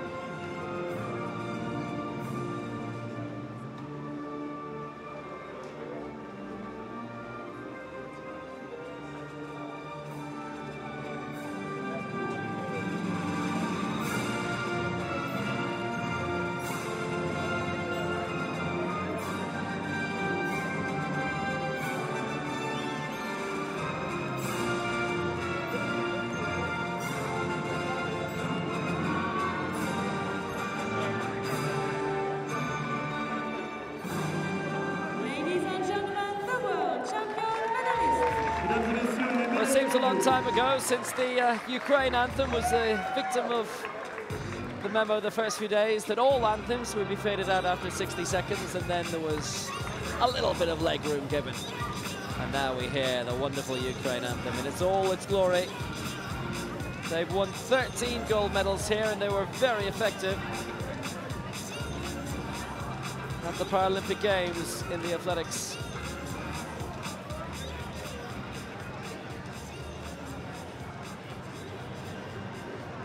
And I like to think, Will, that we played a little part in getting those anthems extended, because I thought it was very sad the way people's anthems got faded. Like, we didn't hear Home of the Brave on the American one, and the South African ones faded out on the third of 4 verses.